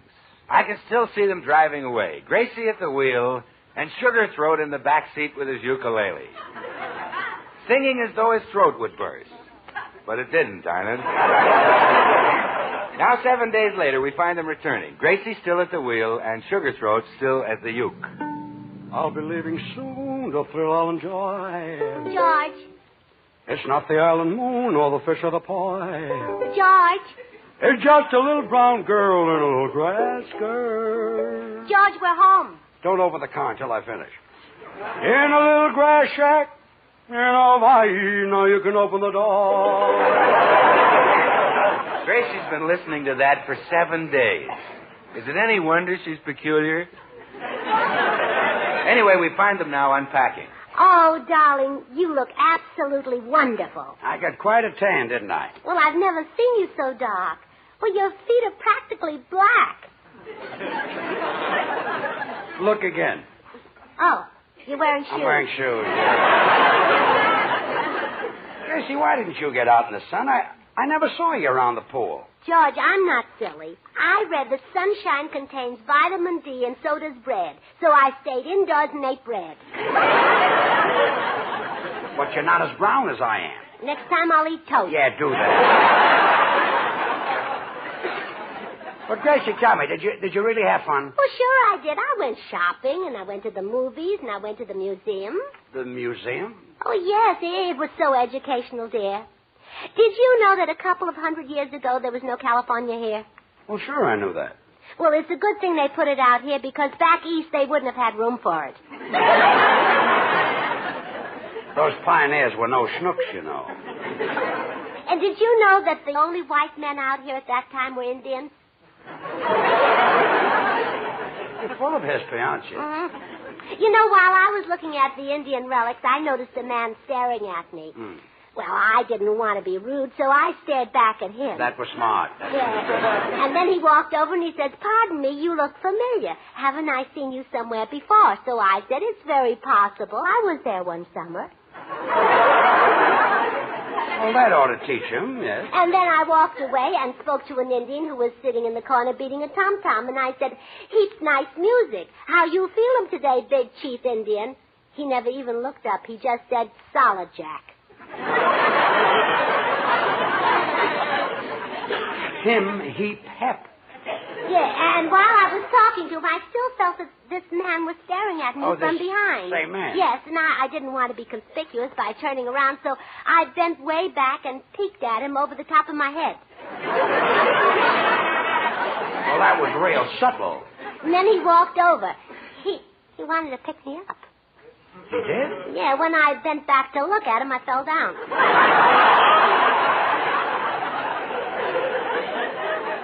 I'm beginning to feel that you had more fun than I did around the pool. And this time he said, "I'm sure I've seen you somewhere before." And I said, "Well, you look familiar, too. Did you ever live in Philadelphia?" And he said, "No." And I said, "Well, neither did I, so we must know each other." Then what happened? Well, we still couldn't place each other. And then I went over to an old Indian woman to buy some beads, and he followed me. This same man? Yes, and he said, "Aren't you from San Francisco?" And I said, "Yes." And he said, "Well, I thought so. I'm from San Francisco, too." So I said, "Well, where did you live?" And he said, 422 Castro Street. And I said, "Well, that's where I lived." So he said, "What's your name?" And I said, "Gracie." And he said, "That's funny. I had a sister named Gracie." And then I said, "What's your name?" And he said, "Herbert." And I said, "Why, I had a brother named Herbert." Then the Indian woman handed me the beads and I left.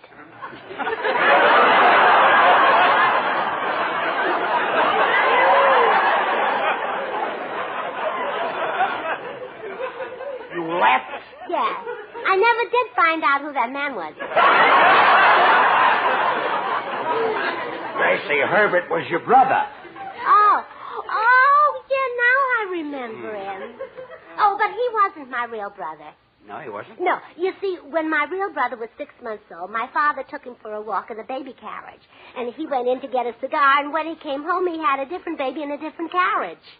What did your mother say? Well, she didn't say anything. It was a much better carriage.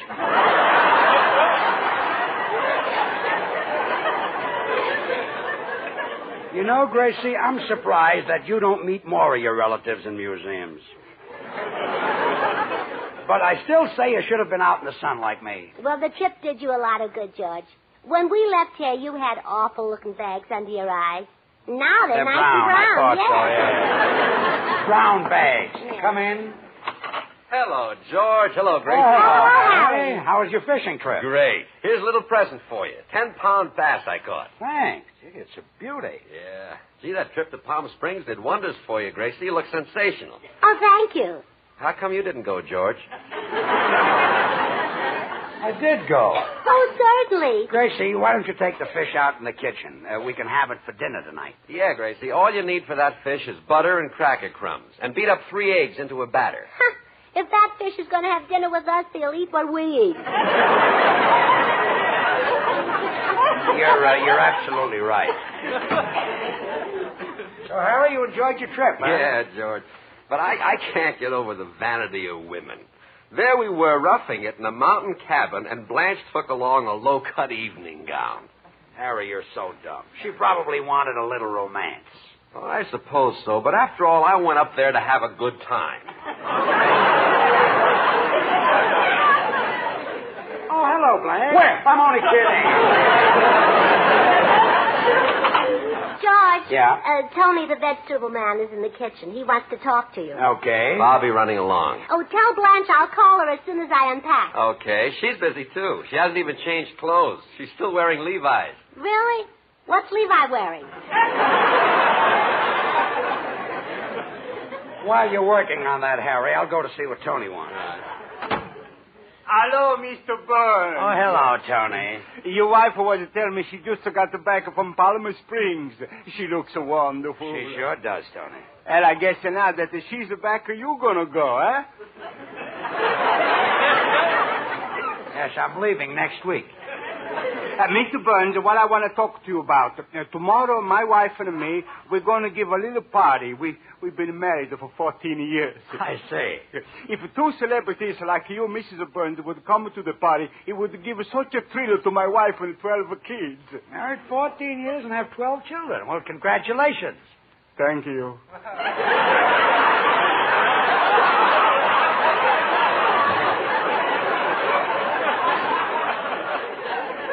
Mrs. Burns and I will be glad to drop by tonight. Oh, that's good. You like my bambinos. I got 9 boys and 3 of the others. There's a Dominique, Angelo, Giovanni, 3 Giuseppes, Carlo. 3 Giuseppes? Well, that's my wife's favorite name, see. And when a woman has 12 children for you, you got to humor her. Oh, yeah. But isn't it confusing? Well, I got a system, see. If my wife says Giuseppe's been a bad boy today, I send all 3 of them to bed without a supper. But you don't know which one is guilty. Oh, yes. And next morning, I look for the one with the black eye. The other 2 take care of them. My shoe! Oh, good. Well, Mrs. Burns and I will be glad to drop over, Tony. Oh, you're so kind. You know, I'm telling my family all about your wife. You know, she's a nice woman, but she says some funny things. What did she say now, Tony? Well, she tells me she's planted seeds in the ice cube trays. She's going to raise her own frozen vegetables. Well, I got to be going now. Goodbye, Mr. Burns. Goodbye, Tony.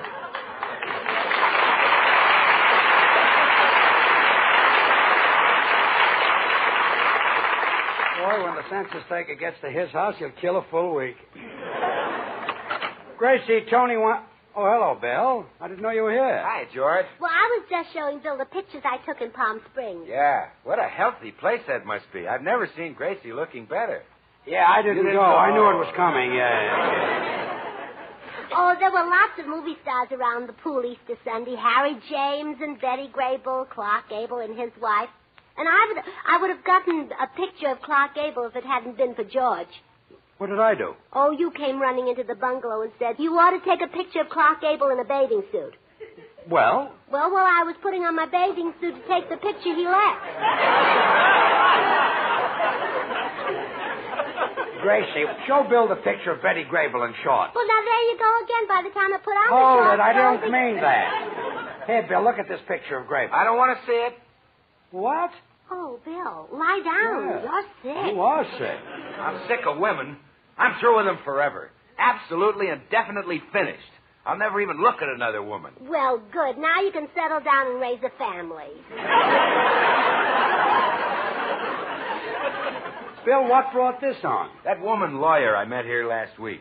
You heard her say she'd drop that breach of promise suit against me if I'd marry her, right? Right. Deceitful woman. The minute I made a date with another girl, she went back on her word. Now she's taken every cent I've got to settle the case, my life savings. Really? Yeah, I'm through with women, and I mean it. I burned all of my address books. Moved out of my apartment. Why did you do that? Well, I guess he couldn't stand the heat. Yeah, we had a few hot numbers there. Oh, poor Bill. Poor Bill is right.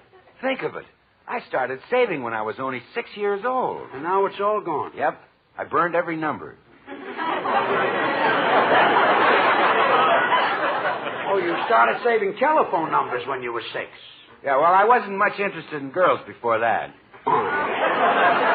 I thought baseball was the only thing you pitched. Well, I'm glad you learned your lesson at last, Bill. Oh, I have, George. Well, I've got to go down to the bank right now and draw out my last penny to pay that lawyer. And, George, if you ever see me even looking at another girl, I want you to fire me. You mean that? Absolutely. So long, Bert. So long, Willie. Bye, Bill. George, did you have that much trouble with girls when you were single? Not me, Gracie. Oh, now, George, I'll bet once you kissed a girl, she followed you for months. No, she didn't. Oh, go on. No, honest. How did you kiss the girls when you were single? Just like I kiss you. George. Yeah? Forgive me for doubting you.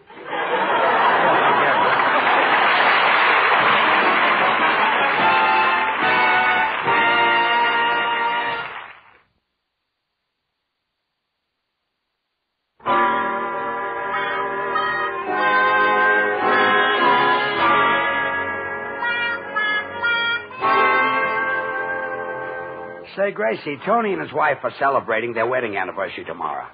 And I promised we'd drop by. Oh, good. I love anniversaries.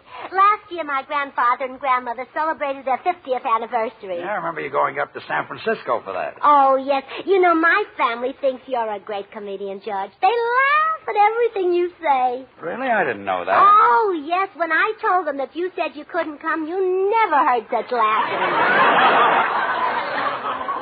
Yeah, that's one of my great lines. My grandparents told us how they met and fell in love. Oh, it was so romantic. Really? Yes. When he was a young man, he went to get a dog license, and he saw this beautiful girl who was there to get one, too. But the clerk didn't have a dog license, so they bought a wedding license and got married.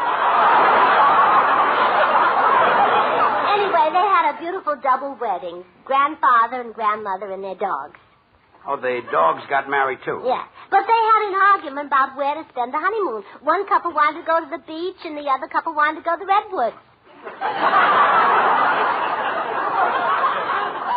How did it come out? My grandparents won. They all went to the redwoods. Sounds like their anniversary party was real fun. Oh, it was. The children were there, and the grandchildren, and the great-grandchildren. I can still see little baby Oscar sitting in his high chair chewing on a lobster. The baby had a lobster?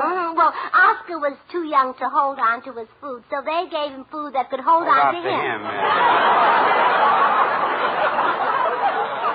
Gracie, will you please go out and get Tony a present? All right, I'll call Blanche and ask her to go shopping with me. Yeah, do that right away.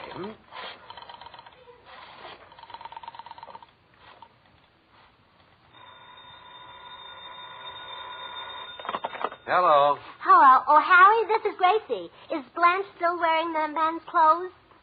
What man's clothes? Levi's. By the way, Harry, what did you wear in the mountains? Oh, I wore jeans. Oh?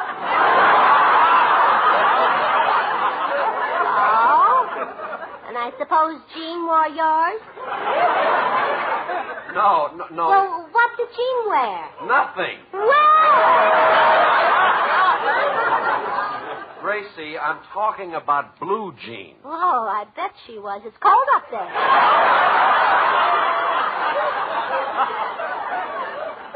Blanche, will you take this phone while I take some aspirin? Hello? Oh, hello, Blanche. I can't wait to talk to you. Let's have lunch together and go shopping. Oh, I'd love to. Call me back in a few minutes, will you? All right, Blanche. Bye. Bye. Gee, I'm anxious to see Gracie. How'd she look, Harry? I'll bet she's as brown as a nut. Well, she's not brown. Never mind. I just want to know if you mind eating alone. Gracie and I want to have lunch out. Oh, yes, I do mind. I'm frying up a big mess of fish for our lunch. You and Gracie can eat here. Fish again. For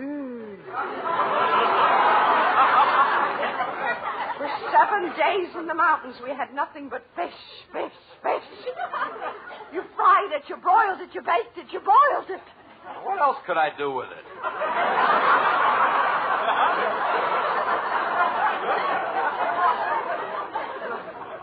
You could throw it back in the lake. Listen, Blanche, don't turn up your nose at fish. It's brain food, and Gracie can use it. Don't kid yourself. Gracie likes to play dumb, but she knows what time it is. She doesn't even know what year it is. When George told her that Olivia de Havilland was chosen the best actress of 49, she said, really? She doesn't look a day over 30.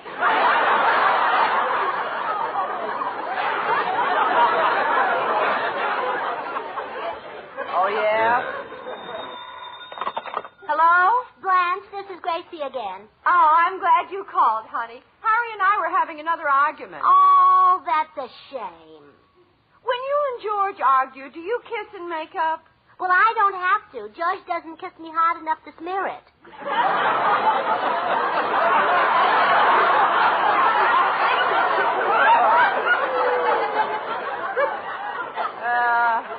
Yeah. Well,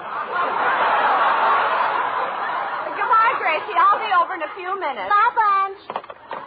Oh, poor Blanche. She's having another quarrel with Harry. She's a very silly woman to quarrel with a swell husband like Harry. Oh, Blanche is not silly. She is, too. She's just as smart as I am. Well, that's the easiest argument I ever won. What was that? Nothing. Have you decided what you're going to get for Tony's anniversary? Well, he's got a lot of children, so I'll get him 4 dozen teaspoons.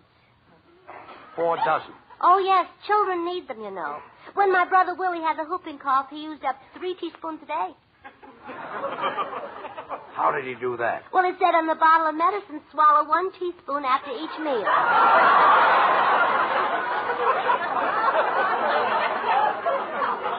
So he swallowed 3 a day. Kid must be really full of spoons.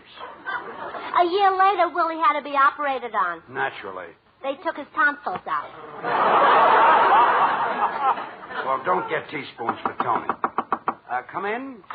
Hi, Burns. Oh, hello, Bill. George and Gracie, I want you to meet my future bride, Gail Davis. How do you do? How do you do? Again?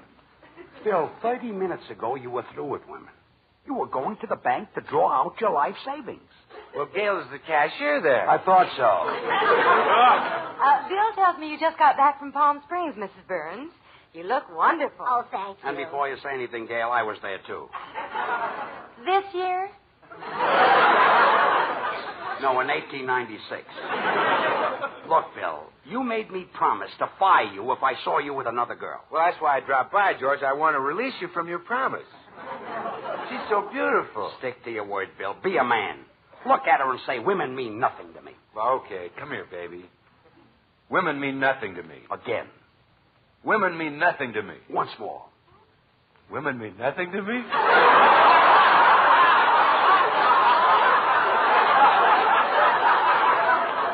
Come on, Gail, honey, let's go. Goodbye, Gracie. Bye. Goodbye, George. Goodbye, Bill. You're fired. Huh? Oh, Mr. Burns, please. I'm sorry, Gail. It's his idea. Well, there's only one decision I can make. Love conquers all. Oh, I knew it. But I like you too, Gail. Well, Bill, you've got your job back. Good. Now that I'm working again, I can get married. Come on, Gail. Bye, everybody. Bye. Do you think he'll really get married this time, George? Yeah, unless the justice of the peace happens to be a woman. How about some lunch, Gracie? Well, I'm having lunch with Blanche, but I'll fix something for you. Good. I'm so hungry I could eat nails. Oh, I wish you'd told me that's what you wanted. I bought a ham. Well, drive a few nails in it. I'll take the ham. Well, it's practically ready. All I have to... Oh, come in. Gracie! Blanche! Oh, it's wonderful to see you, honey. And that trip did you a world of good. You look absolutely sensational. Oh, thank you. And George. Skip it. Well, Gracie, are you all set to go shopping? I will be as soon as I get the ham ready. Is he going with us?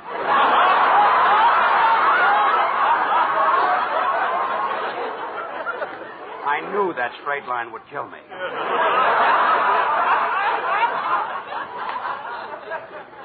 I'm fixing a ham for George's lunch. Oh, you don't have to do that, Gracie. Harry's frying up a mess of trout. He's going to bring it over. Oh, good. Where's my bottle of Burgundy wine? That'll go swell with trout. Oh, I used that to clean the fish that Harry brought this morning. You cleaned it with wine? Well, it says in my cookbook that to really enjoy fish, you should wash it down with Burgundy wine. Goodbye, Gracie. Goodbye, George. Goodbye, Blanche. Will I ever learn? All my life I'll be a straight man, I guess. What happened, Gracie? Did you forget something? No, we can't go shopping until I get rid of the hiccups. Oh, take a deep breath and hold it. All right. Now here. Take 9 swallows of water without stopping. 1, 2, 3, 4, 5, 6, 7, 8, 9. There. Now look at me. Boom. Oh. Well, that ought to cure him. Thank you, George. Bye. Goodbye. I wish Harry would get here with that trout. George, the cure didn't work. It didn't? No, Blanche still has the hiccups. Goodbye, Gracie. Goodbye.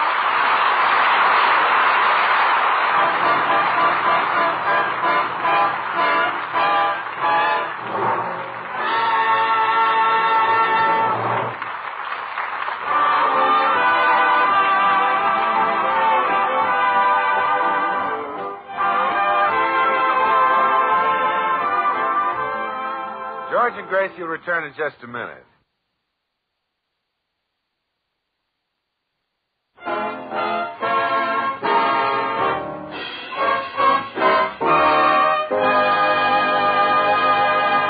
The George Burns and Gracie Allen program was transcribed in Hollywood. Now here are our stars.